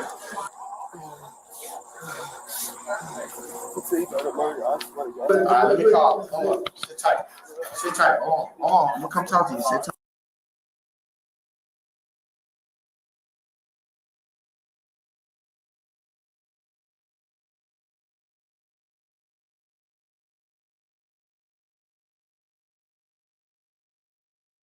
Yeah, little Ted.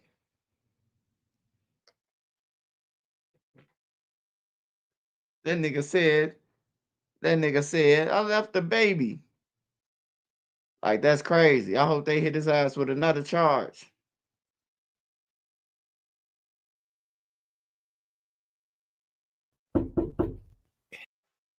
Everybody familiar with. Hell yeah. Okay, cool. All right, so we all know, and I'm sure you know your fans out there, they know that you don't really do interviews. You don't pop out. You know, they like. Man, that nigga got the African booty scratcher up there.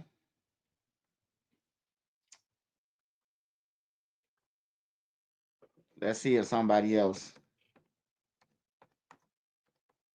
I'm gonna get the info tomorrow, though, man. I'm gonna call his manager, man, myself, and ask his manager what happened. Is he good and shit?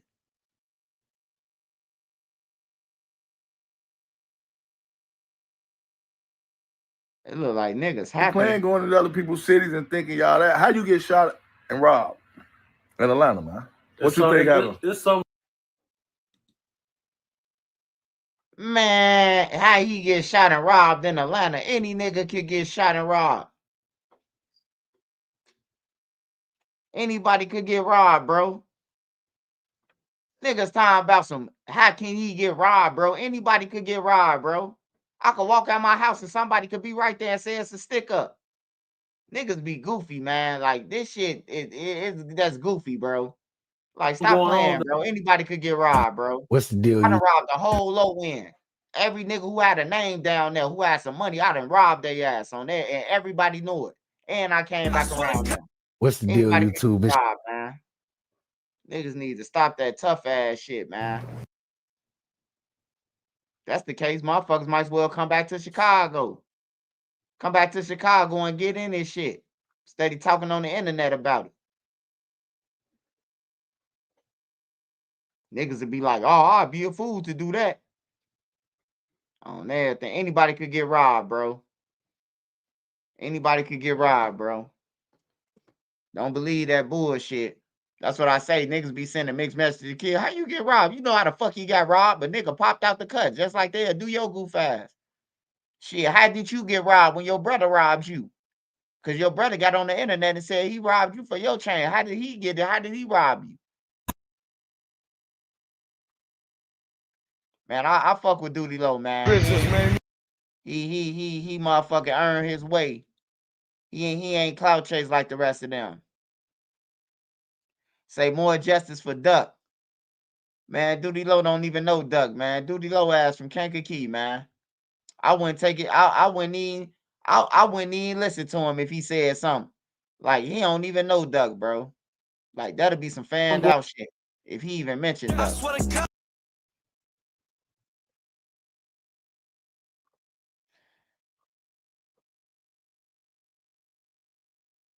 Yeah, I had a full story on Doodie Low tomorrow, though.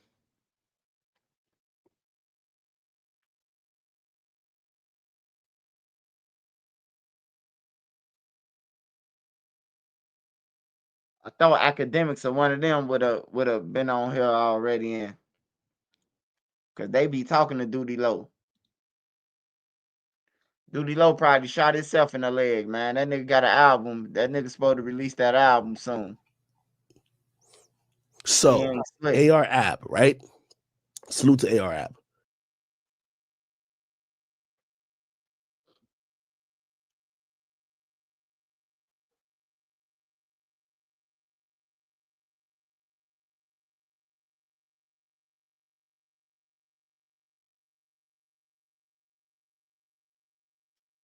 DJ Academic just dropped 24 minutes ago.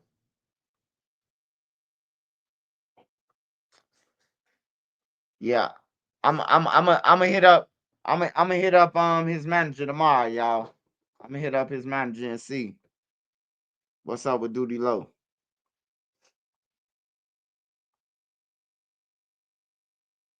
Oh yeah, Doodie Low got shot and robbed, man. It just been confirmed, man. About real OTF. He just got shot and robbed for his watch, man. It's true. Yeah, it's true. Somebody in my inbox right now. They said that Doodie Low just got shot and robbed and took his chain, and he OTF on everything. That's all you need to know. It happened. It happened for sure. Yeah, it happened for sure. He got his watch took. But Doodie Low look like one of them niggas who would be like, just shoot me on my leg, man, so we can get famous. Doodie Low do look like one of them niggas to me that'll take a leg shot for the fame, man. You know, Dirt gone, man. So you gotta get the sympathy. You gotta get all that shit right now. Niggas know they can't stay alive with them weak ass raps. You gotta do what you gotta do at this point. Dirt gone, man. Mustafa, he gone, man. It's safe to say, man. Like, and I hated that little Dirt gone, bro, because now we gotta listen to all this bullshit. We can't even listen to no All My Life. And I just thought about it, bro. Ever since Lil Durk got locked up, bro, I ain't heard All My Life from the radio stations, man. Ain't that some shit? I ain't heard All My Life. I ain't heard none of Durk's songs no more. Do they even? XM gonna play the shit out that shit. They definitely gonna play anything. They trying to get everybody convert over that still.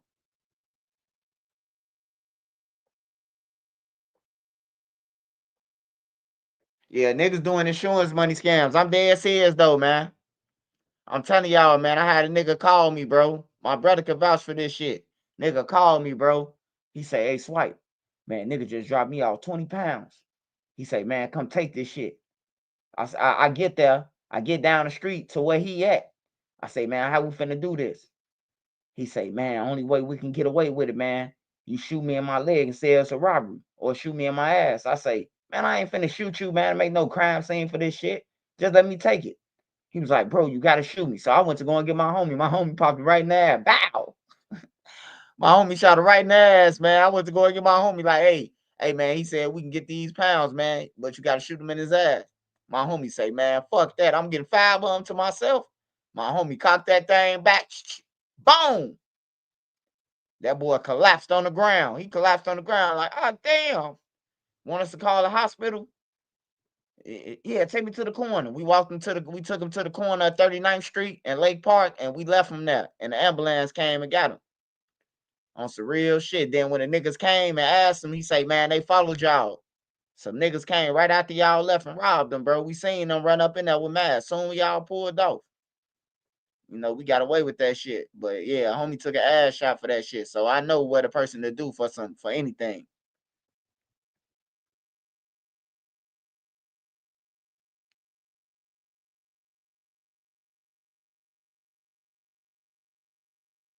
OTF getting taken out one by one.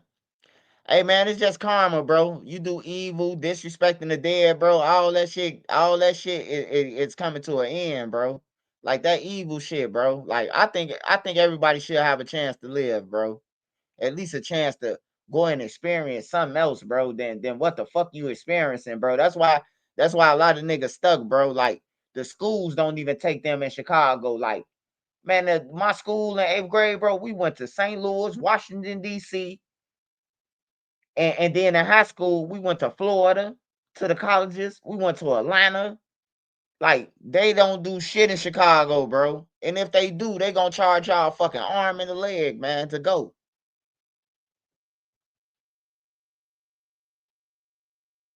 Say Doodie Low trying to get on Jimmy Fallon. Hell yeah, Lil Durk gone. All them niggas ready to take some ass shots. Shit. You see Zoo, my boy Zoo, like, fuck that. Zoo get on this bitch with 5,000. He get on this bitch with 5,000 pallets of fire alarms. I'm like, man, he gotta be fucked up. I know it ain't that bad, bro. Like, I sell my OTF chain, bro, before I get on live and say that I got 5,000 pallets of fire alarms, smoke alarms, bro. Like, nah, bro. I was just with Lil Durk. Like, that shit disrespectful to Lil Durk, bro. You know how Lil Durk felt when Zoo put that picture up there? Did y'all know how Lil Durk felt? Lil Durk like, yeah, you ain't coming back to Atlanta, bro. Like, that shit embarrassing, bro. He on that bitch with smoke alarms. Talking about I got him for the low. Nigga, you ain't get, hey, look, I know where they at for free. Go to any fire station by your crib, man. You can walk in that bitch and get a free battery in that motherfucker and everything. You ain't gotta buy shit from that nigga. On everything, nigga around this bitch selling fire alarms, bro. Like, that's crazy work. Like, I seen a nigga sell a lot of shit, man, but I ain't never seen no nigga. Well, yeah, I did see somebody try to sell a asthma pump. I seen somebody try to sell a asthma pump for a rock. Like, how the fuck you gonna sell your asthma pump for a rock and you gonna need it? Man, I got an extra one, man. Don't worry about it. Like, that's crazy, bro.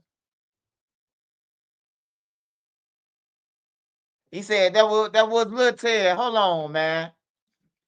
Hold on. That was Lil Ted. Hold on. Hold on, bro. I gotta go back now. Cause it looked like Lil Ted, bro. If that's Lil Ted, man. If that's Lil Ted on there, man, Lil Ted be talking a lot of shit, man. Be spinning and The spinning. communication came via ADL. We were named in a swatting incident.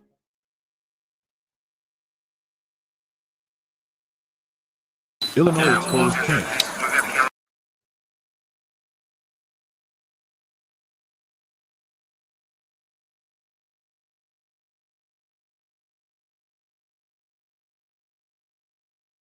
Man, Lil Ted got them same teeth too. But I don't know if this him though. Hold on.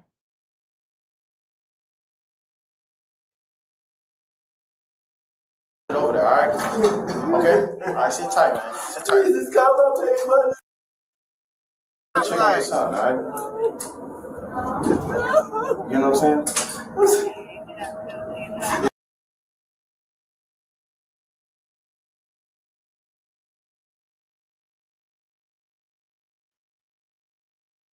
Oh no. I don't hate Dirk. I don't hate Dirk, nigga. I done made $40,000 off Lil Durk, you goofy. Ha ha ha ha ha ha. Jokes on you, nigga. I done made 40K off Dirk, nigga. I ain't mad at Dirk at all, nigga, on everything. I can't wait till the next paperwork drops so I can make another $1,000 off a video, nigga. Ha ha ha. You thought you won, huh? I'm winning, bro. I'm winning this race, man. I'm winning this race, bro. I'm telling you, bro. I'm winning this race on YouTube, brother. I don't know what you thinking, man. Even when you think of my page slacking, man, on everything, it's not. Goodbye. Talking about I hate Lil Durk. I love Dirk, nigga. Fuck you talking about. You want to see my analytics? Fuck wrong with you? You think I hate Lil Durk? Hell no, nigga. Hell no. Lil Durk one of my best buddies. Shit, I love when this paperwork drop. And they say he ain't getting out again. Shit, that's another 50, 60,000 views. Yeah, we have to get the fuck out of here. What's up? Yeah, that is him. That's Lil Ted, man.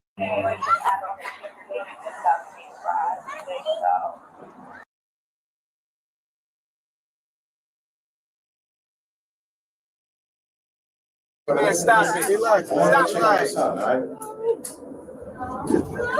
You know what I'm saying? Hell no. Hold on, man.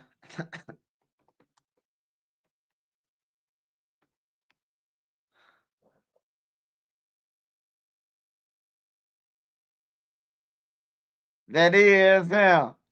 Ah, that's him. That's him. Hey, that's him. Hey, that's Lil Ted. Hell no. Look at him. He was just crying. Now he on this bitch talking about he put belt. You see how this work out, y'all? Hold on.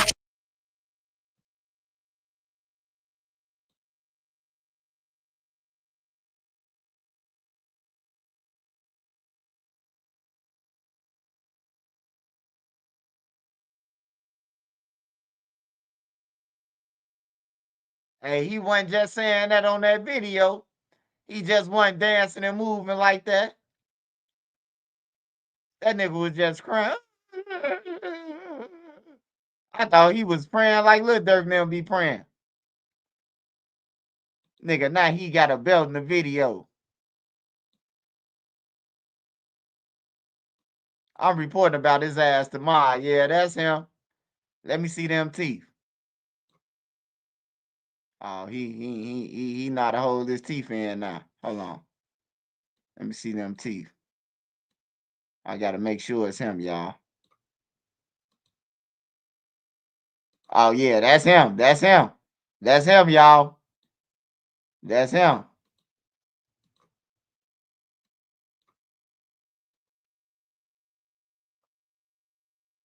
That's him. I got that grill. I got them teeth. That's him.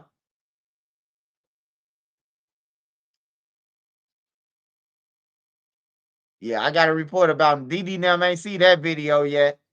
Doodie them ain't see this video. I gotta put the video on blast now, man. Doodie them don't know about that shit. Give them some milk. Left the baby in the crib, man. You ain't shit, TT, Lil Ted. They need to name your ass Lil Dummy, man. You left the fucking baby in the crib to stand outside in an Oblock store with a gun. That's crazy, brother. I got a report about you tomorrow, brother. Baby threat.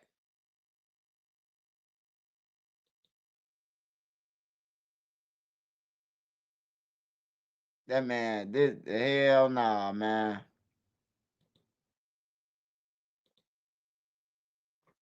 All right, what else we looking at, y'all? I'm waiting on all Urban Central to drop that shit. I know he What's going should on? be dropping it.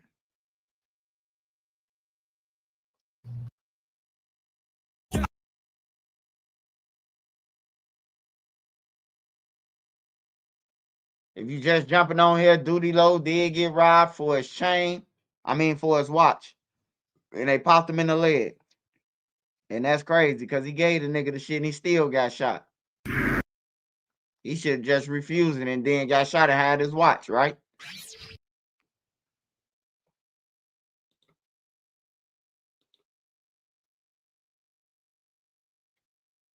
Yeah, I was waiting on one of the BDs to confirm it, man. That's all, man. I was making sure, man.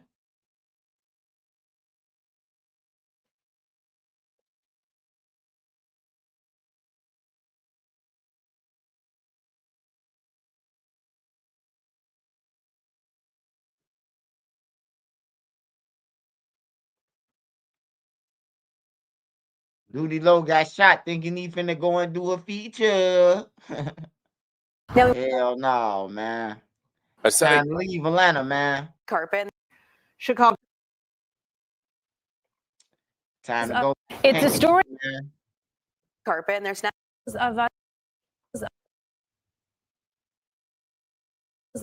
backups on I-57. The Pope from Chicago. That's good.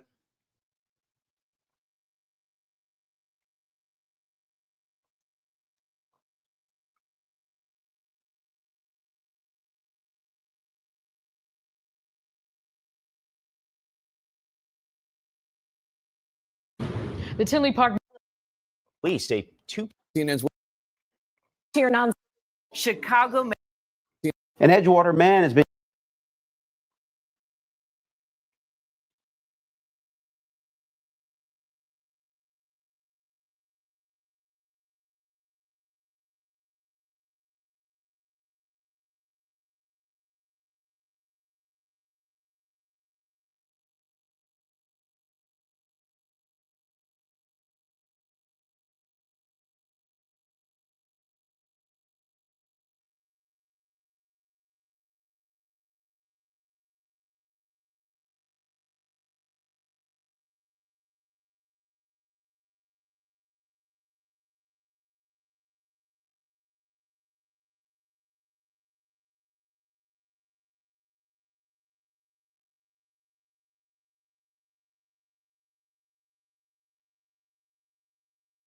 With Wix, you can. First up,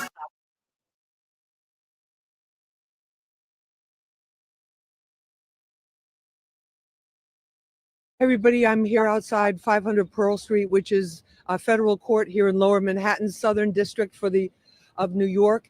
And I was in court today for the trial of Sean Diddy Combs, and very dramatic day in court, raising a lot of questions, very powerful testimony by his ex-girlfriend, Cassie Ventura. She took the stand. She's about at least 8 months pregnant, got up there on the stand and started to detail very calmly, very methodically, without any malice in her voice and without any kind of snide undertones that some people might have expected to hear from her. She detailed the beginning of her relationship with Sean Combs, which was when she was 19. She first met him. She was looking forward to having a recording career with him. She actually signed a 10-album deal with Bad Boy Records, his label, and she thought she was on her way to stardom at that. Hold on, man. Now, hold on, bro. A 10-album deal? A 10-album deal, bro. You know you got to be a fucking Tupac to put out 10 albums and get out that deal. Tupac, hey, look, Tupac owed Suge Knight 3 albums. Tupac did that shit fast, like this. He did a double album and another album. I'm out, nigga. But Suge Knight and them got him killed. We all know that story. You know what I'm talking about. He got backdoored somewhere in there. It was 3 friends and a stranger with Tupac. That's a lifetime contract. That's what I'm trying to say, bro. 10 years.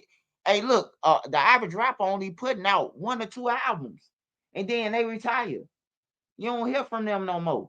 You get a good run like 50, you probably get 2 good ones and then 1 mediocre, and then you out.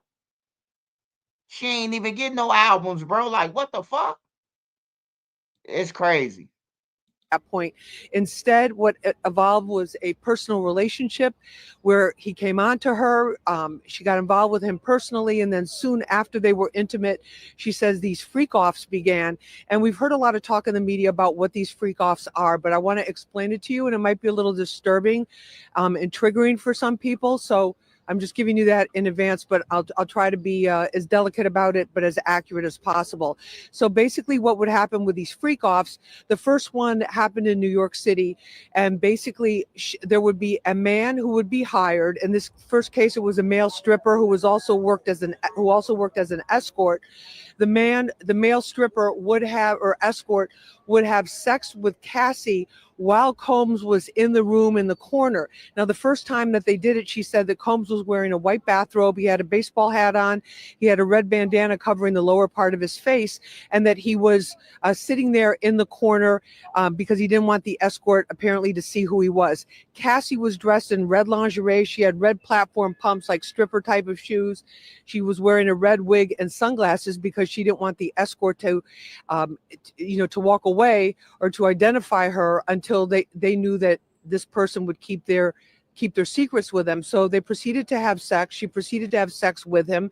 Combs, all the while, sitting back and giving directions as to what should happen. So he first instructed them to massage each other with baby oil. She later testified today, this afternoon, that there were about 10 large bottles of baby oil that were used in every one of these freak-offs, which would last anywhere from 1 to 4 days. And usually the participants would be Cassie, a male sex worker, having sex with her, somebody that she was told to hire. She would do the actual bookings from these escort platforms and escort apps and escort websites, and she would be the one that would actually hire the escort to come in there.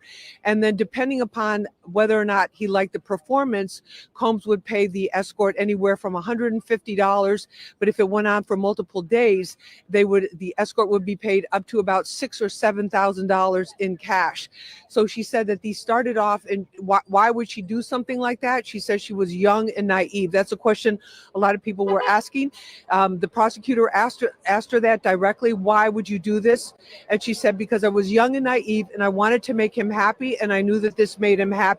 But she said over time, and now we're talking about years, they were doing these freak-offs in a lot of different places, New York, Los Angeles, Miami, Las Vegas, and got to be a handful of these male sex workers that were the ones who were their favorites and who they trusted. So she said that it became more and more degrading. There were degrading things done to her. She said that the baby oil, Combs insisted that their bodies always be glistening, and to keep this glisten going, they had to heat up the baby oil. They would run it under hot water so that the baby oil would be warm when they put it on their bodies. She said freak off supplies included lots of. I ain't gonna lie, Diddy can't even get no ass from no hype in my city, man. The hype is more than 125. The hype's gonna jump out the window with the 150 on Diddy. Diddy a cheap motherfucker. He take everybody records and hold them hostage, everybody careers, and then he only paying 150 for a freak off. And it depends on if he like it $7,000 after 4 days. Man, Diddy would have been robbed in Chicago. Diddy would have been robbed. No. She just, hey, look, this one thing I'ma say. Diddy a freak. But this one thing I'ma say. Diddy, the girl just said that she did it because she wanted to make him happy, right? So that ain't forcing. That ain't forcing. If she said that she did the shit to make him happy, that don't sound like a force. A force is, bitch, you better do it before something happened to you. That's forcing. She said, I did it to make him happy. So, I don't know. I wish Biggie Small was allowed to speak on this. Consent, he broke the laws. Hey, man, I'm just saying what she said, man. The lady just said she did to make him happy, man. That don't sound like force. And then she looking for the motherfuckers, bro. She said that she's the one who hired the people. That's even more guilty. You hiring the people and then complaining. You hiring the person. Like, man, it's all crazy to me, bro. Shit crazy. Diddy a sick motherfucker, man. But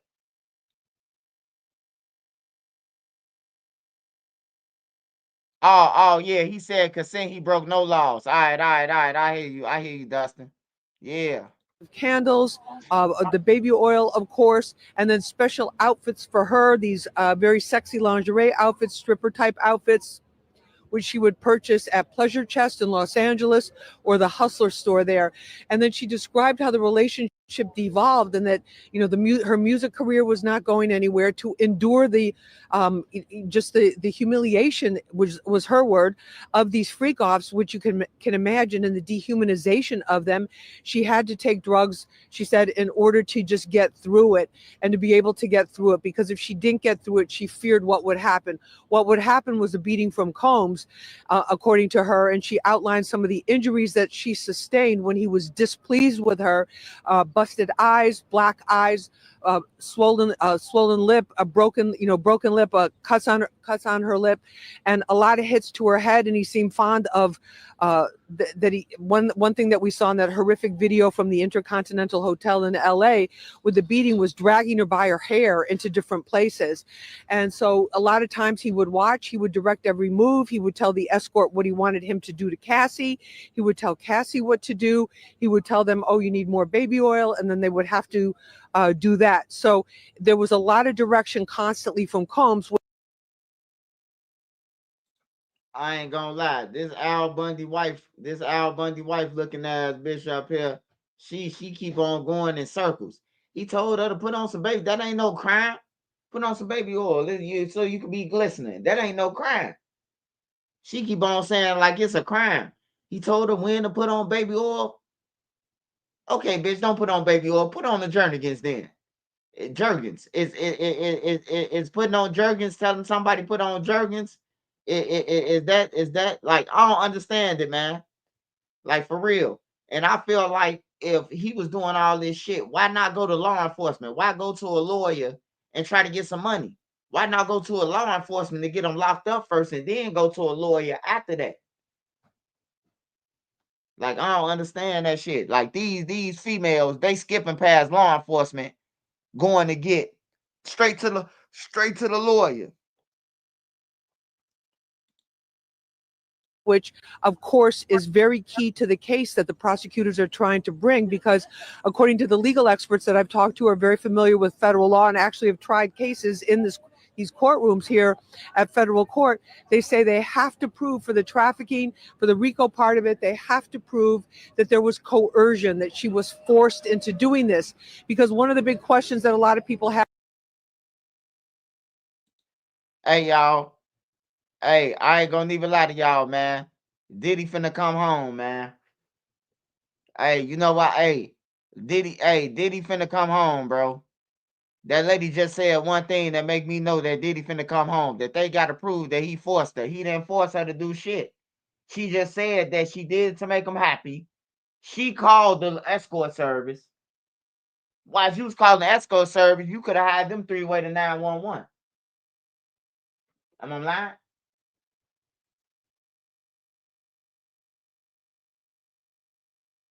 Man, I'm just saying what she's saying, bro.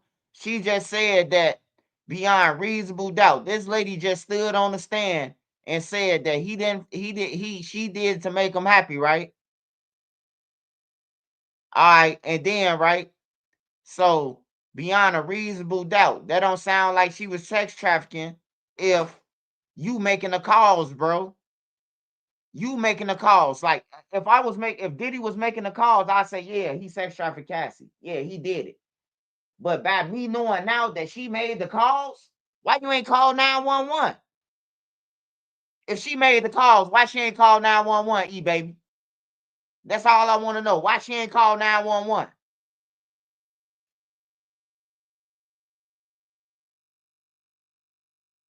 And then to go through it 10 years,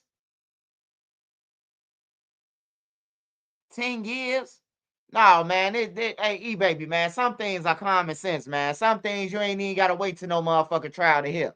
I know bullshit when I hear it, man, on everything, bro. Like, Diddy a sick motherfucker. Hey, but look, you might do in your bedroom what another motherfucker might not do. Hey, it's some people out here who getting tied up, spanked with paddles and all type of shit. That's their prerogative. If you sit your stupid ass down there and get tied up, hog tied with an apple in your mouth, and then get smacked with a paddle, that's you. That's what you like to do. For real. That's what a motherfucker like to do. If you like to get hit with a paddle, that's what you like to do. I mean, my bedroom action is different than another motherfucker's. I just don't see nobody like you making a phone calls to call a person who you about to have sex with, bro, like to violate you. Like, come on, man. I know y'all women sympathize and everything, bro, but I just keep shit 1,000, bro. Like, I be for the women. But, bro, you ain't gonna run no bullshit across me and say, oh, man, look. The first thing I'm asking if I'm a judge, why didn't you call 12? Why didn't you call a lawyer? That's the whole thing I'm gonna ask the females, bro.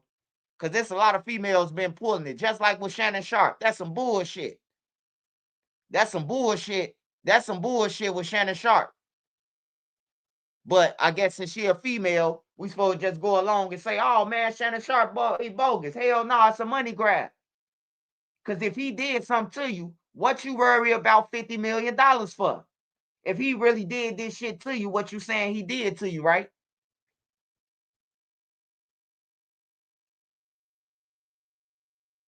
Now, he whooped her ass. He did whoop her ass. We seen him. He lied and said he didn't. We seen him.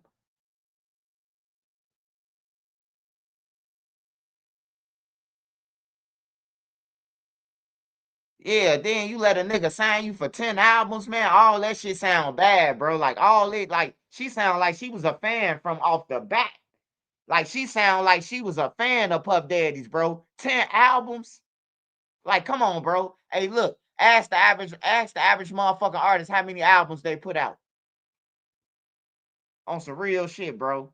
You not putting out no albums unless you on fucking fire, man. Or they gonna single you to death. That's what Cassie got, singles, right? Like, she got 1 or 2 hot singles or some shit like that.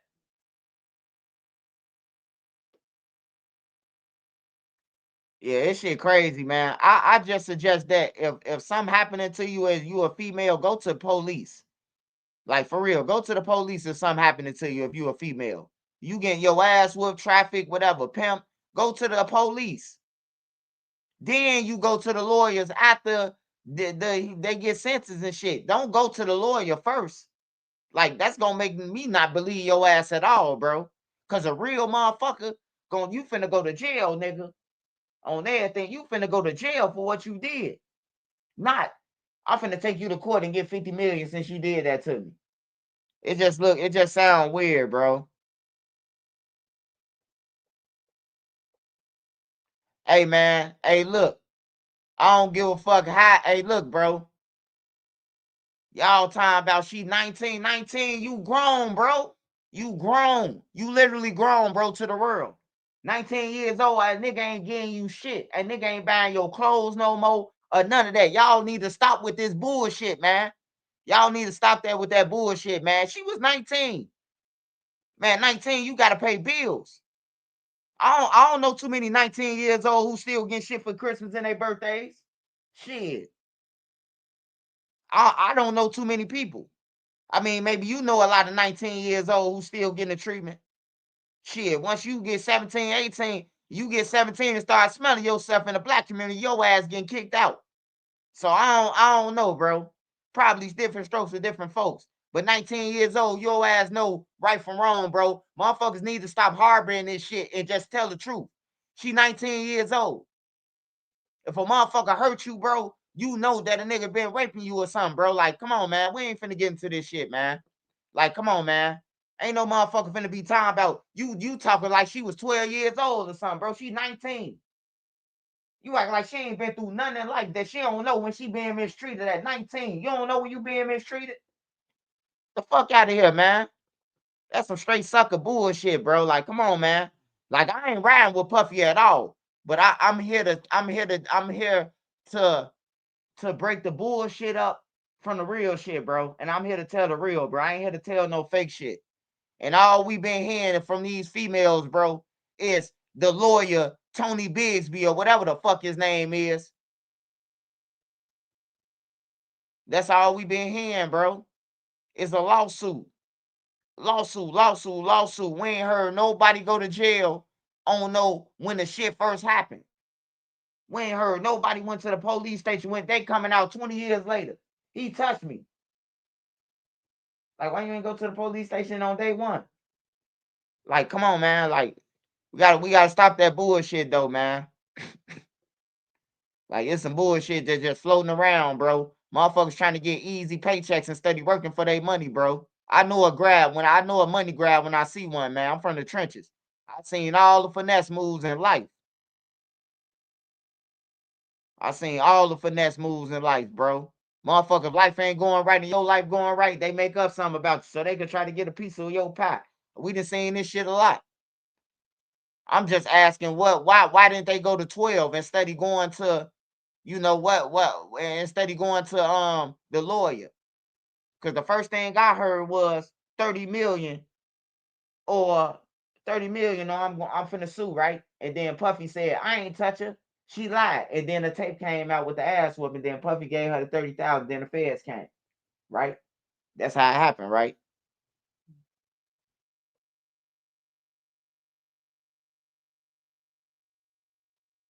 Man, I seen the feds grab Bill Cosby, man. Bill Cosby at the crib right now, bro. They did get Bill Cosby, but he at the crib right now. You know? Like they always say, man, it is some innocent people, bro, and it is some guilty people, bro. You gotta just decipher the motherfucking conversation, bro. Not just cause somebody in jail for it, bro. You gotta read between the lines, bro. Cause a female right now could call the police right now. I'm just saying any random female. A female could call the police right now and say he tried to rape me. And you ain't never touched her. You hear me? You going to jail. You going to the police station. First of all. You hear me? By her saying you tried, that mean they ain't gonna do no rape kit. They just gonna take him to jail for it. That's where you get an aggravated attempted assault. You know? But that's how it is though. That's how it is, bro.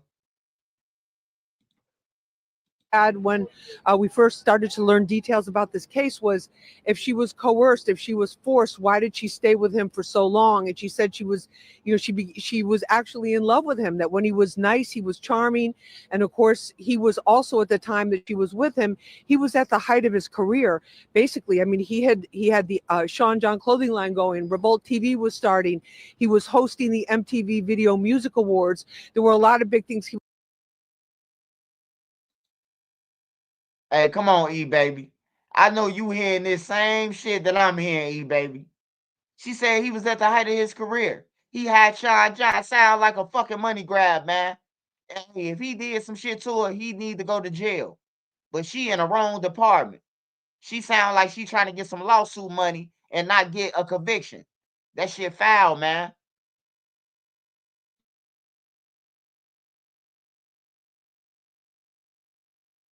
We first started to learn details about this case was if she was coerced, if she was forced, why did she stay with him for so long? And she said she was, she was actually in love with him, that when he was nice, he was charming. And of course, he was also, at the time that she was with him, he was at the height of his career. Basically, I mean, he had the Sean John clothing line going, Revolt TV was starting, he was hosting the MTV Video Music Awards. There were a lot of big things. He was getting Grammy nominations. There was a lot going on for him career-wise. He was being hugely successful, even a Broadway appearance. And then, of course, running the New York City Marathon to raise money for education in under-resourced communities. So she was meeting, she was involved with him at this very, very prominent time in his life where a lot was going on and a lot of attention was on him. And Hey, E baby. Shout out to E baby, y'all. Hey, E baby. It's safe to say, man, all she's saying in the lamest terms of the trenches, like if you was on 63rd or 39th or something like that, what this news reporter just said is Puffy was the plug and she knew he was the plug. And it seemed as if he could do no wrong. Of course, now we found out that was an image, and now we're finding out more about what the reality is for her. Now, while she was on the stand, as I said, she's estimated to be like 8 or 8.5 months pregnant. She was rubbing her stomach, rubbing her belly the way pregnant women do, or they just touch their stomach when you just touch your stomach when you're pregnant, and just kind of like to feel that heartbeat or feel that movement of that baby that you're carrying. And so she was doing that a couple of times during the testimony. She reached for tissues because she was getting emotional. Tears were coming to her eye. At one point, she really did get choked up and had to stop for a moment or two. But the prosecutor kept on relentlessly. And then also, she was asked to describe her daily life. Her daily life was basically being all centered around Combs and around making him happy and doing whatever he wanted her to do so that he would not hit her, would not beat her up, or would not punish her. This was the term that she used, this word punishing. And that when he was upset with.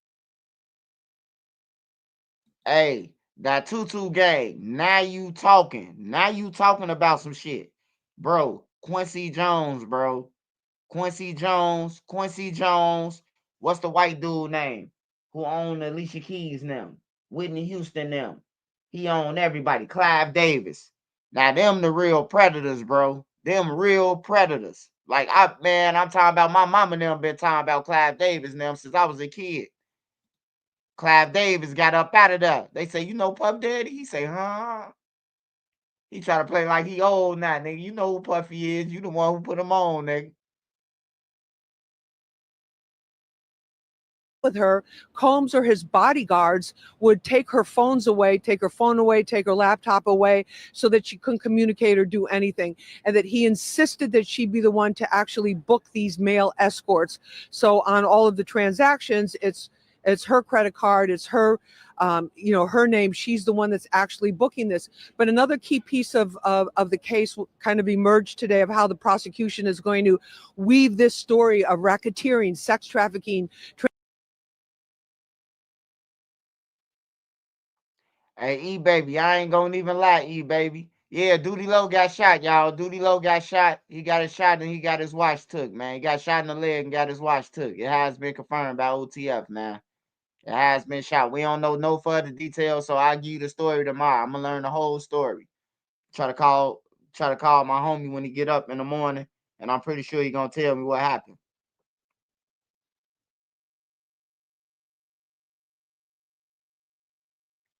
Hey, it sound like E baby. It really sound like this to me, E baby. If I'm hearing all right. It sounds like Cassie participated in the sex trafficking with Puffy. But now, in order for her to get out the shit, she got to testify against Puffy. That's what it sounds like to me. That's what it sounds like to me. It sounds like that Cassie participated. It said all the credit cards was hers from the escort. Like she participated in this shit. Transportation across state lines for prostitution. They're basically laying the groundwork for the sweeping RICO case that if Combs is found guilty, he could spend the rest of his life behind bars. He's currently 55 years old. And then what is happening was, she said that With Bold Desk, effortlessly manage customer inquiries, provide instant support through live chat, and keep track of his three bodyguards. There were 3 or 4 main bodyguards that were always with him, driving her, that would do whatever he wanted them to do. She testified about how one time he put a gun in her purse because they were going into downtown LA for an event that she was hosting, and she felt very nervous about that. She testified about these bodyguards basically doing whatever he asked them to do. And then also there were these assistants. One assistant, she said, would take care of the money, would give her money, and that by a certain period of time, after that first year with him, he was controlling, he or his business, his employees of Bad Boy Worldwide were actually controlling every single aspect of her life. So I have to give her credit for maintaining her composure throughout, because she's looking across that courtroom.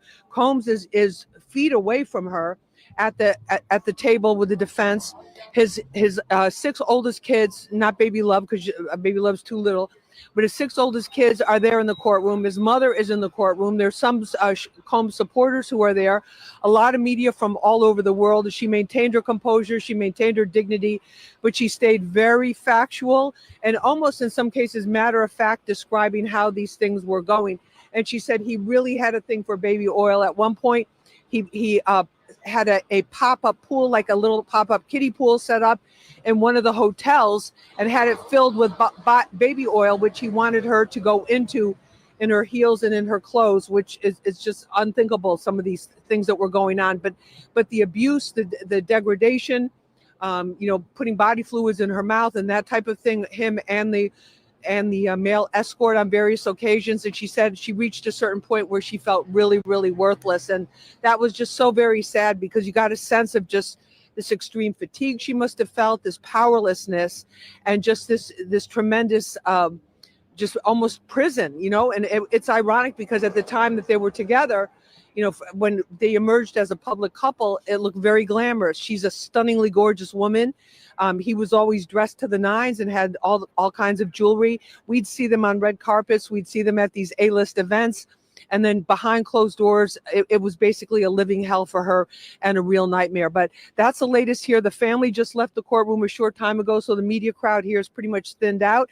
I have a couple more assignments I have to do for Fox 5 News here in New York, which you can watch anywhere in the United States on the Fox Local New York app on your phone. I would suggest you get it because you can see all our stuff live. You can see my Street Soldier shows on Friday night.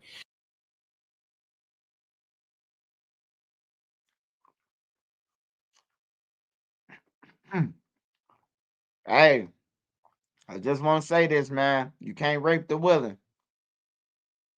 Sound like she was willing to do anything for fame.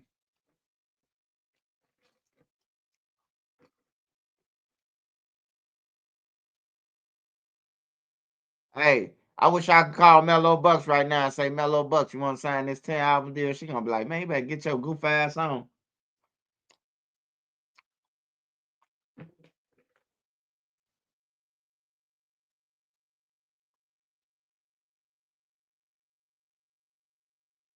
Hey, E baby, he probably do go down.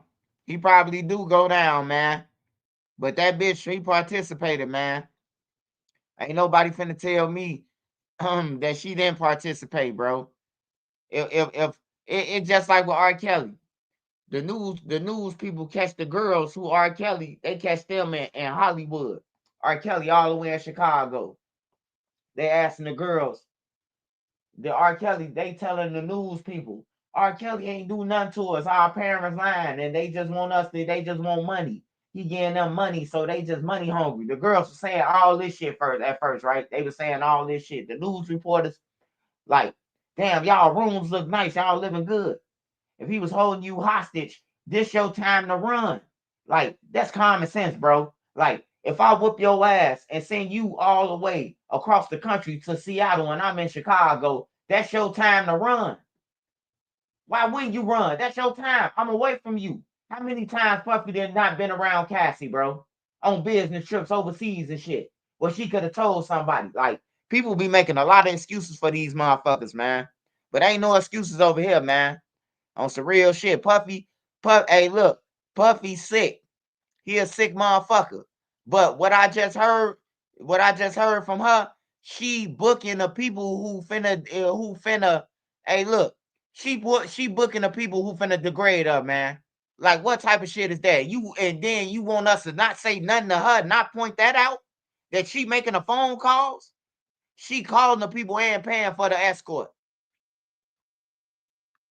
She was doing this shit for 10 years, man. Puffy, hey, look, a pimp, you gotta sleep with anybody. She had her choice. She could call any male on the app and get him over there.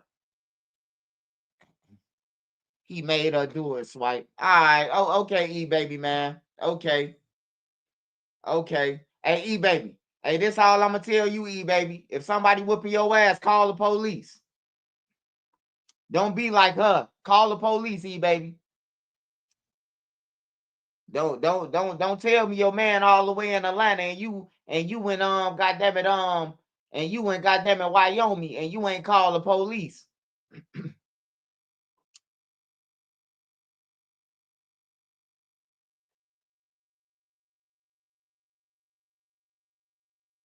Hey, yeah, motherfuckers better say something. You get traffic, you just hang with a nigga. Oh, that thing, man. Like, that's crazy work, bro. That's crazy, man. Like, ain't that much motherfucking love in the world, man, that a nigga trafficking you and you ain't saying nothing and you got a chance to get away. You could slide the piece of a note. You could do anything to get up out of there. How many times she around Puff Daddy? So I'm pretty sure. Hey, look, I remember this video, bro. I remember this video. I finna pull it up for y'all. I finna pull this video up, right? So it's a video when they at the award show and a lady say, Cassie, is there anything you want to say? Just keep me and Puffy's secrets between my heart. You don't remember that shit? They was on the red carpet and a lady was asking her, did she want to say something? That was the perfect motherfucking time. People always making excuses for these hoes, man. Like, I'm tired of that shit, bro. Like, hey, look, Puffy's sick. He probably did some sick shit. But these, man, they with that shit, man. I was with him because he was at the height of his career. He was going to MTV and running marathons and come on, man, sound like your ass a fan, man. On everything. Y'all don't know what a fucking fan is? Some real shit. She was with him because he had money. So she was willing to do anything. You can't rape the willing. What part don't you get of that? You can't rape the willing. If you willing to do it, then it ain't called rape. You don't understand that?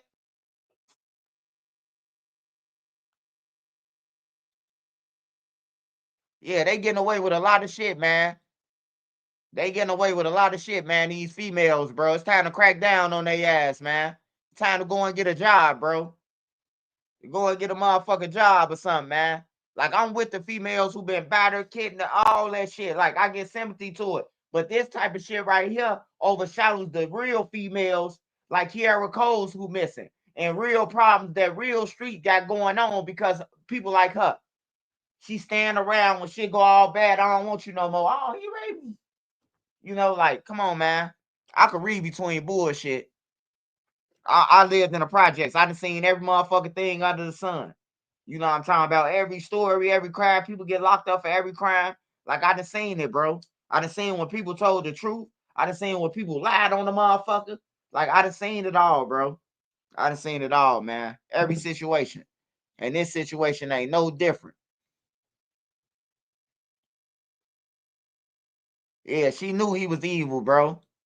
She knew that nigga was evil. Hold on. P. Diddy. I feel bad for her, though. I do feel bad for her, but you ain't gonna hit me with that. If I was the judge, like, her ass would be in jail with him. You calling motherfuckers, you going across state lines with them, that sounds like a crime to me.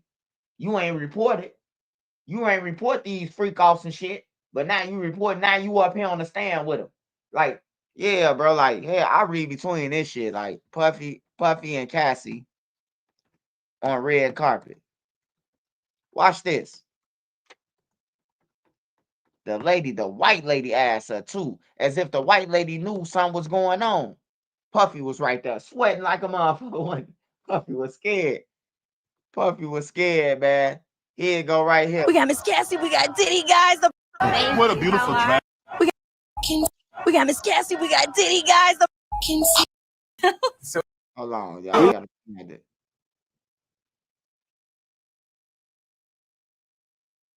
And not really try to overdo it with the theme, but just, you know, have it be more I'm wearing head to toe Tom Brown, and I just wanted to be, you know, at my life for us. Yeah. You angelic. No question. Is there anything that you may want to confess tonight before you go in? I keep everything right here. There you go. Or right here. There you go. That's how you do it, right? Y'all have an amazing time tonight. Thank you for blessing this carpet. And not really try Tonight before you go in. I keep everything. It's just like everyday life for us. Yeah. You angelic all the time? Mm-hmm. Final question. Is there anything that you may want to confess tonight before you go in? I keep everything right here. There you go. Or right here. There you go. That's how you do it, right? Y'all have an amazing time tonight. Thank you for blessing this carpet. And not really try to over. Hey, yeah, E baby. Hey, E baby. Hey, that was her time to tell right there. She was on national TV. That lady say, is there anything you want to say? She could have been like, yeah, Diddy been whooping my ass, sex trafficking me and everything. You know, all Diddy could have did was run after that. Because it was over with for his whole career. You hear me? Hey, look. I just seen some shit, right, E baby? Yeah, you could hear the relief when he ain't tell. I ain't gonna lie, bro. Diddy was scared than a motherfucker when she said that. He thought she was finna tell on his ass. Look. And not really try to overdo it with the theme, but just, you know, have it be more sophisticated and more minimalistic. And please tell me about your look tonight. You look amazing. I'm wearing head to toe Tom Brown, and I just wanted to be, you know, at my Sunday's best, you know, suited and booted. I always wear a dress, so I wanted to try something different. Yeah, it's just like everyday life for us. Yeah. You angelic all the time? Mm-hmm. Final question. Is there anything that you may want to confess tonight before you go in? I keep everything right here. There you go. Or right here. There you go. That's how you do it, right? Y'all have an amazing time tonight. Thank you for blessing this carpet. And not really try to overdo.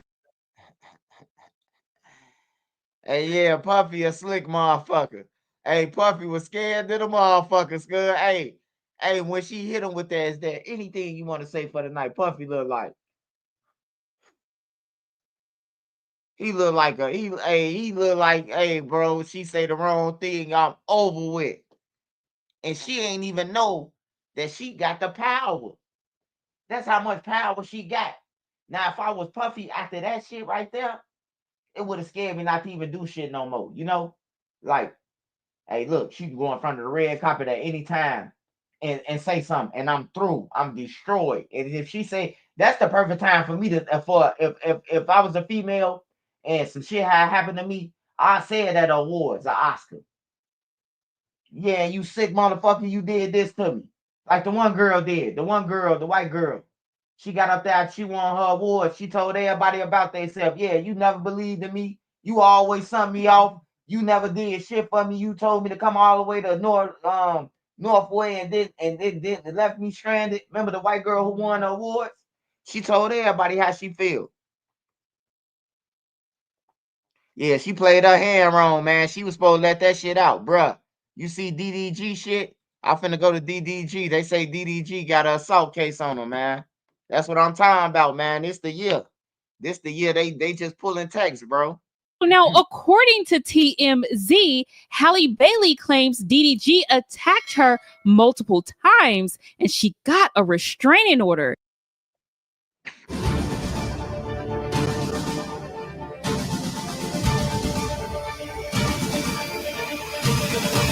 Y'all already know. Go follow Sparks on IG. Street Gospel. So now, according to TMZ, Halle Bailey claims DDG attacked her multiple times and she got a restraining order. Now, this is an exclusive from TMZ, but as you can see here, the pictures that were obtained, she has bruises and a chipped tooth from where DDG allegedly threw her head into a steering wheel. So now, according to TMZ, Halle filed a police report. Now she wants court-ordered protection from the father of her child. In the docs obtained by TMZ, she claims things got physical in January. They broke up back in October, and Halle says DDG came over to pick up their son Halo, and she tried to start a convo with the rapper about child visitation schedule. As she was buckling Halo into the car seat, she claims DDG grew agitated and repeatedly said, "Get out of my car, B-word." Halle says the baby was crying and she got nervous about DDG leaving him in such an agitated state. That's when they allegedly started wrestling, with DDG pulling her hair, slamming her face on his steering wheel, and chipping her tooth. Halle says she was in pain and crying, and although that stopped the fighting, she was still worried about. Hey, see, hey, E-Baby. See, the E-Baby, this what I'm saying, though. He did all this shit. Why we ain't hear about him going to jail? Because if Trenches News did this shit when I was broke, I went to jail. I went to jail for arguing with a motherfucker on everything. I got tired of the shit, went with another girl without telling this girl, and then she came bust my shit with a pipe. You hear me? And I still went to jail right in front of 12. I picked her ass up, 12 on her, put her on her back pockets. 12 say, "I ain't see that. I just seen what you did. My shit leaking, blood running down my head." Man, I'm talking about, it was about 10 guys from 63rd came to court for me, and the judge let me out on some real shit. And I had a motherfucking I Love Lucy knot on my head. You hear me? Like, for real, man. Hey, but anyways, why? Hey, look, why didn't he go to jail if he slammed their head to the thing and chipped her tooth? Because the nigga would have been in jail, man, where I'm from.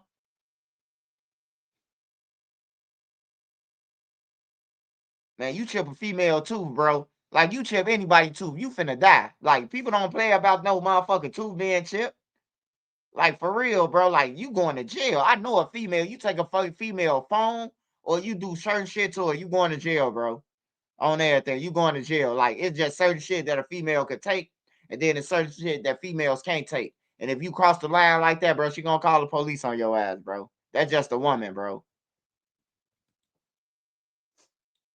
Halo. So she remained in the car for the ride over to DDG's house, where she told his family what happened.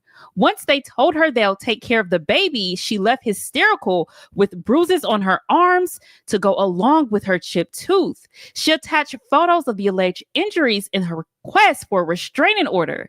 She also alleges DDG creeped her out in March when he showed up at her house, entered the house without permission, went up to her bedroom and texted a pic of Halle's empty bed to her, along with a text, "Now I know what you've been on." Halle says she interpreted the text as DDG accusing her of sleeping with other people. 4 days later, she claims he really exploded when he came back to her house. Halle told him she and the baby were sick and she didn't want Halo to leave home. And she claims that's when he got verbally abusive, smashing her Ring camera and ran away with Halle's phone. As he drove off, she claims DDG. Hey, man. Hey, if he smashed that Ring camera, we need to see it. Why they ain't releasing this shit? This the year of the internet. Hey, motherfuckers. Hey, look. If a motherfucker say you a liar and you got some proof, you gonna put that shit out there because you got proof, right? You ain't trying to wait on no motherfucking law enforcement or nothing. That's your proof. Law enforcement gonna come and get them off your video that you uploaded. You know? Like, come on, man. It gotta stop, man. Like, it's overshadowing the real females that the shit happening to, bro. Cause they playing game. He was cheating from day one. Yeah, I mean, hey, look, I'm gonna tell you this, baby. I'm gonna tell you this. Just how you got a motherfucker, you gonna lose him. If that makes sense to you, right? Yeah, Doodie Low got shot. If that makes sense to you, baby. If you creeping with somebody else, man, you know what I'm talking about, and y'all cheating on each other, somebody gonna do that to you, or it's gonna happen to you. When you think you in love, the nigga gonna be sleeping with your best friend. That's some real shit, bro. Like, everybody should know that.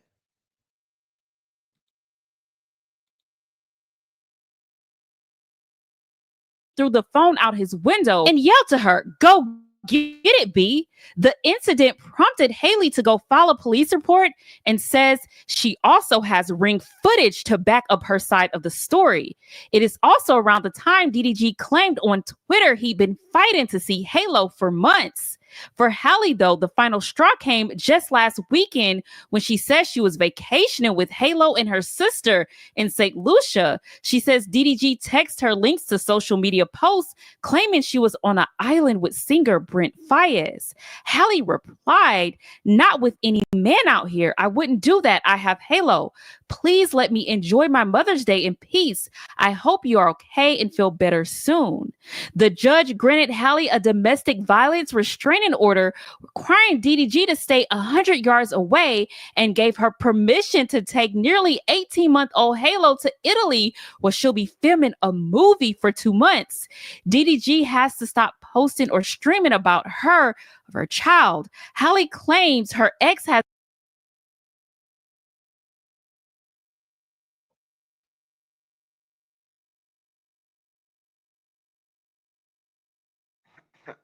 Man, E-Baby got a husband, man.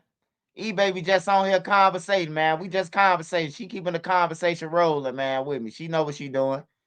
E-Baby know what she doing. She keeping that shit rolling, man. It's 1:29. E-Baby know I'm on my last blunt. E-Baby keeping me up, goddammit.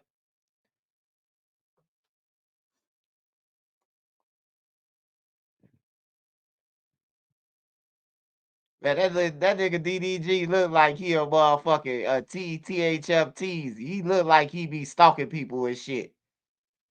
He do look like he be on some weird shit, man. Like he could do some shit like that, bro. But what I say is, man, on some real shit. Like this shit gotta stop, man. Like the women, the women is fucking up for the women that really need help. The girls that really need help, they fucking it up. Cause once you get to pulling bullshit like all the time, and at one time, like I seen this shit happen with, like, remember one time it was like R. Kelly, Epstein, the dude in Hollywood, the fat white dude. It was all them at one time. Remember they went to go and get all them at one time. And then it was like all the females, they basically had all the stories. Like Bill Cosby. He put pills in my Jello pudding. Then why you kept on eating the Jello pudding and you got high the first time off the Jello pudding? You came back to his house and asked him, "Hey, you got some more of that Jello pudding?" And then you talking about he didn't fucking made you eat the Jello pudding. Like, ain't that some bullshit, y'all though? If you go to somebody's house and eat some Jello pudding and you end up having a motherfucker, right? Or you end up like discombobulated, like you don't know what the fuck happened. Your pants fell down, you know? And then you come back over the same nigga crib who your pants fell down on accident. Let's just say on accident. Your pants fell down, her drawers fell down on accident, you know? And then you come back to Bill's house asking for Jello pudding after he done already laced you up. See, that's what I'm talking about. Hey, look, if I go over anybody's house and I smoke some blunts and it feel like my cousin them got me one day, right? My cousin them told me to flame up a blunt. My cousin them from out west. So they pull up on me. I'm shot. This when I'm in a wheelchair. They pull up on me. They man, what you on, bro? Ooh, man, y'all got some weed, man, from out west, man. See, I ain't knowing that they be on bullshit now. So they laughing, they get to laughing like, hell yeah, you know we got the weed, cuz, ha, ha, ha, ha. We got these hoes, we finna go upstairs. So they help me upstairs, we go upstairs and shit, right? On my mama, they had a leaf blunt. I lit that motherfucker up and smelled it. I'm like, bro, I don't even play like that, bro. I don't even play like that, cuz. They started laughing like a motherfucker, bro. I'm like, what's funny, bro? Like, for real, bro. Like, out west to get you, bro. My cousin them be on that shit, bro. On my mama, my cousin them, they lacing shit. They lacing female, they lacing all that shit. They telling you. But at least they gonna tell you if you a female, we done dropped 30 pills in a bottle of Remy. Like, if you drink that shit, that's on you. That's why I don't drink liquor, bro. I don't drink it all, bro. I don't even play that shit, bro. I don't even like liquor, bro, because niggas turn into Superman off liquor. Like, I done been out in public places with people, and they get drunk. They get into a fight with another motherfucker. We tell them to be cool. What y'all act like you scared? Now we whoop his ass. You hear me? Now we whooping my homie ass because he embarrassing us now. He telling us we scared because we ain't taking up for him because he on some drunk shit. So me and my homie Hunter, we put feet on him. On everything. Put feet on him and we got low on him. Left him in Jules on Roosevelt. Nigga got to acting bad in front of some females on that. We like, calm down, bro. Chill out. Man, y'all harboring these hoes. Like, who the fuck you talking to, dude? I'm talking to y'all. What's up? Took off his shirt and everything in the middle of Jules. Like Hulk Hogan. We whooped his ass in Jules, bro. All the way to outside the Jules on Roosevelt, bro, and got low. And left his ass there on everything, bro. Me and my homie, we went in there. Nigga try to front on us.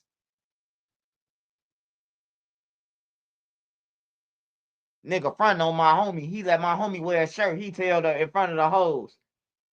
Yeah, that's my shirt. You like it? Like, bro, we finna whoop his ass, bro. Like, you know you can't do that. That's a rule in the trenches. You let a motherfucker see your shirt and the hoes come over. You don't say out loud, man. Hey, man, I'm gonna need that shirt back, bro. You hear me? Like, you don't say no shit like that. You getting whooped, bro. Like, me and my homie put feet on him, on everything, bro. Like, that shit was embarrassing, bro. We met up with some females on Roosevelt at the Jewels. Y'all know the Jewels right there on Roosevelt? Or the Oscos. So we met there. And goddamn it, man, it just went. Oh, it's Dominex. I forgot what it is, bro. It's something right there. Whatever on 12th, the grocery store. I think it's Dominex. Boy, it's an old Jewels or whatever. But yeah, man. Nigga try to front, bro.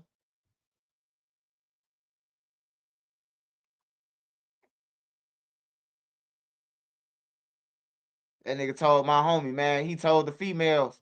The females say, I like that shirt you got on. He said, yeah, that's my shirt. You like it? My homie put his head down with his hand over his eyes.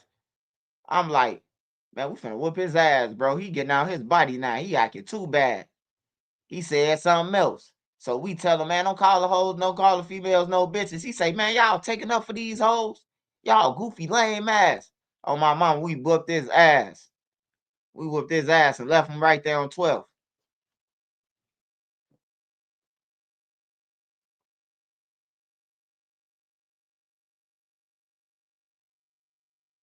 Yeah, that liquor be having niggas thinking they courage, bro. And hey, look, the time I'm talking about, they wasn't drinking no Henny. They was drinking them boys drinking 1800 on my mama. They was drinking Savecca. That's what they was drinking. Them boys was off Savecca, bro. Them niggas had a whole big ass bottle of Savecca, bro. That shit cheap as hell, man. Them boys drinking Savecca, man.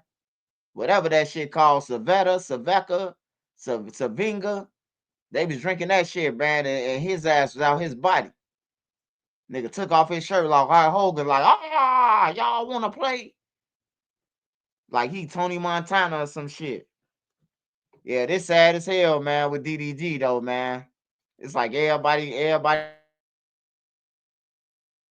Has been whipping his fans into a frenzy by trashing her when he live streamed. So TMZ reached out to DDG's camp and they haven't heard anything back yet. So I'm pretty sure DDG is aware that this story would be dropping. But as you heard there in those documents, it doesn't appear that he's able to speak on it anymore, or at least not speak on Halle and the baby. Now, according to those documents, she did file a police report. Not sure if any charges are going to be taken out on DDG, but that temporary restraining order was granted. So Halle is claiming the last straw came this Mother's Day weekend when she was out in St. Lucia with her sister. Now, as you can see here, these messages obtained from TMZ shows DDG texting her. You can see these links that he texted her to these blog pages. He says this foul bet. Says, you think you hurted my feelings when you really just ruining your own image. This is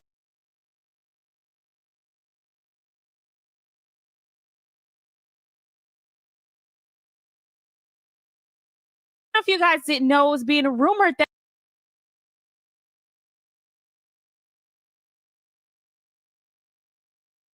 if you guys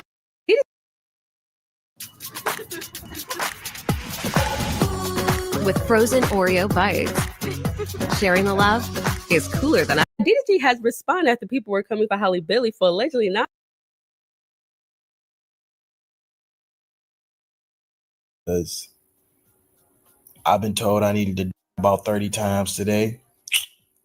And y'all know when they tell me they want me to I start acting different. So I'm like, you know what? Let me just calm down. The person that's saying this is poor, fat probably, and like a whole bunch of shit going on with their life, you know, and they not successful in life, so they projecting. So let me just like, let me slow down. Let me not even act out crazy.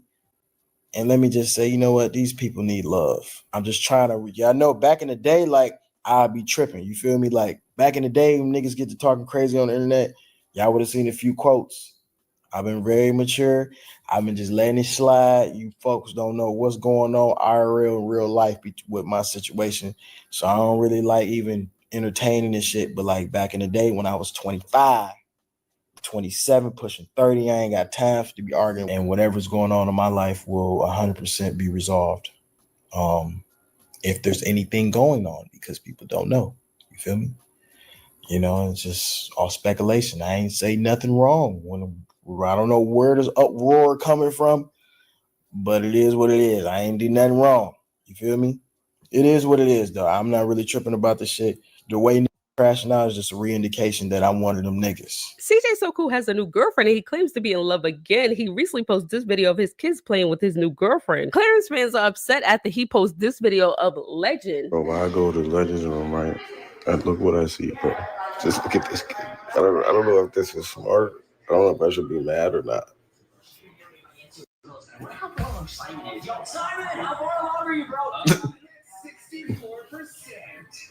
Legend. Bro, he's in the draw. The first draw.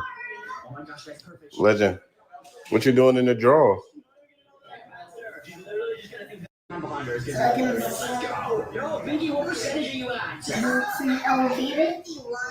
It's an elevator? Can you stop by? God, you can't. That's not good. If not worse, when we were younger. Okay, this is all a part of being a parent. I have a boy. Nothing surprised me. Not this. Right, she's beautiful. She's doing 9 good. months. I was pregnant at the same time at one point. Did y'all?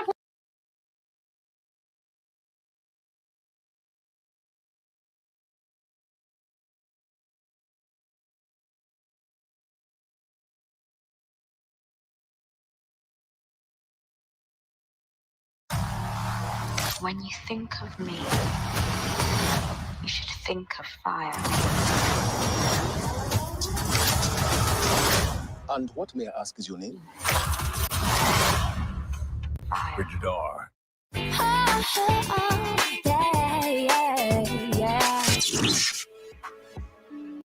On a break. On a break. Yes. I don't think I need to tell you. Not even sleep. I just wanted to are zooming into Brent Faiyaz's glasses to see whether the woman that's in his glasses is actually Halle Bailey. And some people are actually really thinking that, yes, this has to be Halle Bailey, but at a zoo and there was just has a hat on her head. It's safe to say, man. It's safe to say, man. That nigga whip, man. He whip. He ready to crash out, man.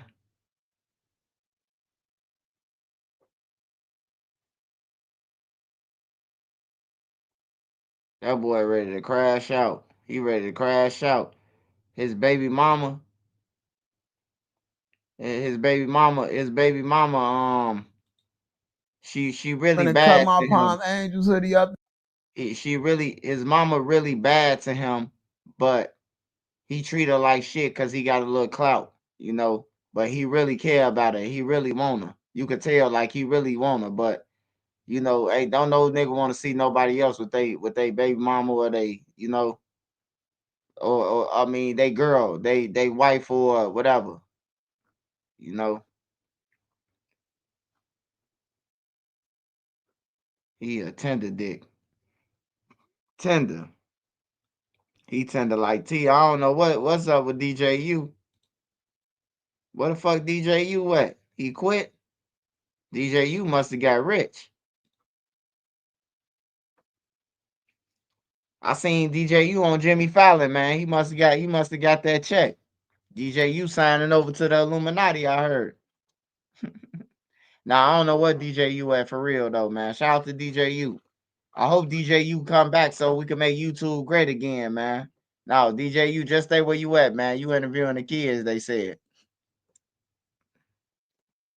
They said you interviewing all the YNs, man. They tired of that shit. No, ain't no upgrade to Holly King, Lauren, London.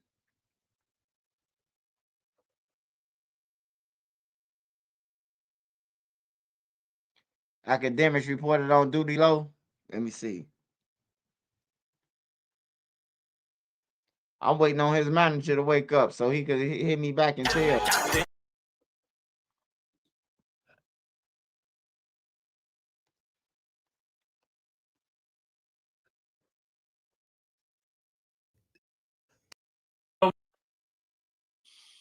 Welcome back to Keep. I swear to God, watch that back door. Better keep.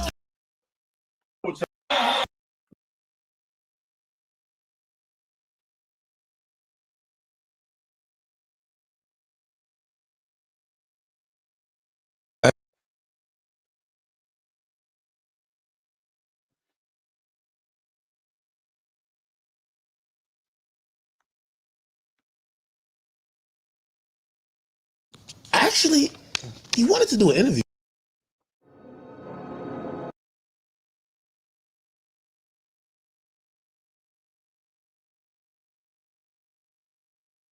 Oh, you said on IG?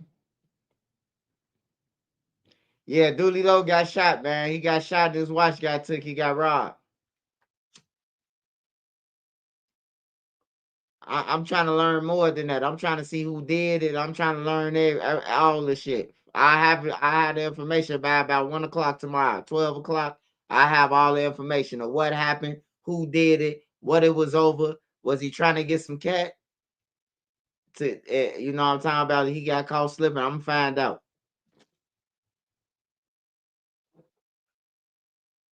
I told y'all, man. You never know who my family is around somebody, and I never tell you.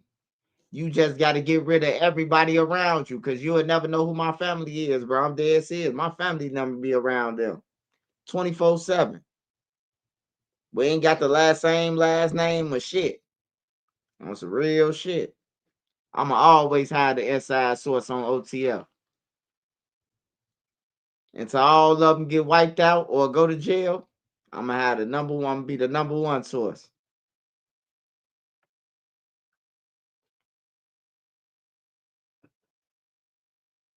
Yeah, he was trying to get some cat, man. Them hoes in Atlanta will set you up, man. They'll set you up fast.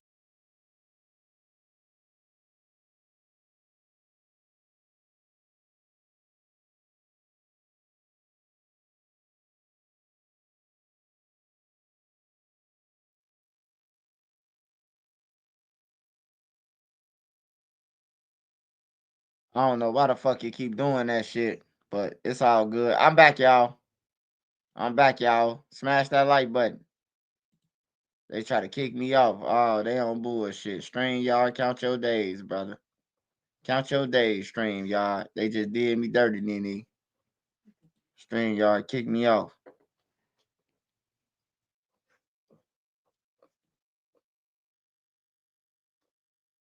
All right, so let's go to something else. Let's see what else. Ticket. Let me see. Cuff ain't no shit. Let me go back to the Chicago news, and I'm gonna do Philly, Atlanta. I'm surprised it wasn't in Atlanta news. Matter of fact, that's what I'm finna look up. Atlanta news.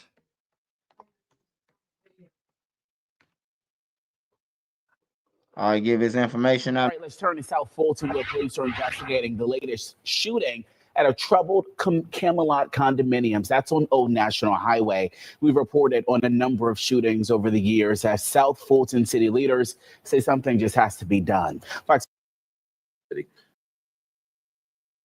Going to start by giving you an update of kind of where crime stands at this point in our city. This was as the very beginning of May, week 18. And as you know, we track crime in 9 key categories. Police. What's this? It's the original 1,900 square foot Books Overnight facility. It's right in here. One office and a little roll-up garage door. And we made... Police tell us medics rushed that boy to the hospital where he is in critical condition. News Edge reporter Rob D'Arienzo is live at the apartment complex where this happened. Rob, do we know yet what all went down, how this all happened? Well, Christine, Tom, good evening to you both. We're still trying to piece all of this together tonight. You can see police on scene here behind me. This actually happened earlier this evening at this apartment complex right across the street from me. That 10-year-old boy struck in the head. Police have since wrapped up their investigation over there and have turned their focus over to this bush over here where we saw police just pull out something, what we believe was a firearm. Just a couple moments ago, the CSI team came over here, started taking photographs, and pulled out again what we believe was a gun. I want to show you what this scene was looking like earlier this evening here inside the Town Square apartment complex. This is in Southeast Atlanta. Happening now at noon, Forest Park police say they have arrested one confirmed gang member and another is on the run after a deadly shooting at a motorcycle club. Good afternoon. Thanks for joining us. I'm Lindsay Tuman. 2 people died in that shooting that happened last month. Fox 5's Eric Perry joins us live from the Forest Park police now with the latest on that investigation. Eric, what can you tell us?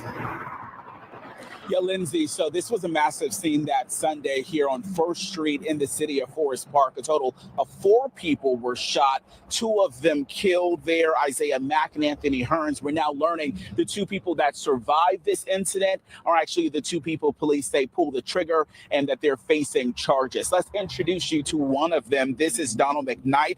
This is the man accused. He's also known as 1HQ. They say he's been arrested. He faces charges of malice murder and violation of. Man, you got the motorcycle gangs. I ain't even know the black people had a motorcycle gang. These niggas acting like the Sons of the Anarchy or some shit. He ain't got no line in either. He look like he ready for jail. Beard all fucked up, line and fucked up. He look like he get perfect for a jail picture. Of the Street Gang Terrorism and Prevention Act. All right, the second character in this story here, Nigel Blackwell. Police say they are searching for him, who is also believed to be involved. He also goes by the code word Railroad. He will face the same charges as Donald McKnight there. Let's introduce you to the scene again. This was a massive police presence with so many different officers and people here at this event. It happened April 27th. Forest Park Police Chief Brandon Criss say that The two suspects are part of the Outcast motorcycle gang. Investigators believe they went to the scene to target a rival motorcycle club there called Wheels of Soul Motorcycle Club. All of this over what he says is territory. That the Outcast motorcycle gang is a known motorcycle gang here in Georgia, in the Atlanta metro area. And so from my understanding, they don't want to give up their territory. And that's kind of what led to this altercation. When you commit a criminal act and you are, and you can say be classified as a motorcycle club, once you start to commit criminal acts, you are now acting as a gang. Yeah, I actually asked that last question, the definition between a motorcycle club and a motorcycle gang. He refers to the Outlaws as a gang there. The city of Forest Park did issue a cease and desist order for the property where this event took place. They cited them for operating without a license. I'm told the property owner was cited, as well as those who leased that property. Back out here live, I mentioned earlier, those two were injured in that shooting there. You might be wondering, well, why didn't they keep them or arrest them there at the hospital? The chief says at that time they didn't have the arrest warrants and they didn't have enough information to charge them, so they were dismissed or released from that hospital there. But again, one of them behind bars, the second one still on the run there as well. The chief also says that more charges and more people who are involved could also face charges and be. That nigga named Railroad. His name Railroad, and he part of a gang called Outcast. Man, the jury finna hang his ass. Railroad, and you part of the Outcast gang. Man, these niggas got some fucked up names, man, going in front of the feds, man. They got some fucked up names, man, catching Ricos. I ain't gonna lie, bro. This the worst era of names. Like back then, John Gotti, you hear me? Gotti or Paul Castellano, they real names, man. These niggas got so many fucking made up names. Good night, E-Baby. Shout out to E-Baby, y'all. Hey, I appreciate you, E-Baby. I'll see you tomorrow. Appreciate you, E-Baby.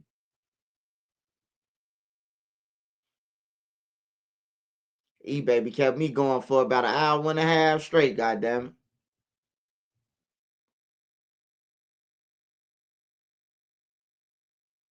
Railroad on the run, man. He go Railroad right here.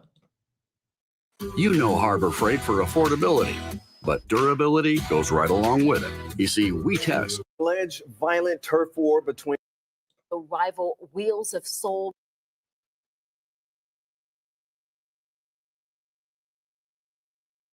led to the largest motorcycle gang indictment in the state's history.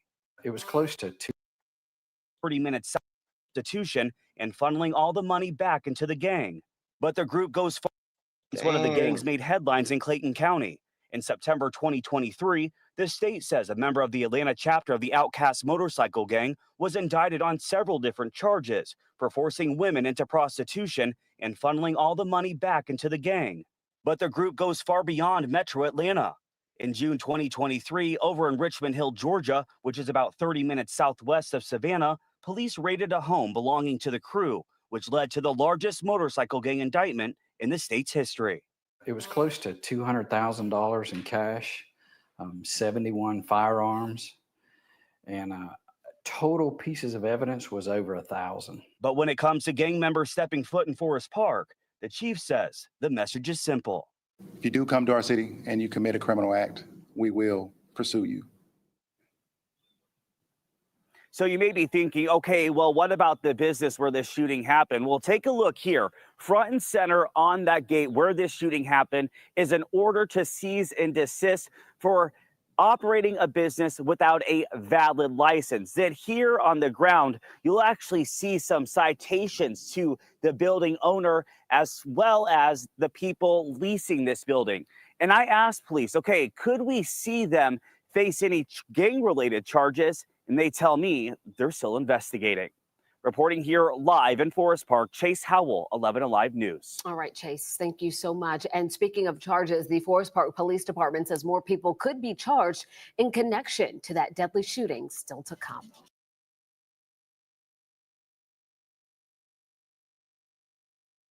Happening now at noon. Police tell us medics rushed that boy to the hospital.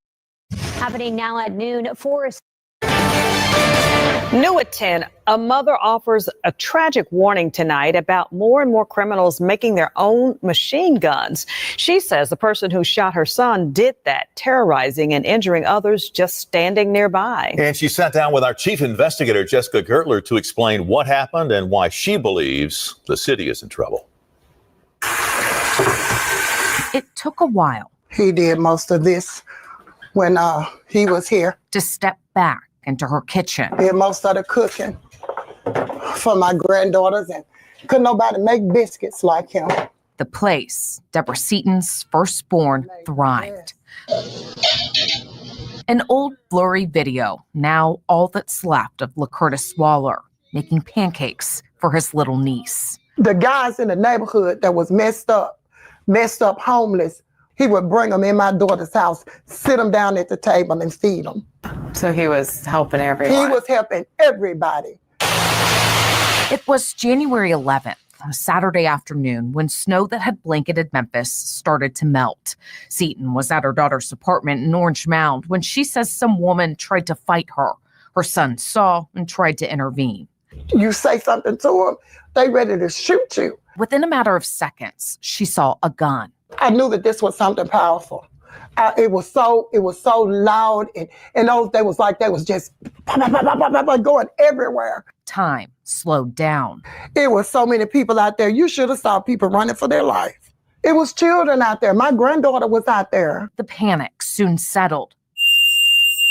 The ringing in her ears interrupted. I heard this young man start hollering and screaming, "Man, Kurt dead." Her son, lifeless. To see your child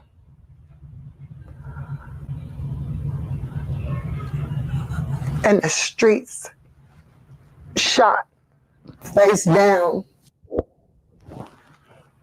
in the snow and the ice. This was murder, cold-blooded murder. Police say one other person was also shot that day. Seaton believes they were hit by a stray bullet. When they was talking about it, they were saying, "Man, that was a Glock. That was a Glock with a switch on it." WREG investigators have told you about a switch, the tiny illegal device criminals are attaching to their Glock to convert it into a machine gun. Law enforcement calls it an emerging threat. Just watch.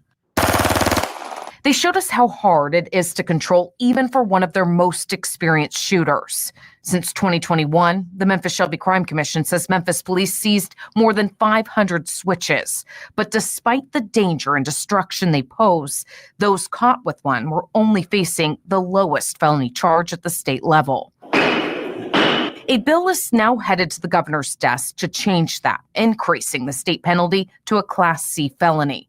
A move one Memphis mother lobbied for. She recently told us her son was shot multiple times by a Glock with a switch attached to it. The doctor had to literally pump his heart with her hands to get him going again. She was forced to say her final goodbye in the hospital's ICU. And I put my hand on his chest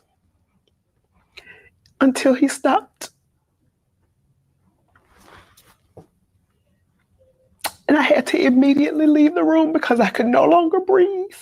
I sympathized with her, and I said, somebody needs to come together and get something done. Before it keeps happening, before someone else is caught in the path. Our city is in trouble. We are in trouble. Seaton says there must be a call to action. She'd like to see more churches and mentors get involved, intervene in young people's lives, and start breaking the cycle. Otherwise, she's afraid this will keep happening and will keep destroying families. They took away a good man, a good kid, a good-hearted kid. Her loving son who looked out for his family. He look like Black Youngster, a swole Black Youngster. That ain't Black Youngster brother, is it? Kurt was the protector of his pride. He protected his grandma. He protected his cousins. Her protector, full of love and mercy. Let me tell you something. Whoever that was, if they'd have shot him and he'd have lived, you know what he would have did? Later on down the road, he would have forgave him. That's how he was. investigating for your news leader, Jessica Gertler, WREG News Channel 3. You can certainly feel her pain. Seton says that she had to move out of her retirement apartment so that she could help her daughter and grandkids still traumatized from the events. They've since moved into a new apartment complex. Police say they have issued one warrant in connection to the incident, but are still working to find the person who killed Waller. Hey, yeah, if y'all just not jumping on here, Doodie Low was shot. Doodie Low was shot in the leg, and he was robbed for his watch. I'll be with the full story because I ain't gonna rush and get no story and not have the details or just a police report. I'm trying to get what happened. Was he trying to go and get the cat? Was he trying to, was he thinking he was finna go and pick up some feature money? Was they lamping on him? Them the type of things that I want to know about Doodie Low. So I really can't talk about it until I get hit up by the person who gonna give me the information tomorrow, man. So trust and believe, man, that I have the story for y'all of what happened to Doodie Low tomorrow.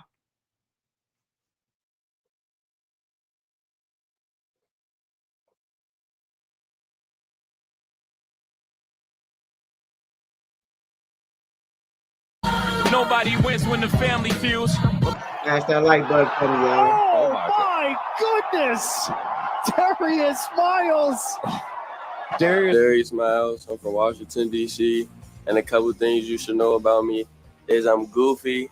My second sport was football. I played quarterback, and I love to watch action movies.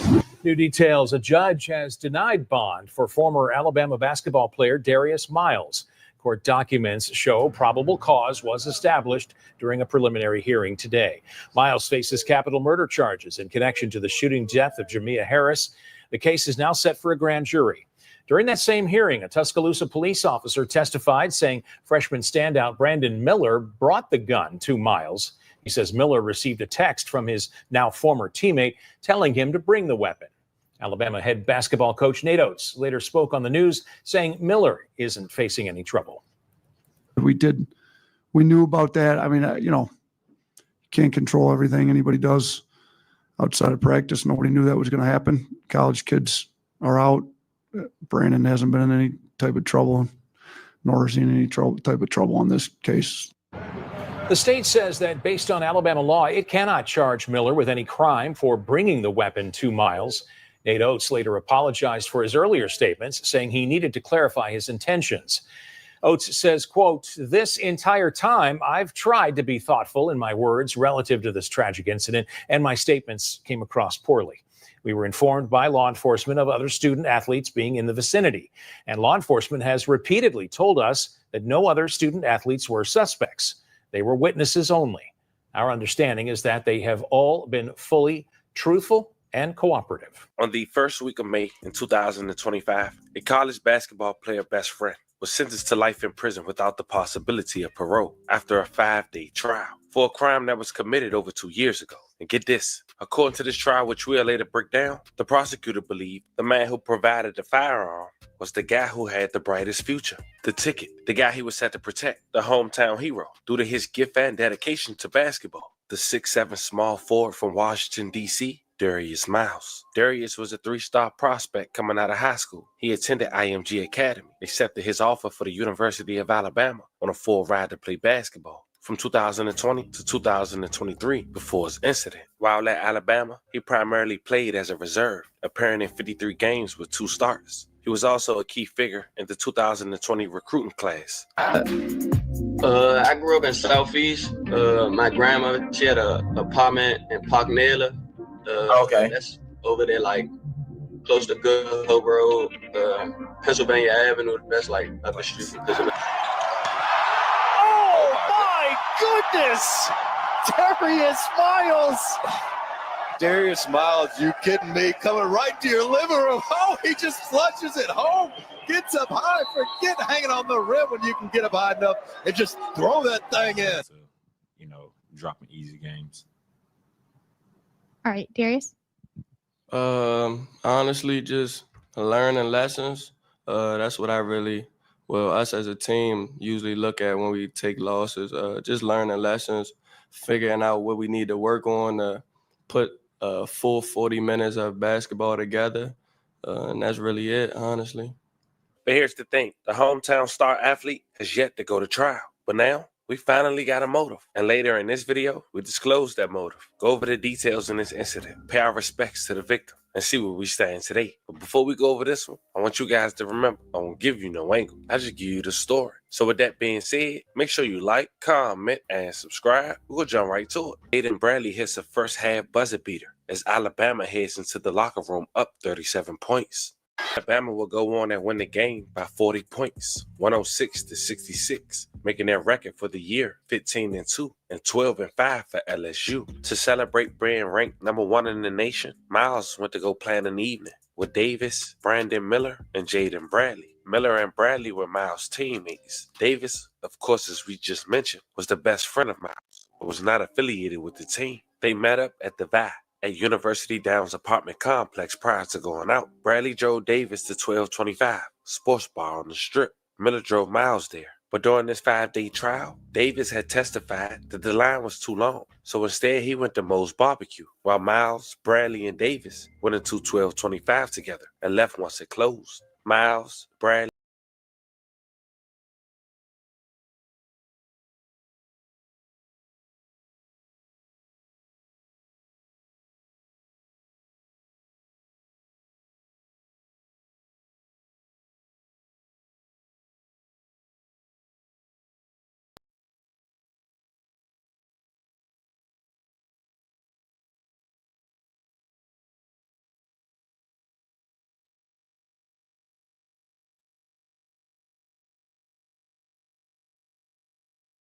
different as to what exactly was said between the two. But Davis testified that he called Cedric out to have a fist fight. But Miles came back to the Jeep and pulled Davis away from the Jeep. Johnston testified. Eventually, the trio walked away from the Jeep. Miles had a, quote, common effect, end quote, on Davis. Bradley had told police. Per testimony from 2023, which the Family TV will request once the completion of this investigation. Miles told police he saw a gun pass back to Cedric while at the Jeep. Cedric and Humphreys confirmed during this Davis trial that Cedric testified Harris slid him his gun after Davis told him he whacked people. Davis denied saying that during his testimony. Miles got Davis away from the Jeep because he sought the gun, Miles told police. Miles, Davis, and Bradley walked behind Hudstow back to Braley's car. At 1:38 a.m., Miller texted Miles to let him know he was on his way to pick him up from the Strip. 9 seconds later, Miles texts Miller, quote, I need my joint. A nigga just real lie got the fake, end quote. And for those who don't know, joint is a DC term for firearm.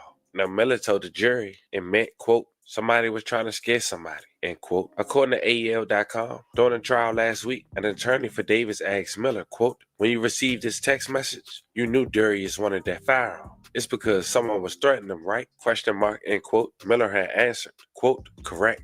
Miles got in the car with Bradley in his two-door Dodge Challenger and drove back to Gray Street. Meanwhile, Davis went to, quote, look for the Jeep, end quote. Bradley had testified.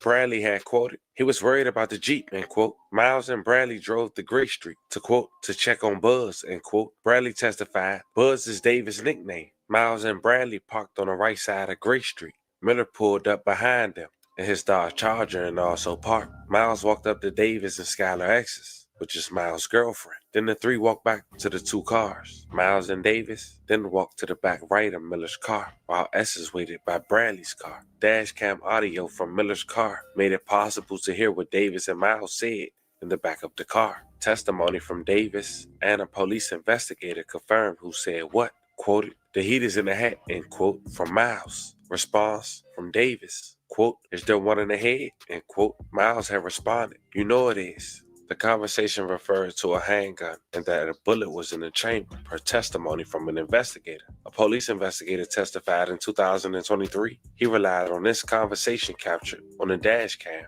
that Miles aided and abetted a capital murder. After Miles emerged from the back of the Dodge Charger, he walked back to his girlfriend, who was standing at the front of the car. Davis went a different direction. Miles moved Essence and her friend off Gray Street to an area behind Houndstooth.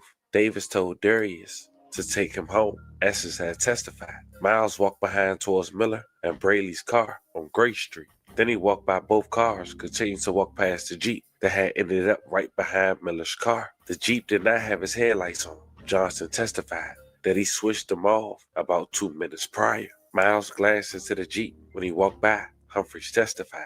Miles also flipped his hood on his jacket when he walked by the Jeep. In that moment, Davis emerged from behind two buildings. Miles flipped the hood back down right after. Miles continued walking and disappeared from his view and off view of the surveillance camera. He left the scene and was not on Grace Street when Davis ran up to the driver's side window and shot into the Jeep. Miles' next known action, he and Exons picked up Davis, who was on foot after the shooting. Davis testified they went back to VA at University Downs, the apartment complex where they started the night. Davis testified he gave the gun back to Darius Miles. Davis also said he did not know what Miles did with the gun. Police investigators Brandon Culpepper testified that the firearm was found at the apartment where the group went before and after the time of the strip. Firearm was in a closet in a drawer wrapped in a Gatorade towel. So at this point, we know that the person who pulled the trigger had testified on his homeboy who haven't set to take trial.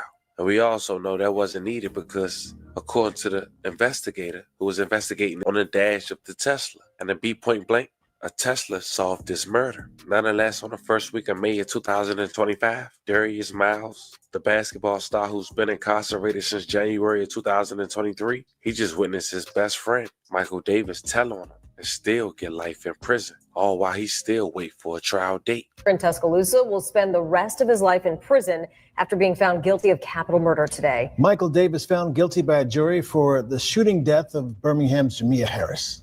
WVTM 13's Jarvis Robertson is joining us live now with how Harris's family is responding to the news.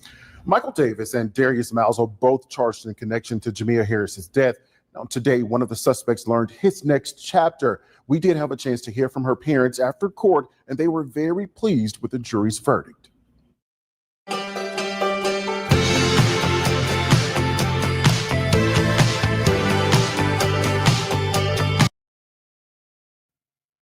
You know, it can go any way but guilty.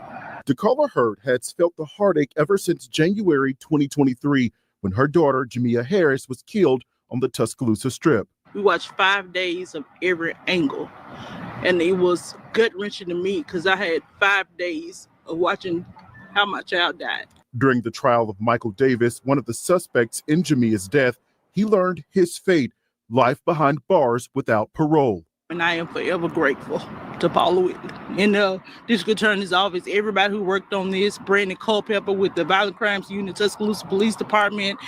I want to say thank you. They have made my Mother's Day. Jamia's stepdad, Kelvin Hurd, is proud of the jury and how they remained focused.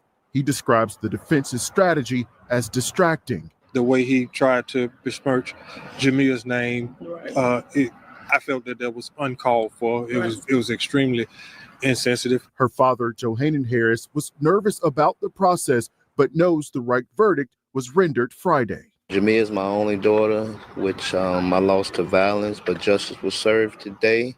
There's no denying the pain inflicted on both sides of this case. Family members for the suspect also have to deal with the consequences of Davis's actions. We're not dancing around their hurt because I've seen hurt. I've seen what this has done to my wife. Jamia left behind a small child, one that will remember his mom through the different memories of the heart, pictures, and stories family will tell. And that's exactly what will happen this weekend. I'm going home to her baby right now, and I'm going to hug him tight. And I'm going to take him to see his mother in Montgomery. And we are going to spend Mother's Day in her grave. Again, Michael Davis has been sentenced to life without parole. Former basketball player Darius Miles is being... It's a crazy story. Just knowing all this could have been avoided and knowing the backstory that this young girl lost her life because some dudes had egos with firearms inside parked vehicles. But knowing what you know now, fam, what you think the future is for Darius Miles, a similar sentence, a lesser sentence, and is it rightfully so? Talk to me in the comments. Once again, rest in peace to the victim. Love and condolences to her family. Fam, I'll catch you guys on the next. All right, y'all, let's do a little rewind before I get up out of here. Doodie Low has been shot. I'll be with the story tomorrow. When I drop, probably afternoonish. I had a full story by then. What really happened to Doodie Low, and more content. Money Duke them and Youngin them, they was blinded by the lights, man. I just say it like that. They was blinded by the lights. They was having a good time knowing that they them niggas, and they wasn't paying attention to some broke niggas outside the store looking for them, you know. And they got backdoored, man. It's safe to say they got backdoored, man. And I heard this from family. Like they got backdoored, man. Like a motherfucker dropped they low to them. They didn't drop their own location. A motherfucker dropped they low. And then not only did you take your time to drive all the way there, you fucking put the car by your house somewhere, man. Like that's crazy. I still can't get over that. Like the niggas from Bloodbath or whatever they call, right? They saying we killed Duke. We killed Duke. We claiming it, whatever they doing, right? And then a car that was used right in y'all backyard, man. Like, you gotta be the dumbest motherfuckers ever, man. Like these guys, they dumb now. They don't think. They don't think at all. Soon when they knew that the car was on fire by their complex, man, we wouldn't have got online and said, shit, don't nobody get online and say nothing, nigga. On everything. We dropped the car, right? You niggas left the car right here on our property. Y'all could have parked that motherfucker car on 127 and somewhere and walked all the way to the gardens, goddamn it. Y'all just so dumb, man. But y'all get it though when you in jail for the rest of your life. For gang them, and gang them ain't looking out for you, man. Cause I'm telling you, I'd have been to jail 50 times, man. I'd have been to the county at least about, I'ma say about 30 times, man. And that includes trespass. That includes all that shit, man. That includes all the shit that I got. I got a million mug shots, bro. And not alone to the joint. I'd have been to the joint like with parole violations and all that. Shit, I'd have been to the joint like 12 times. Gang contact, being around gang members. All that shit, man. It ain't worth it, bro. A nigga ain't gonna send you $1. Nigga gonna get on the phone with you. Hey, what you on, bro? Man, bro, I'm finna send you this money. It ain't gonna give you shit. Ain't gonna send you nothing, bro. And then don't tell no nigga, don't let no nigga trick you. Cause this the trick right here. Let me put y'all up on game. A nigga be like, hey bro, what's your girl number? I'm gonna give it to your girl. I ain't even got it right now, but give me your girl number or give me the address so I can go over there and drop it off. Niggas will get you any way they can. They know you in jail. Now you give him your girl number. Now he texting and all that type of shit, you know. But these are niggas who you will risk your life for, man. Y'all better just wake up, man. I'm telling you. This rural, the streets is for self, man. The streets has always been for self. I tell y'all all the time, man, that the leaders are the only one that's eating and profiting, bro. And they lieutenants. Everybody else is flunkies, man. Everybody else, the ones who going to jail. You know how kids always say, man, why the older niggas don't never go to jail? I know my generation used to be like, damn, man, they don't never go to jail. We always going to jail, you know. I understand now though. You ain't gonna go to jail if you having another motherfucker do your dirty shit. You will never go to jail. If the police pull up and you give a motherfucker your gun or your pack, you ain't gonna go to jail. You know? Or if they do get jammed or the block hot and they can't eat, they gonna give you up. Hey man, shorty them in apartment 301 did that shit, man. You know? And now they coming to get y'all ass, man. So it ain't even worth it, man, being in no game, bro. Tell y'all kids that shit, man. It ain't worth it, man. You would be better off. Hey, look, the gangs will respect you if you yourself. Any gang will respect you, bro. Like if you yourself, bro. You stand on what you stand on, you ain't no gang member. It's a lot of niggas in the streets that I know that ain't no gang members, and they get respect from every hood, bro. Every hood respect them, bro, because they know. Like they ain't no gang member, but they'll whoop your ass. Like it's a boxer in Chicago. He from the low end. His name Ray Rod. On everything, he beating ass, bro. He a boxer, a golden glove. You hear me? All he do is go to work. He work at like weather tech and shit like that. He been at weather tech for like 20 years now. Probably be about 20 years. So he up in the weather tech like a supervisor, a manager. But yeah, he done knocked so many niggas out in the hood that they respect him. He shooting dice with niggas. Niggas be like, man, you ain't even folks anyway, man. And he'll be like, man, I don't disrespect nobody, bro. You know, don't disrespect me. What you gonna do? They'll swing on him. He knock him out, and then shit, the guys will be laughing at him like, damn, you got your ass with about Ray Rod and he a neutron. You know, it's one thing. It's one thing to get your ass whooped, man, and you a gang member. But man, when you get your ass whooped by what they call a neutron, you lost all credibility. A neutron whip you in jail, it's over with. You could put all that gangster shit in your back pocket, man, or on your resume, because don't ain't nobody want to hear it. You know, that's one thing good about a neutron. If you whoop a gang member ass, everybody in the county gonna respect you. He beat the brakes off that nigga. You hear me?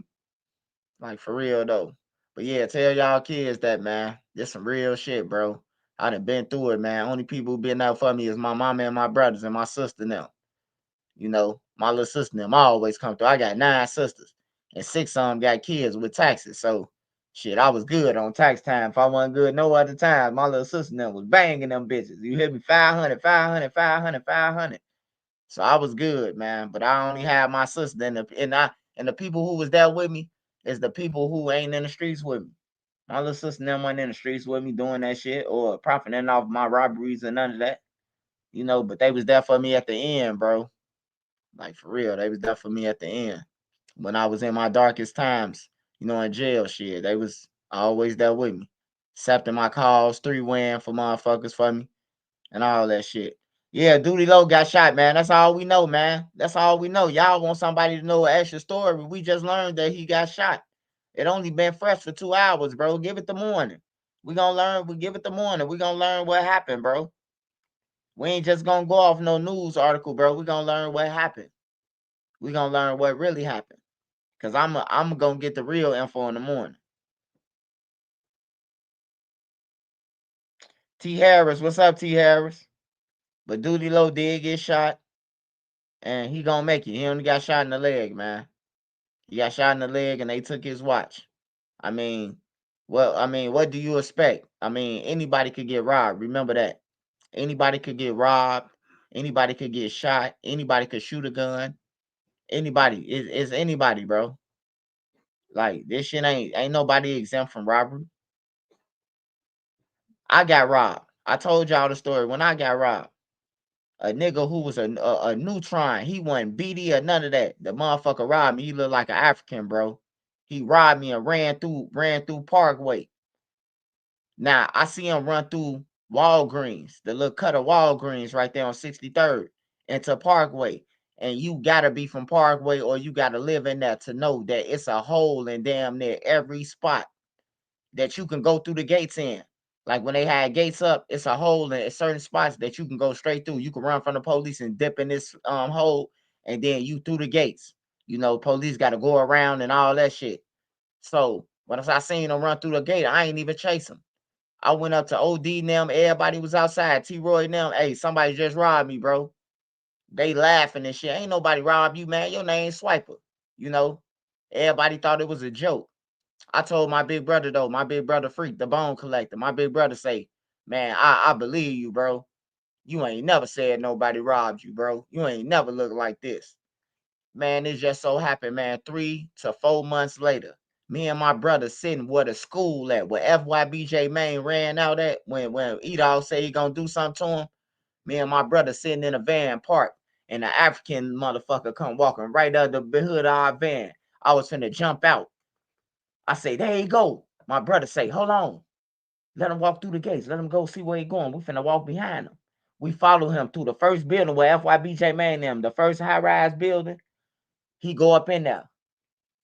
He waiting on the elevator. We catch him.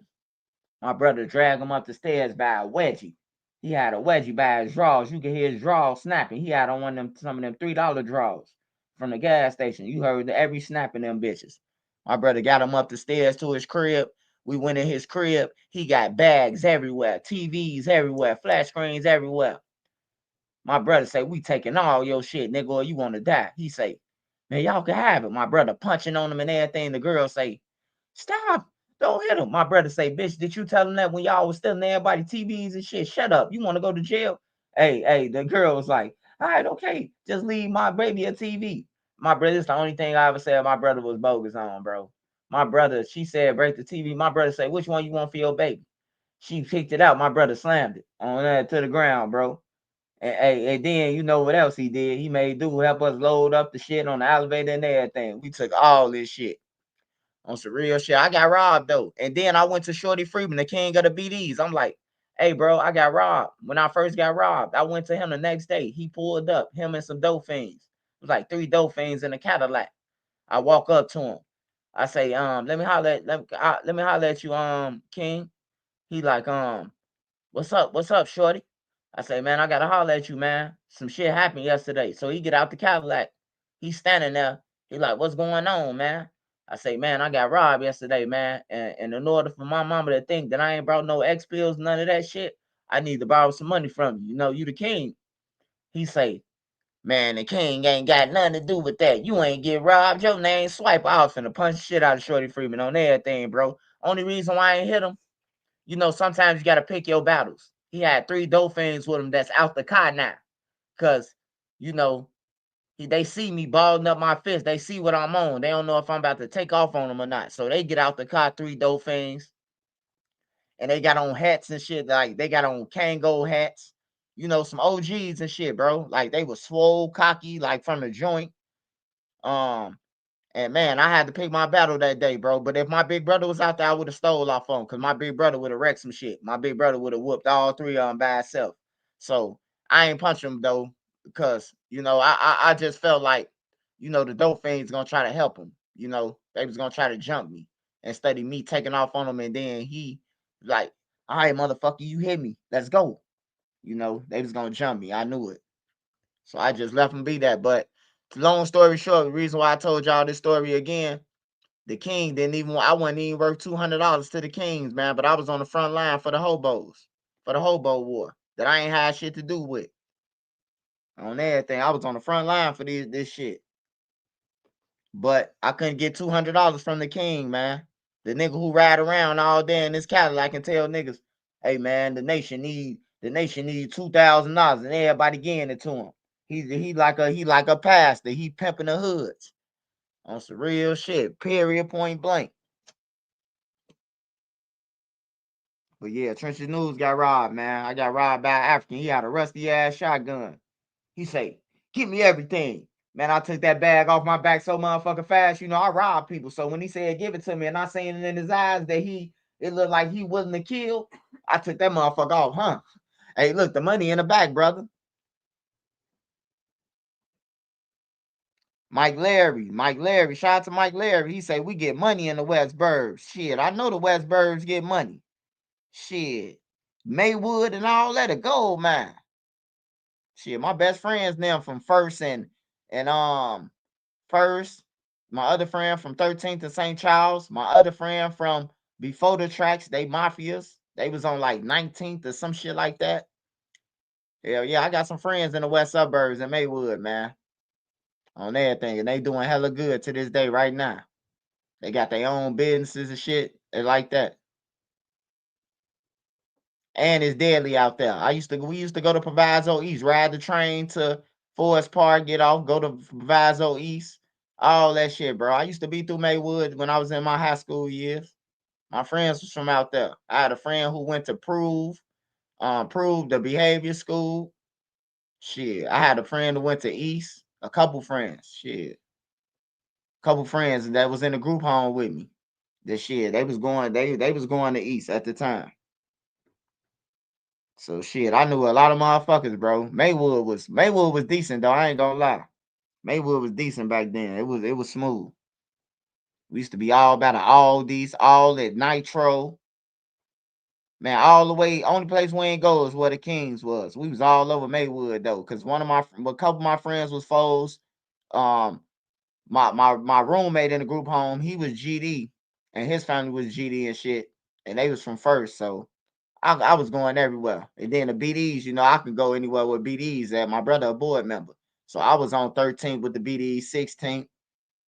I was going over there sliding on them, hollering at them and shit. But I love the birds, the West Bird. I love the birds, period, man. 19th of St. Charles. Hell yeah, man. Rest in peace to Curls, man. Mafia Curls had the motherfucking had the hydraulic cop, man. Had the Chevy, had the motherfucking Chevy, the box Chevy with the hydraulics on that motherfucker. Hell yeah. Curls had all the money out there when I was a kid, when I was in school and shit, playing basketball. But yeah, anyways, man, I'm from the South, and a lot of Chinatown guys came down here to start a new life. Oh yeah, Chinatown.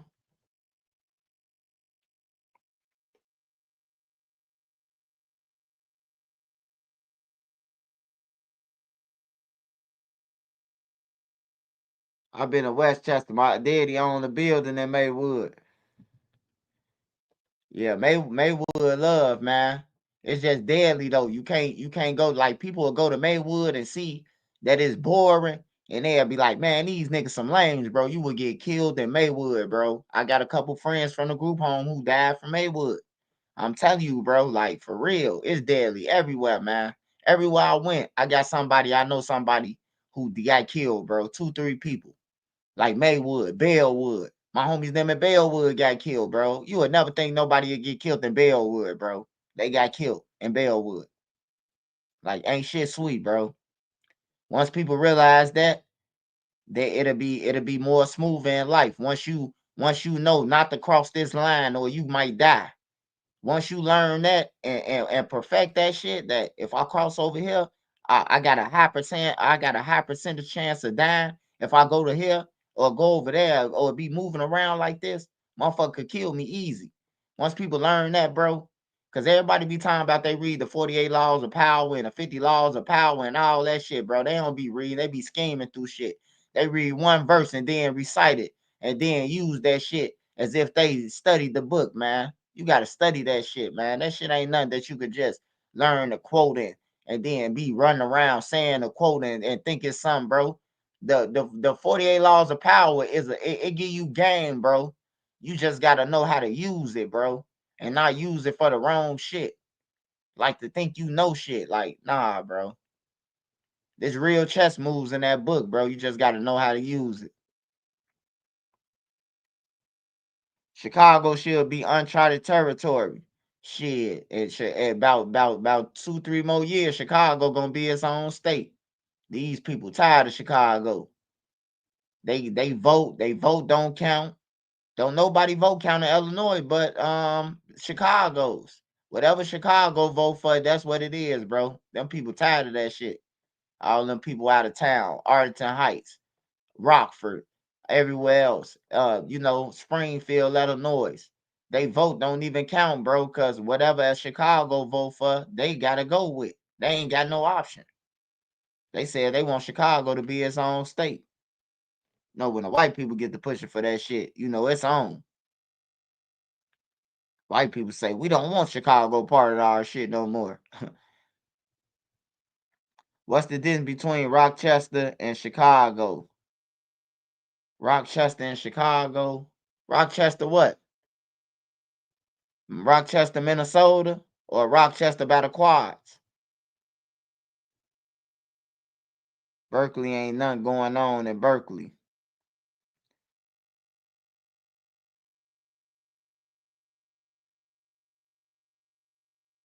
I got to figure out what's Berkeley, but man, everywhere dangerous, bro. I just seen some shorties get killed in Des Plaines, Illinois, bro. Like, for real, I ain't never seen no murder. That's where the first McDonald's at. It ain't never been no crime. Like, when I was in a group home, we always heard of John Wayne Gacy, and the staff would take us by the crib where he killed all the people in and shit like that. But that's the only thing we ever heard, bro. We never heard of nobody getting shot and killed out there, bro. They say they killing out there now in Des Plaines, Illinois. I seen it on the news, bro. Motherfucker did a drive-by when somebody came out the police station in Des Plaines. I couldn't believe it, bro. I'm like, never. And Des Plaines, bro. Like, niggas used to be like, you a lame from Des Plaines. You know? That's what you tell a goofy mob in Chicago. Nigga, you must be a lame from Des Plaines or something. It ain't sweet no more, though. Niggas getting killed in Willing. Niggas getting killed in Arlington Heights. Niggas getting killed everywhere, man. I'm telling you, and it's all where the black people moving, bro. It's all black on black crime still. The black people move out there. They gotta take that black shit out there with them, bro. You gotta leave that nigga shit in the hood sometimes, man. Niggas gotta learn how to adapt to shit, bro. Like I could go in a room with college people with bosses and adapt to it, bro. Like I know how to I can adapt when I'm in the hood. I can adapt to every situation, bro. Niggas got to start learning how to adapt. Yeah, Bolingbrook off the hinges, bro. Bolingbrook, a crime scene, bro. Like I be listening to the scanner, bro. Bolingbrook, motherfuckers taking them on police chases, all type of shit. We just recovered 6 guns. Joliet ain't no joke, you know. Like them towns might seem like they lame and shit like that, bro. You would get killed in Joliet. I'm sorry to tell you. Joliet, whatever you want to call it. You would get killed in Kankakee. People be talking about Doodie Low and all this. You would get killed in Kankakee, bro. I know a couple people who died in Kankakee.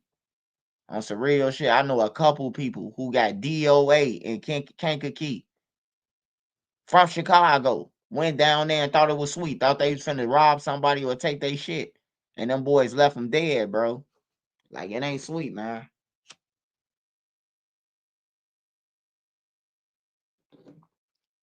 Hey, man, shout out to this guy, Mike Larry, man. Shout out to Mike Larry. Mike Larry, that ain't in London money, is it? I'm just saying, Mike Larry, you know, I got to convert it over. But it look like Mike Larry balling. Hey, shout out to Mike Larry, man. Mike Larry. Shit, I'm about to get a dog, man. I'm gonna name him Mike Larry. Shit. Name a dog Mike Larry. I was gonna name him Swiper Jordan Jr. But I gotta name him Mike Larry because Mike Larry a dog, man. Keep getting that money, dog. Keep getting that money to Mike Larry. Hey, Mike Larry, that ain't in rupees, is it?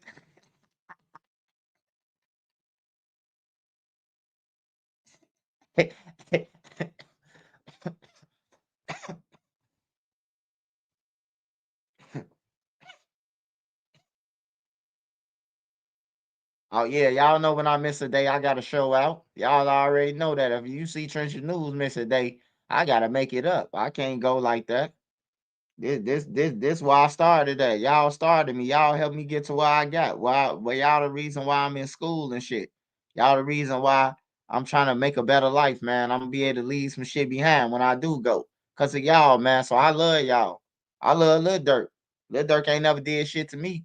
I tried to tell Lil Durk to run a long time ago. If Lil Durk would listen to Trenches News, Lil Durk could be in Dubai right now. I actually think Lil Durk need to send Trenches News one of them stacks of money that he had on $1 million worth of game. Because I tried to tell him to run. I did. You can go back to my video, man. I told Lil Durk to run, man.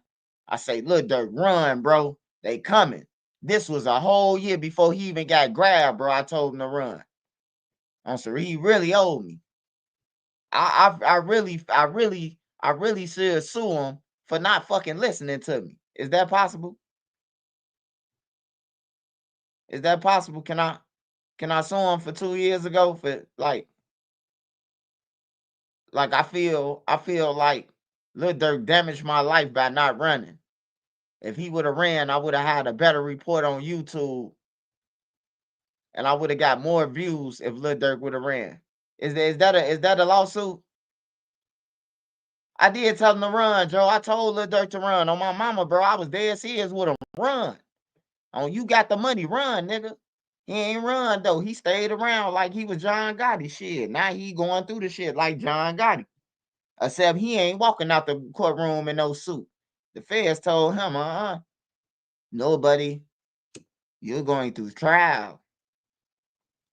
That's because his lawyer, Lil Durk probably could have got some wiggle room if his lawyer stopped going on Vlads and DJ Academics and shit. I don't want my lawyer going on no motherfucker. If my lawyer, if you see my lawyer even get on Trenches News talking about this the update, his ass fired. Bezu selling seasonings now. Damn, man. I think I might have to call Bezu, man. I might have to send for him, man. If Bezu selling seasoning salt, I gotta get Bezu. I gotta look out for my boy, man. I can't do Bezu like that, man. On everything. I gotta buy Bezu a case of lighters, man. Matter of fact, we finna go to Missouri, Nene. We gotta go. We finna go to Missouri, Nene. We gotta go to Missouri, man. Go ahead and get him some cigarettes. We're gonna buy him about two cases of cigarettes, man. Let him go ahead and get off. Just make sure you have my motherfucking 75% of the sales, man. Y'all ain't hear what I said. We gonna buy him 2 cases, but make sure he got our 75% of the sales. I wish I would sell a box of lighters and loose squares, and then the nigga tell me that I gotta give him 75% of the earnings. Finna get that $30 carton, baby. The cigarettes that go out by themselves. Once you stop hitting them Missouri cigarettes, they go out by themselves.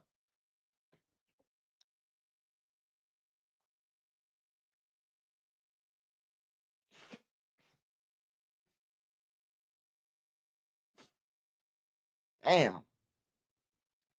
I brought 4 smoke alarms from Zoo. 3 on were broke. Oh yeah, he can't be using the internet, man. False promotion. Zoo, you got my people buying smoke alarms and shit, man. You selling Dro say he ordered them, and Dro had to get him something all the way over there. That's crazy. We support Bezu though. We be buying them though. I think I brought like 10 of them from 10 smoke alarms. That's crazy work though if a nigga really selling smoke alarms, man. That's crazy. That's crazy, bro. I ain't never think I see. Seeing Zoo saying he's selling smoke alarms, it's like Lil Durk getting on there and saying, "Hey y'all, I'm selling my Newski chain, or I'm selling my D-Thing chain for $10." Like we automatically think that Lil Durk off some drugs. If he get on there and say, who got $200 for my brother chain right now? That motherfucker iced out. I'll be the first bid on that one. If Lil Durk would ever become a crackhead, I'm gonna get the best cocaine for him. Shit, he got a lot of shit. He got a lot of shit that I can motherfucking put in the storage for my kids. Especially that new ski chain, that what's the name? I'm getting all that shit. The diamonds took out all that. We don't need to be walking around with these demons on our neck. Let's get that shit turned to some cash, baby.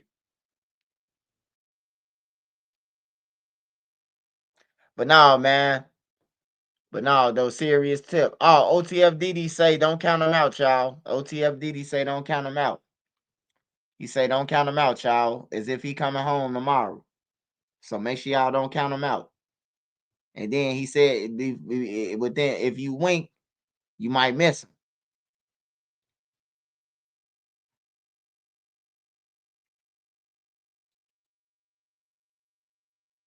Hey, to everybody, they did not take Money Duke chain, man. They did not take his chain, bro. I talked to his people. For all my sports better. Knicks, 8+, Golden State, 14, free money. Gives the bookie hell. Oh man, hey, Mike Larry, I need you to hit me up in my inbox, brother. On everything. I done lost about $300, man. Within the last motherfucking 7 days off DraftKings. Hey, look, I've been winning every ticket, bro. Look, I've been winning I pick like 15 bets, bro. 15 bets, literally. Baseball, hockey, table ping pong, and basketball, bro. and I will be winning. Everything will be green, bro. And they won't give me no cash out, bro. Why is that, Mike Larry? I need to know that right now, Mike Larry. Why is they not giving people a cash out? I done had 3-4 tickets this week, bro, that everything was green, bro, and they didn't give me no cash out. Not one time, bro. Yeah, I be betting on ping pong. Hell yeah, ping pong on there, on DraftKings, bro. I bet on everything, bro. Ask my wife, and I be cracking their ass over their head. I didn't crack them over their head, but they got me for $300 this week. I ain't gonna need to lie to you. They got me for 300. First mistake is you on DraftKings.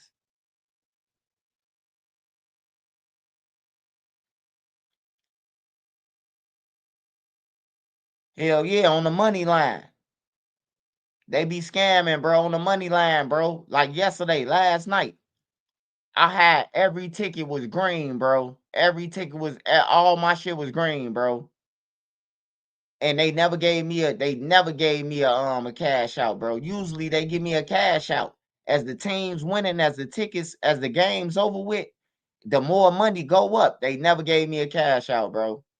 I'm like, bro, they cheating now.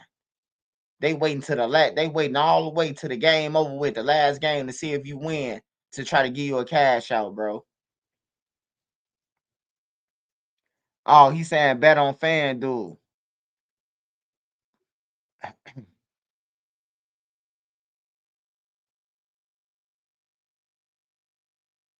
Oh, all right, Tanisha. She said do MGM. MGM or FanDuel. That's what I'm finna do. I'm finna get out DraftKings. I done cracked DraftKings so much that they stopped giving out cash outs. I'm sitting there waiting on the cash out, like, what the fuck? What's going on? Bro, like I be betting at least 14 games, bro. I bet on the 2 NBA playoff games. I bet on about 9 baseball teams. I bet on the hockey team, which is two games, because it's 4 teams playing, so it's 2 games. And then I bet on ping pong. And they didn't clap me, man. They didn't clap me for about $300 in the last 4-5 days, bro. Not at one time. They've been giving me like 20. Like I bet $20 on 13 bets. They'll give me for that 20. Then once that ticket over with, I'm going again. But they never gave me no cash out, bro. I done got 3 tickets to the end, to the last game with no cash out. If you expect any bonus, you must read requirements. Now I ain't expecting no bonus. I expect that every game that turned green, I expect to see a new balance on the cash out. That's what it used to do when I do it. Like say I got 13 tickets, right? And there's 9 games that completed. They supposed to show me a cash out. They supposed to show me a cash out of at least like some money. You know what I'm talking about?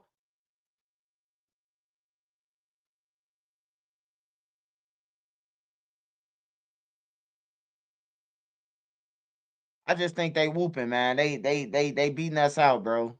That's all I'm gonna say, man. They fucking us over, bro. I know for a fact, bro, that I ain't never went through this shit, bro. I've been doing DraftKings for like 2 years, bro. They been giving me cash outs. Like they have money up there off the bat. Like whatever you bet on, say you bet 20, and then 5 games go by. Your ticket gonna be $100. It's gonna be at least $100 because 5 games you won out of 13. So now 4 more games over with, and then you win them. Now you at 9 games out of 13. It's supposed to be a cash out, bro. Am I right or wrong? Or I'm tweaking? Tell me if I'm tweaking, y'all. Tell me the truth. If I bet 13 games, bro, and I put $50 on 13 games, you telling me if I got 12 games that I don't get no cash out and I got 12 games completed? Like not even my $50 back? Like that shit whooping, bro. Like you beat me out. That's a robbery. I tried DraftKings and couldn't withdraw my money. See, I ain't never had that problem, bro. We withdraw that shit instantly, and it goes straight to your card. It goes straight to your card, bro. Or they void out games, bro. They void out games without telling you. Like once the game over, they'll say, "Oh, 5 games was voided." I'm like, what the fuck, man? Like, they cheating. Like, I just won these games, and then y'all say they voided. Like, that's some bullshit. Yeah, I'm done with DraftKings though. I'm finna get on something else. My wife tried to put me up on ESPN betting, but that shit hard. I don't want to see. I want to see my money. I want to see that I'm winning. I want to see the teams. DraftKings, I could watch the ping pong tournaments. I could watch the hockey games. I could watch baseball. I could watch basketball through DraftKings. I can't watch that shit on no. I want to see my money. That's what I'm telling y'all. Like, I don't just want to look at my TV. I want to be able to see my money on the app, on that app. Like, if I put $100 on 8 games, I want to be able to see my money. Like, I want to be able to see the $100 that I got on there and how and then see if it's going up. At least give me a chance to fucking cash out. Like, damn, bro. But I done whacked them over their head for so many thousands, bro. Like, for real, me and Nene to whack them back to back. 500, 500, 500, 500, 500. I'm talking about within 24 hours, we done cracked them. 3 different tickets. And they probably mad now. I figured they mad now because I cracked them. And now they like, we ain't gonna let this nigga cash out until the last game. And if the last game don't win, you know, since you want to watch it, Fanatics decent. Yeah, Fanatics. All right. I'm gonna try MGM too, what Tanisha said. Let me go ahead and go to something else though. Yeah, I don't even want to watch this Diddy shit no more, man. Like, I don't want the females to feel like I'm no motherfucking P Diddy type, you know. Like, I don't want y'all to think that I'm taking up for P Diddy at all. Like, he a motherfucking weirdo. Like, my favorite rappers, he done destroyed their lives. They broke now, cause of this nigga, cause he done took their contract. So I know he evil, but I'm just saying, man, some of these hoes sound like they helped out doing the sex trafficking, man. That's all I'm saying. I'm just pointing out, like, hey, police, get her too. She was with him. You know, that type of shit. Get her too. She was with him. She was making phone calls with him. That's all I'm saying. All right, let's listen to Bub Dub real quick. A vacation with Norwegian Cruise Line is so much more because there's more included, like unlimited drinks. Man, Diddy a sick motherfucker, man. Diddy a sick mother. This man was watching his girl get penetrated. He was over there in the background jacking off. What the going on with you, boy?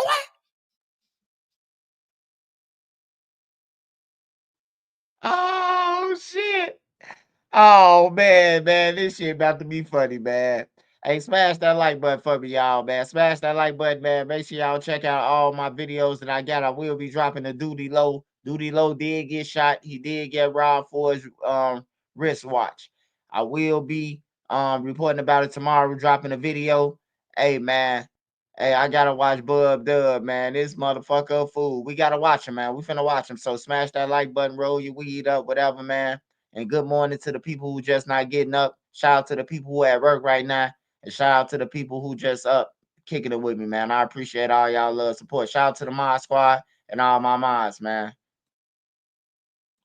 And shout out to everybody who supported our channel. CJ100, appreciate you.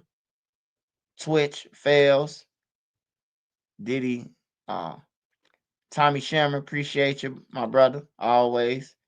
Lil Ted, Demario Chambers, appreciate you. Demario Chambers again, appreciate you. Mike Larry came through. It's like somebody fell off ever since Mike Larry came through and crushed the building. Whatever Jay-Z said. Shout out Mike Larry again, man. And shout out Mike Larry again, for sure.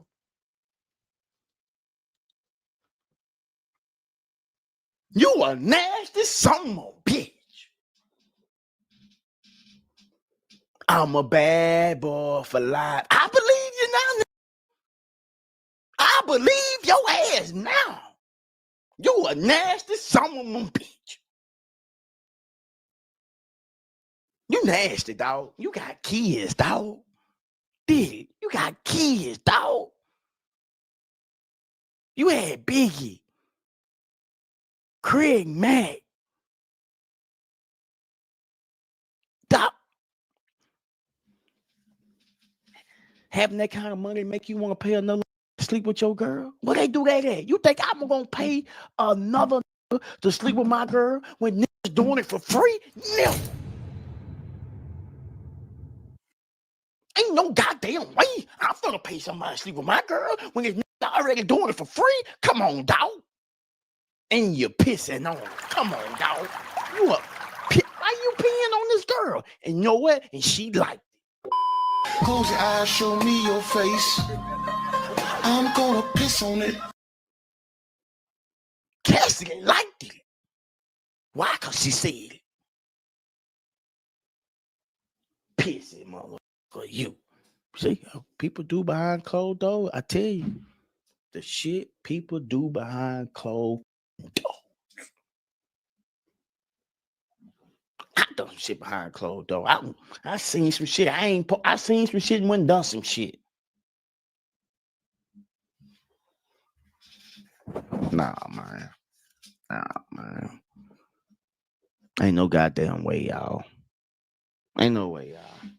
Too much going on, man. I don't understand this shit. Like, I'm rooting for him because I feel like they trying to railroad him. But then some of the shit he participated in, I don't fucking know. I'm a grown ass man, dog. I'm not paying now not a to even be in the room with me while I'm on hard. Please, I can't be on hard around no. Yeah, Diddy is a motherfucking weirdo. Hey, Doodie Low did get shot. I will be with the full story tomorrow, man. Once again, if you haven't heard, and the people in the back seat, Doodie Low did get shot. He got robbed for his wristwatch. It is true. It's been confirmed by OTF. They self, man.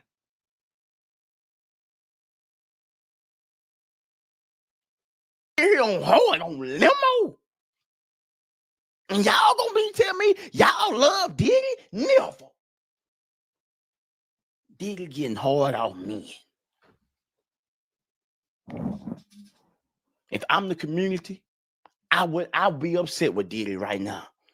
If I'm the community, I will be upset with Diddy. He ain't wanting to claim y'all. He ain't right. He ain't fucking right. Well, I know he having fun in that sale.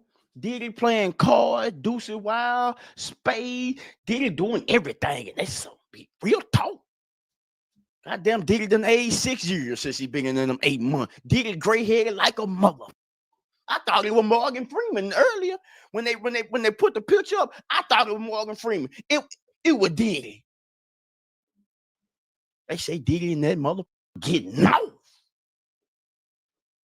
Got the singing the Leah song. Change positions on me, rock it for me, rock it for me. Ooh, I like your stroke. That's what they end up singing to Diddy. Come on slow, yeah. Diddy in there rocking them boats, baby. Yeah, come here. Harlem style, baby. That's what they doing in Harlem.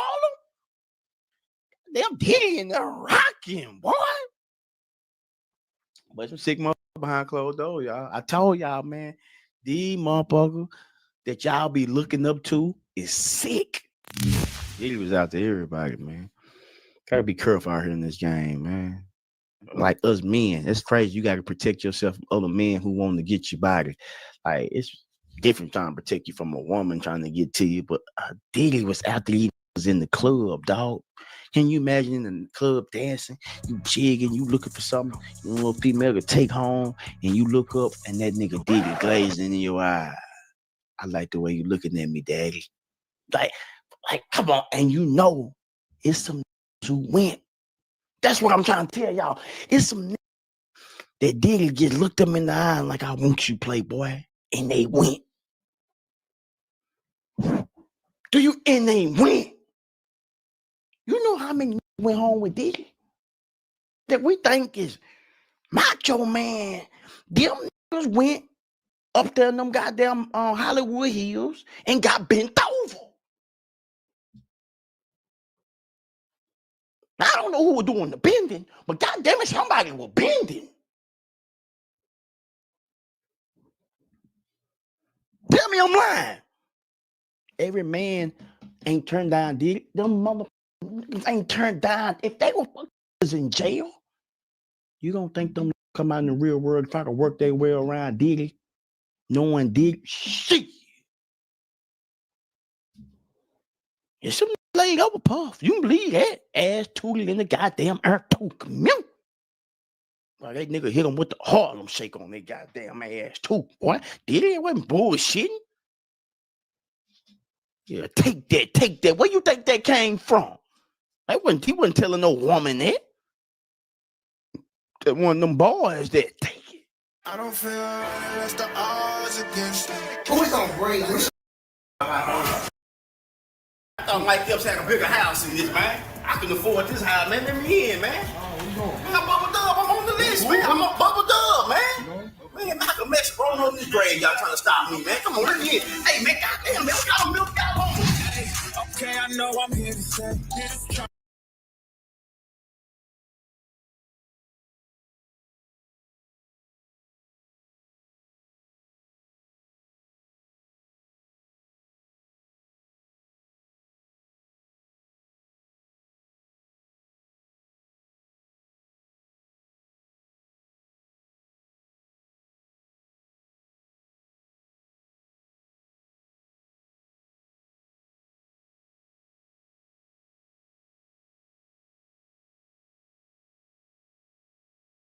The industrial grade products you need, delivered fast. Lauren LaRosa, so we are here at court. The day is over. It's been a long day. Normally I check in with y'all, but I couldn't do that today because if I left the courtroom, I wouldn't have made it back in court to hear the testimonies. We got through the jury selection. We got through opening statements from both sides, the defendants and the prosecutors, and we also heard from 2 witnesses. Now, I just turned my phones on, and already the headlines that I'm seeing are people talking about the male escort, what was claimed by the male escort, right? There were claims of who made who urinate on who, whether Diddy, Cassie, who told who to do what.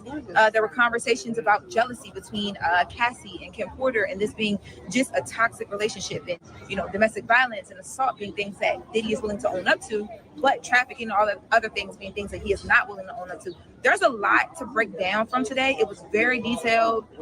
Now let's get into the whole peeing in the mouth by the escort. So on the stand, the prosecution did allege that Cassie is going to testify that Puff allegedly had made a male escort pee in her mouth. That is what they alleged in their opening statements. There was an escort that got on the stand as a witness. During this testimony, this escort talked about being made to pee in Cassie's mouth. But this witness says that it was Cassie who asked him to do that, and that Puff was watching, and honestly, that was stricken. Like the jurors, when he got into, because he was speaking directly about Cassie and the fact that Cassie allegedly asked him to do it. And that's why he did it. And he was saying that at first he didn't know how to do it. Like he was just like peeing like he normally pees. And that Cassie, along with Puff, was basically telling him like, slow down, like don't let it all come out at one point. Like, you know what I mean? Like you're really peeing. And then that one line I just said about him saying what Puff and Cassie said to him together about that was stricken from the jurors. Like they're not even allowed to use that because his original conversation around this was Cassie asked him to do that, allegedly. And that Cassie was like the mastermind behind that. Cassie is going to testify, and that's going to happen this week. To be honest with y'all, I wouldn't be surprised if it happens tomorrow. So the prosecutor's opening statements are being picked up, but there was a witness on the stand that changed that whole story. After leaving today, I feel like when we hear the conversations about Puff's legal team and how powerful the legal team is and how good they are, until you see it in person, you don't even understand. I'm gonna do a full breakdown tonight, which will be posting to my podcast tomorrow morning, and then I'll see y'all on the Breakfast Club. We got a lot to talk about. Today was a day. Yo, it's Big Ant, the spokesman, man. We back. Another edition of Urban Politicians TV, UPTV. Make sure you stay on your incident that happened at the hotel where he got into the fight with Cassie. But with everything coming out yesterday, urination that became part of the conversation in this situation. And that just makes it even more crazier in the media. And I had a link in the description where y'all can check out Lauren LaRosa podcast because she's the one that's in there. She works for the Breakfast Club as well. She be on there, but she inside the courtroom getting all the facts and the notes and stuff and bringing it out here. And it was all over the timeline yesterday, which led to Boosie jumping out there giving his opinion on it once he seen what one of the witnesses and male escorts has said about Cassie instructed him and how she wanted to be urinated on or something like that. She liked to piss in her mouth. I don't see any crimes he has done. Everything was consensual. She enjoyed the sex thrills and the gifts after. I see no crime but domestic violence in this case. Shaking my head, but they let Hugh Hefner do whatever. 100. Sad. Check. 100. If he was black, he would have been in prison. Let's keep it 1,000. It's crazy how sex parties become crimes. Shaking my head. And Boosie also put up a post from the Hip Hop Lab where Kendra, Kendra, son, whatever her name is, was talking about how she became down with the Playboy Mansion and Hugh Hefner when she was 18 years old. 18, I took that one-way ticket, never looked back, and it was the best decision of my life. Hugh Hefner calls one day and was like, hi, this is Hugh Hefner. Would you like to move into the Playboy Mansion and be one of my girlfriends? I was like, wait, what? How did he find you? While I was living with this boy in San Diego, I did this photo shoot, and this photographer sent my photo into the Playboy Mansion and to the Playboy, and I had no idea. And next thing you know, I get this call. The rumor was that Hef walked by and there was only one photo left out of this pile of photos, and it was mine. And he walked by and he picks it up and he says, who's this girl? That was the story on his end. I'm so grateful for that opportunity. You know, for me, amazing. And it was healthy for me. It was happy for me. I was safe. You know, it's taboo to the world because they don't really know what really, you know, went on there. And my perspective is only one party every few months. I do want to say this: innocent until proven guilty when it comes to Diddy and everything that he's been accused of, not domestic violence. They have owned up to that part of it, saying that, hey, he's been this guy, he's been angry, he's had the drug problems. We saw the video. You did what you did in the video and things like that when it come to Cassie. But him running a sex ring, forcing people, making people with threats of death and violence and things like that, I would have to see that proof and it be put out there and proven with the documented facts that he actually did that. How would you be able to prove that? I really don't know for sure. But what Boosie is getting at is, hey, and I call it all the time, bro, it is what it is. With this case right here, we gonna separate this from that. They not letting no niggas do this stuff like what Hugh Hefner and them was doing, bro. Let's keep it all the way 1,000, bro. If you a nigga, you got all these young girls running around, you paying them, you flying them in, living with them, having sex with them. Now, the thing that they are accusing Diddy of is saying, hey, bro, he's forcing, he's beating, he's abusing, he's threatening, and things like that. The question now is that this deserve, and this is going to be an opinion-based thing, that it deserved to get to this federal level of him trafficking, him being a ring runner, or is he somebody that just got a wild sex life? Is he somebody that got these weird fetishes of seeing the girl that he's dealing with and they having sex and getting high? They both on the drugs, they both on the dope, and they just trying to get their rocks off on some freaky orgy type stuff, which I'm saying this for any nigga. If you moving like this, y'all do what y'all do, but that's some nasty, disgusting stuff, man. Like getting niggas to pee on girls and you want to see it, giving a nigga directions on how to pee it. I don't even want no female who want to be down with that type of stuff at all, but let alone sit up here and like, we just flying in, escorts or whatever.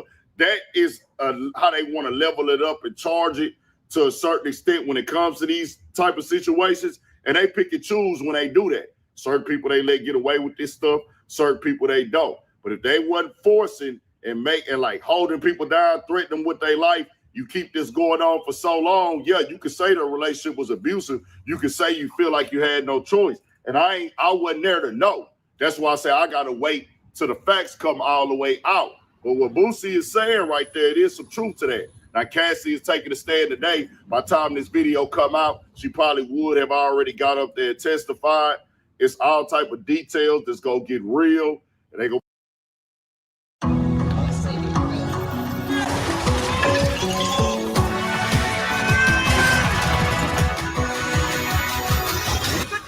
It's your time. What would happen after the escort finished on you?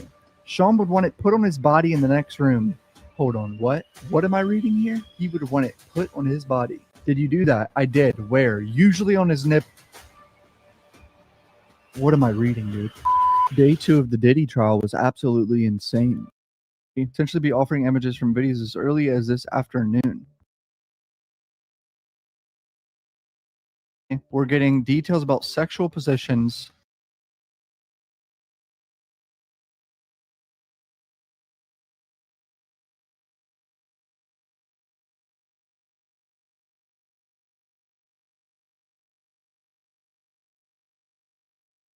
The Diddy trial just wrapped up for the.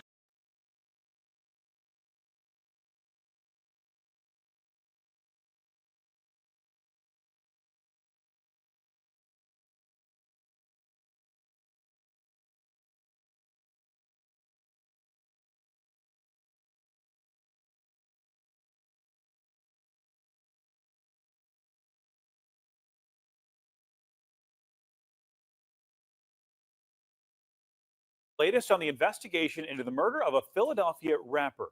LGP Qua was shot in Juniata Park yesterday afternoon. The gunman on the loose. Action News reporter Walter Perez live for us where that shooting happened. Walter, you talk with a local host who recently interviewed that rapper. That's right, John. And as you mentioned, this is where the whole thing unfolded yesterday afternoon, a shooting that took the life of a young man known as LGP Qua. And as of this afternoon, the motive remains unclear and no arrests have been made.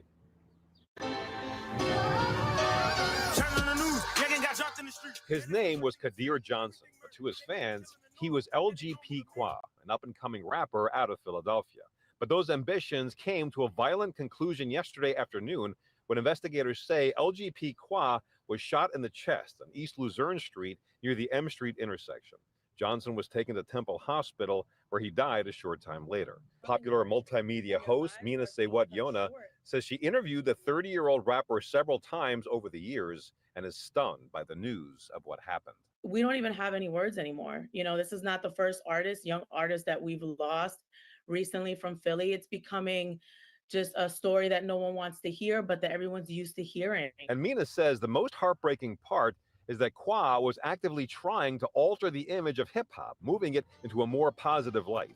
After spending some time in prison, Qua started rapping about setting an example and becoming a contributor to society, a stark contrast to the negative messaging from so many other hip-hop artists. A young guy not saying those things, being positive, you know, giving people inspiration, and even he is susceptible to some of the things that our youth is dealing with right now, and it's just sad.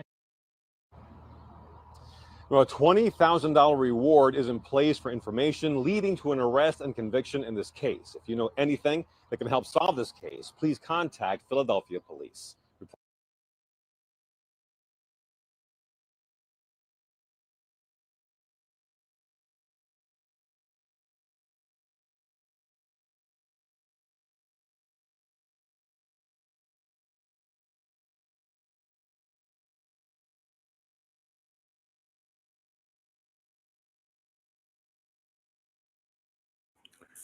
Two Southgate men are facing federal charges tonight after authorities say they stalked and robbed unsuspecting casino winners at gunpoint. The pair are said to have hunted their targets in casinos, then ambushed them after they left. Rick Chambers is live at the Commerce Casino with more on how the daring duo nearly got away with hundreds of thousands of dollars. Rick? Yeah, Cher, this was literally highway robbery. We had a group of thieves that would follow successful gamblers and then rob them out on the road. But it was a joint FBI, LA Sheriff's task force that put an end to it. We're happy to have them off the streets. He's referring to these two men, Derek Lopez and Juan Gonzalez of Southgate, indicted today in federal court for a series of armed robberies outside several different Southland casinos. The feds say Lopez was the scout, always looking for winners in the casino. In fact, That's him at a table in the Commerce Casino high-fiving a female target. Once they saw a patron that they believed to be a successful gambler, someone who's taking out a large amount of winnings that evening, they would then follow them onto the highway. It's alleged that Lopez, Gonzalez, and at least 2 other men would use multiple cars to box in their target along highway off-ramps. This is a surveillance photo of those cars doing just that. The bandits would then swarm the car with guns drawn. Smash the windows of that car and then demand and take either the winnings themselves or the actual casino chips and oftentimes other personal property of those gamblers. The victims were predominantly Asian and targeted more than 16 times during a 7-month period back in 2023. The feds say this is Lopez during one of those takeovers. The gunman often hitting more than once a night and taking in quite a haul. There is at least $275,000 in cash, winnings, chips, or property. At least 2 of the victims were cut by flying glass as they were attacked in their cars. The U.S. Attorney's Office says that Juan Gonzalez was arraigned today in federal court. Lopez, who is already in state prison on firearms charges, will be in federal court later this summer.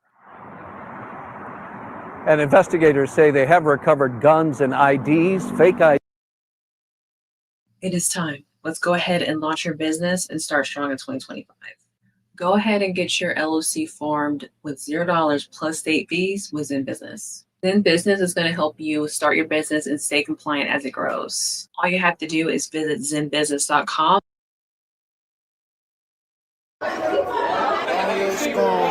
Full block, dirty road, long leg, let y'all. Long leg, let slide, long leg, run, long leg, 2 out. GDK. Everything came long leg, baby boys, man. Bitch, forever storming the bitty. Y'all know what the f going on with us, man. We don't play with none of y'all niggas. Oh, bro, you try to come over here while we live with Bobby, your ass not gonna be alive no more. Baba TV, let them know who we got with us in the building, though. I don't know where we coming from, Lil P. Girl. Where we at with it? You know, where we at with it, though, Jack? We in the, it look like, hey, where we at? Y'all got me in 130. We in the hood, though, right now, for them. We ain't for no shit, though, right now, with it right now, though. Oh, yeah, what this? Man, them niggas hanging all the way out in Concordia, bro. Damn, Drench Gang be everywhere, huh? They hanging all the way out. Shit, I think I used to stay in this building right here. The next building right here, where Buddy at? Not this building. Matter of fact, it probably was this building I stayed in. He in front of. They hiding in Concordia and shit, man. That's crazy.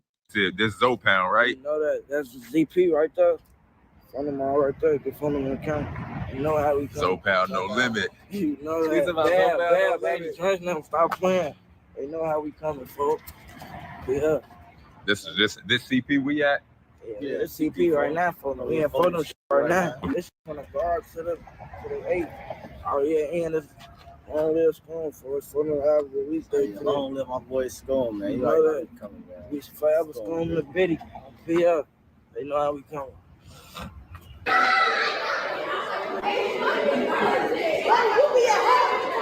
What we finna do today, though, my boy? Man, we celebrating the life of Spoon, man. We got an album coming out. Y'all know what the f going on with us, man. We don't play with none of y'all niggas. Go. You know that, no real members out here, stop playing. Hey, J Boogie, show that. Come on. Show that ice, though, my All boy. right, this big house. This big house. Get rent. Get rent for like 2-3 years. You love that. That bitch new, too. Brand new. Oh, this? Oh, yeah. Now, this. Hey, this. Oh, yeah, show No. Long live them. You know that. Long live Tweak.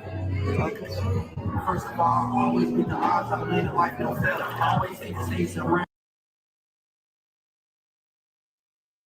Man, these niggas garbage, man. Yeah, that's Lil Jeff brother, but the rest of them garbage. That's Lil Scone brother, I think.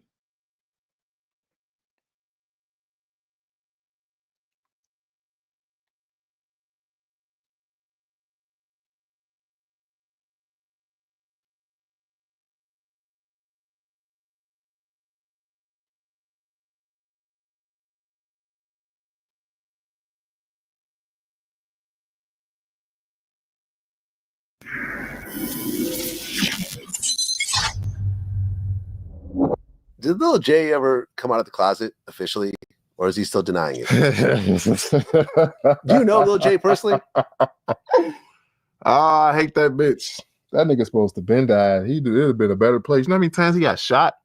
Nigga strong. That's why. What is your issue with Lil J? You know, he's really our real enemy, like real op. So it's like,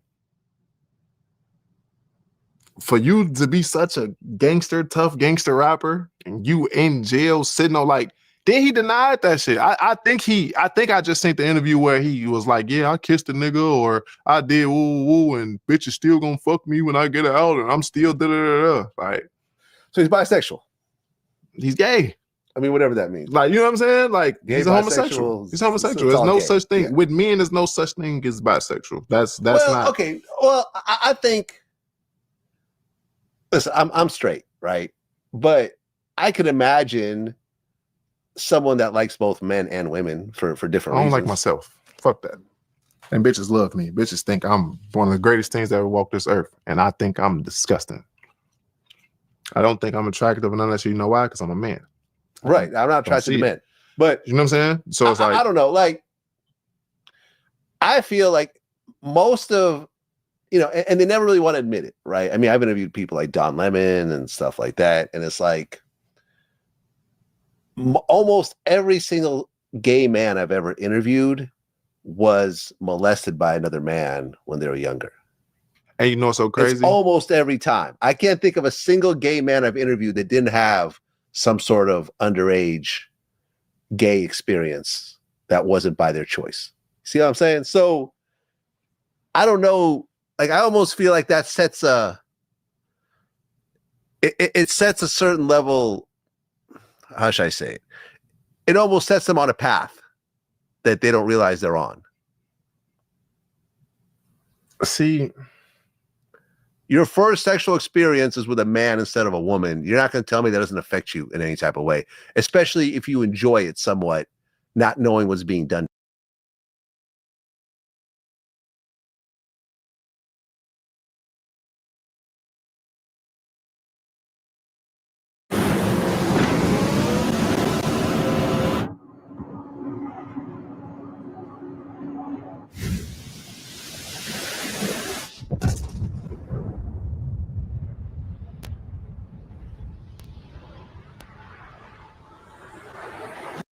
It felt like torture every single day and not knowing what happened to them. After the mysterious deaths of twin brothers from Gwinnett County, family says they have seen new surveillance video that changes everything. So the video shows 19-year-old Khaidir and Nazir Lewis alive just hours before their bodies were found. The GBI says a hiker discovered the twins at the top of Bell Mountain in Hiawassee, nearly 90 miles from their Lawrenceville home.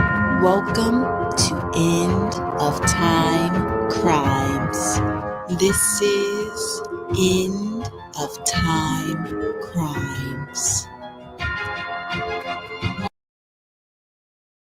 Tonight, this video capturing the twins here behind me is fueling even more questions for this family.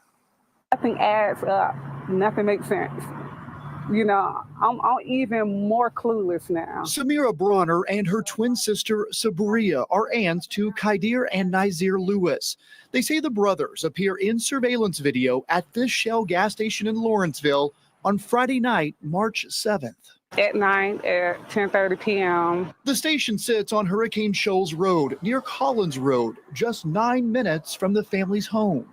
They pretty much walked inside the gas station, walked out. Nothing in the video appeared to stand out. Drinking water, eating snacks, and dressed how they would normally dress. But 12 hours later, their bodies are found on Bell Mountain, shot. The mountain is nearly 90 miles away. They were seen here alive at 10. So how did they end up in the mountain? The family says the twins weren't hikers. And it's super dark out there. They're not familiar with the roads out there. And they shouldn't have been in Georgia. The brothers had a flight booked to Boston early that same morning. But the Uber driver got them there late, so they missed their flight. Their plane tickets were still in their wallets. what was meant to be a quick trip to visit friends ended with a deadly detour to a remote mountaintop. I want to know exactly what happened to them. One thing I know for sure, that they did not do nothing to themselves. The GBI confirming tonight the twins' vehicle was found inside the gates at Bell Mountain. As we've previously reported, those gates are locked at dusk and not reopened, which means they were locked until 8 a.m. And again, the twins were seen here at 10:30 the night before, and their bodies were found at 11 a.m. the next day. The twin brothers, Quadir and Nazir Lewis, were found shot to death on Bell Mountain in Towns County on March 8th, nearly 90 miles from their home. Although the investigators and authorities have suspected this as a murder-suicide, the family believe the twins were murdered and are calling for further investigation, in which is taking years and a day. It's taking so long for them to find more evidence and to piece it together that this was not a murder-suicide. It has been nearly 2 months after the bodies of these 19-year-old brothers were discovered on the top of those mountains. The family is still searching and demanding answers and questioning why the officials and authorities haven't found anyone connected to this case yet. Qadir and Nazir Lewis' deaths, a murder-suicide. Both teens had suffered gunshot wounds, but their loved ones suspect foul play. Fox 5's Deidre Dukes is live at a gas station in Lawrenceville. Deidre, you spoke with the teens' family this afternoon. What did they have to say? That's right. Family members telling me that both teens were in college and were doing well. Now, they did share that the teen's mother, GBI, showed her video of the teens here at this gas station the night before their bodies were found, some 90 miles away. Now, the teens are seen entering and exiting the store. Nothing seemed amiss. The teens' aunts and other family members are desperate for answers. Nearly 2 months after the bodies of brothers Qadir and Nazir Lewis were discovered in the North Georgia mountains, some 90 miles from home. Someone has to know something. Samira and Sabria Bronner say GBI investigators showed the teen's mother surveillance video, which showed the 19-year-old twins at this Shell gas station on Hurricane Shoals Road in Lawrenceville at around 10 the night of March 7th. A hiker discovered their bodies at around 11 the next morning atop Bell Mountain in Towns County, about 2 hours from their Gwinnett County residence. Authorities said a preliminary investigation revealed the deaths were a murder-suicide. Grieving family members suspect the teens were victims of foul play. I know that something happened to them. I know that they were murdered. Loved ones say the surveillance video showed the teens going in and out of the convenience store. Nothing seemed amiss. To know that they was alive, I'm like, what happened from right there? How did it end up out in the mountains? The teens' aunts tell Fox 5 they were scheduled to fly to Boston the morning of March 7th to visit friends, but missed their flight. Their airline tickets were still in their wallets when their bodies were discovered the next day. Loved ones say the teens had never visited the area where they were found and urge anyone with information in the case to come forward. We need closure. We want to know what happened to them. And whoever did that to them, they need to be prosecuted. Now, we did reach out to the GBI today, officials telling us that they are awaiting forensic test results as part of this ongoing investigation. Anyone with information is urged to contact the GBI. The Georgia Bureau of Investigation showed the boys at a Hurricane Shoals Road in Lawrenceville. The video recorded around 10 p.m. on March 7th, the night before their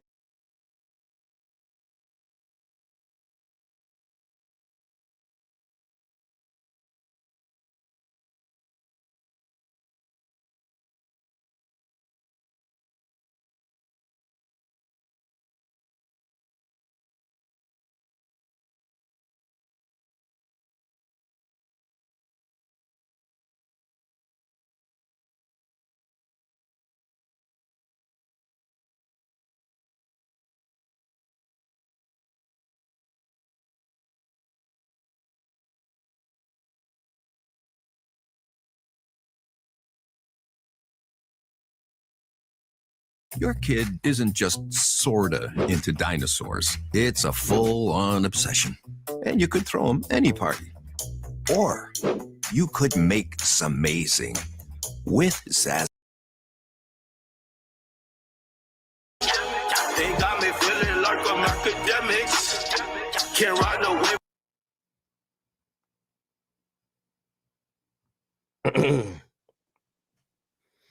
I should call Aiden back too, right? Figure out what the hell happened. Trench's News supposed to reported it. You want to support me?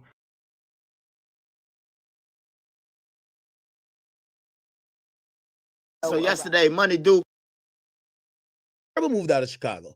Dirk moved out of Chicago and went to went to Atlanta, even though a lot of his people stayed in because he was so tied in with Chicago, he constantly was coming.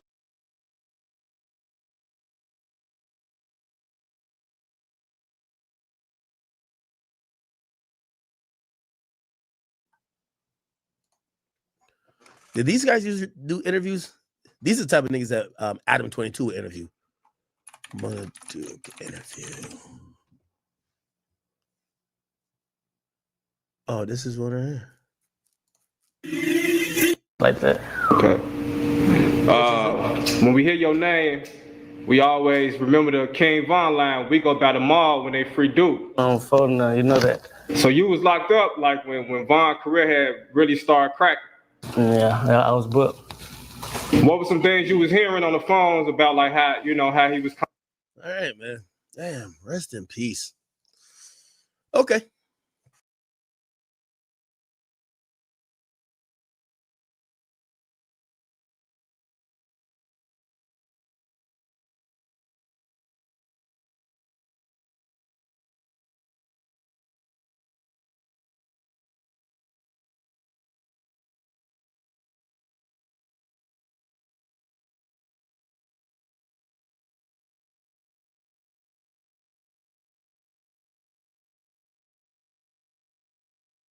Suspect. All right, y'all. So President Trump is opening his 4-day trip to the Middle East by paying a visit to Saudi Arabia's crown prince. The country. The rapper serving time for shooting Megan Thee Stallion is in stable condition tonight after allegedly being stabbed by another inmate in the prison yard in California. Sources say Tory Lanez was rushed to the hospital. He's expected to be okay. He's serving that 10-year sentence for shooting Megan Thee Stallion as they left an LA party back in July 2020. Priya Sridhar is joining us now. I mean, people know Tory Lanez. What happened here? Hey, Holly, that's right. Well, we don't have a lot of information about this just yet, but what we do know from the spokesperson for that California Correctional Institute is that this attack occurred at around 7:20 this morning. They didn't give further information about exactly how Tory Lanez was stabbed or what the potential motivation could be or where he was stabbed, but they did say that staff immediately rendered medical aid. He was transported to a local hospital, and he is suffering from non-life-threatening injuries. However, several other media outlets, including the Los Angeles Times, are reporting that this was another inmate who used a shank to stab him several times. Now, just to jog your memory about what he was exactly doing in jail in the first place, as you mentioned, he is serving a 10-year sentence. He was convicted back in December of 2022 on 3 different felony charges: assault with a semi-automatic firearm, having a loaded unregistered firearm in a vehicle, and discharging a firearm with gross negligence. Now, this all stems from an incident back in July of 2020 when Megan Thee Stallion actually testified at the trial that he, after they were departing a party at Kylie Jenner's house, they were walking towards an SUV that they should have been riding back together in when he apparently shot at her feet and told her to dance in the driveway. Now, since then, the rapper has attempted to appeal for another trial. He hasn't been successful in those attempts, but actually earlier this year, Hallie, Megan Thee Stallion said that he was using surrogates to harass her from jail, and a judge actually issued a protective order for her until the year 2030. Hallie? Thanks for watching. Stay updated about breaking news and top stories on the NBC News app or follow us.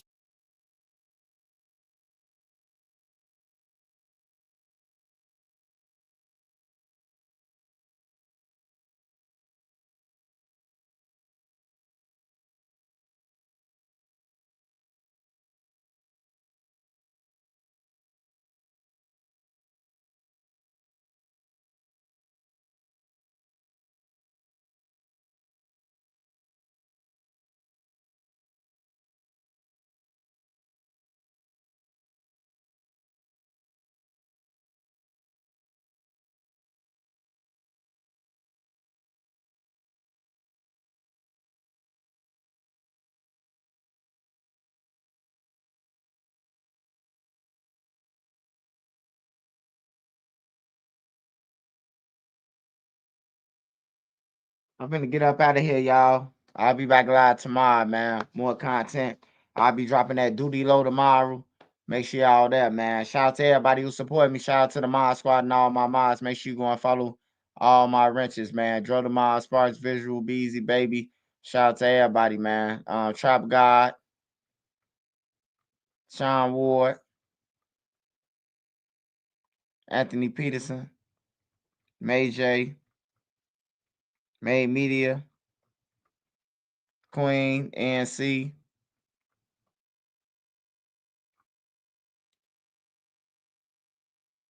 Can't even see the rest of the people. But shout out to all y'all on here, man.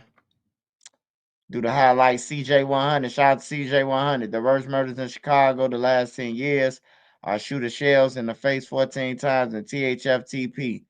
Yeah, definitely TP, shooter shells, and KTS Dre too. Don't forget about that. Tommy Sherman, shout out Twitch folks. Shout out to Mario Chambers. Shout out to Mario Chambers again. Shout out Mike Larry. We get money in the West Burbs. Shout out Mike Larry again. Real money swiping Westchester. My daddy on the building in Maywood. Shout out to Mike Larry again, man.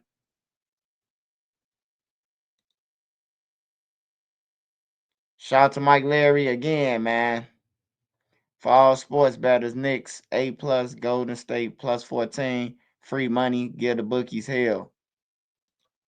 And shout out Mike Larry again, man. Bet365 is the app. I'm eating good. I will hold you up on that, Mike Larry. Hit me up in my inbox on IG, Mike Larry. Hey, shout out to everybody who's on here tonight, man. I will be going live tomorrow, man. Tomorrow I will be back live for sure.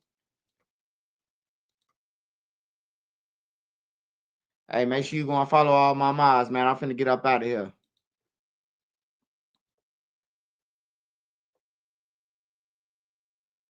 Shout out grandson. Hey, pray for Joe Morton too, man. Make sure we all pray for Joe Morton, man. Shout out Chi-Town legend.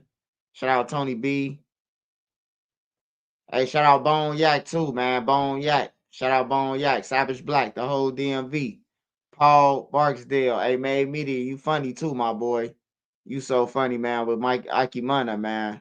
Shout out Dustin Turner, man. Shout out Dustin Turner.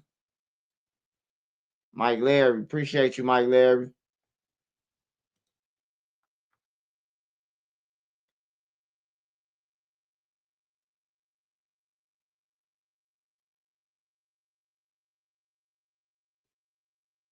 Shout out all y'all on here, man. I'm going live tomorrow. Shout out Arlen. Shout out everybody. Tanisha. Shout out Tanisha McQueen. Shout out Aisha Bella. Shout out Adia. Shout out E-Baby.